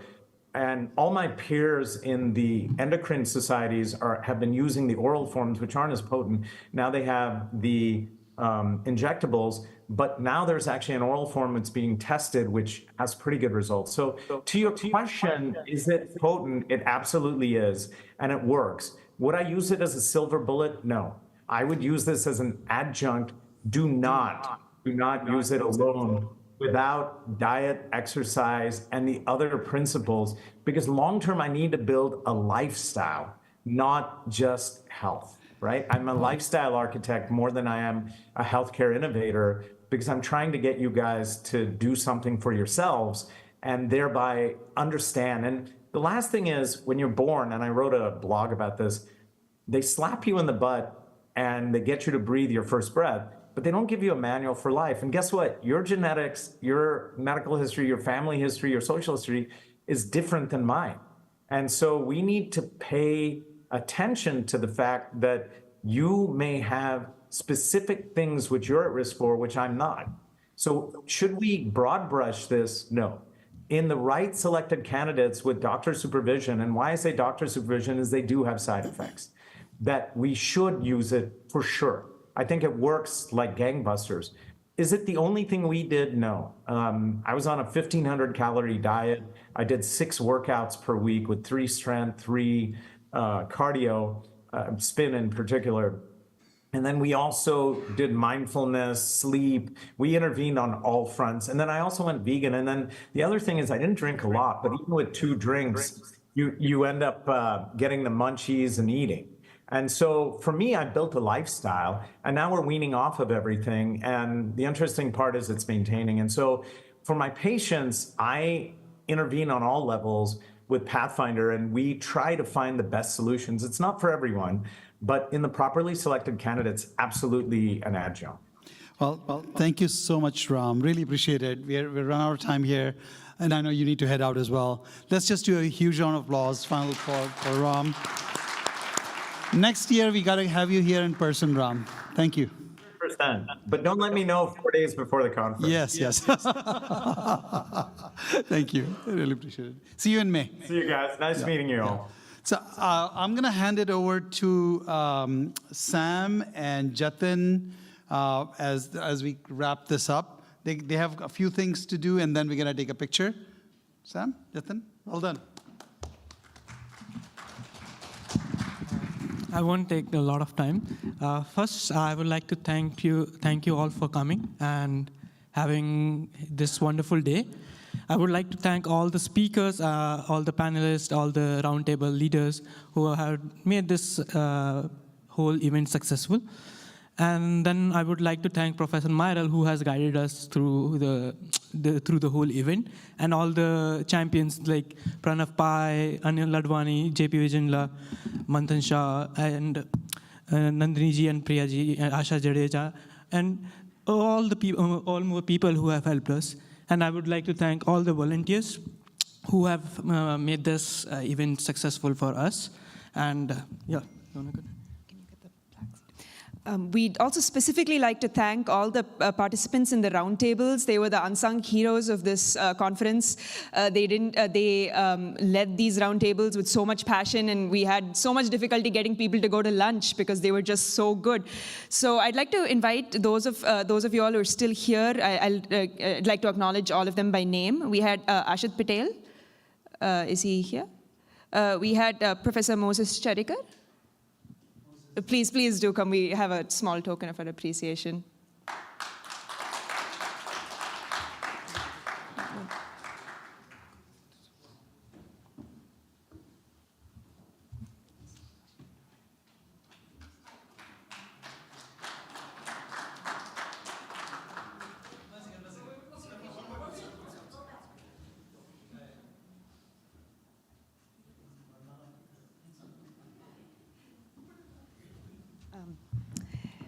We had Dr. Adhika Shah. We had Sonali Shivhare.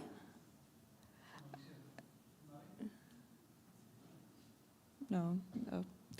We had Dr. Megha Agrawal.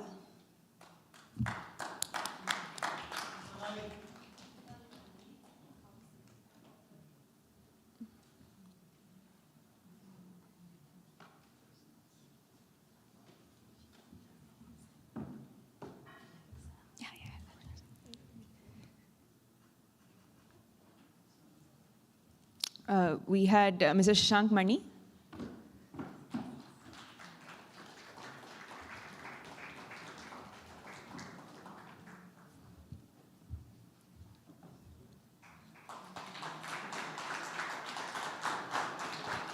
We had Ajay Bhutoria ji. We had Mr. Anand Ganu. Okay. We had Dr. Sanjit Singh. Okay. And finally, we had Mr. J.P. Vijendla. Okay. Thank you all so much for being here. Oh, okay. Please do, Mr. Shivhare. Yes. Yeah. Sonali Shivhare.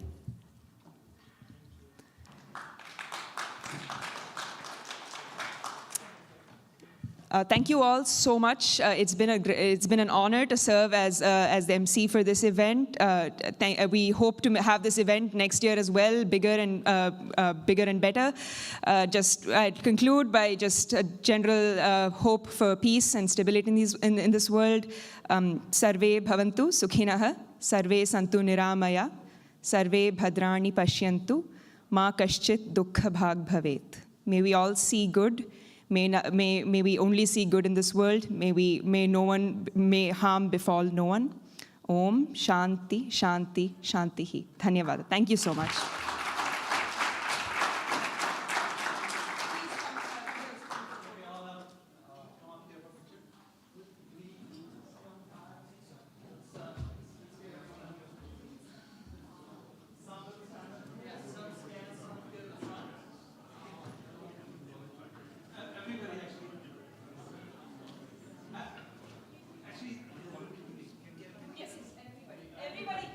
Yeah, these pictures are for everybody. If you could take a quick picture.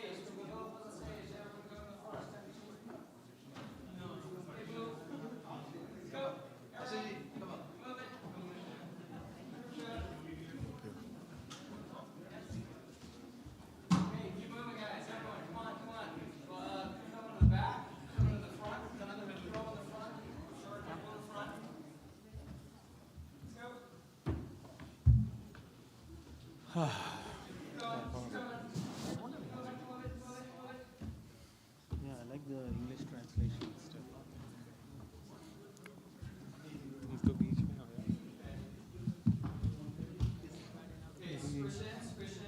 One more row in the front. Someone people can nail me. Group. No, that's fine. I think you're taller than me. That's about it. What kind of question is that?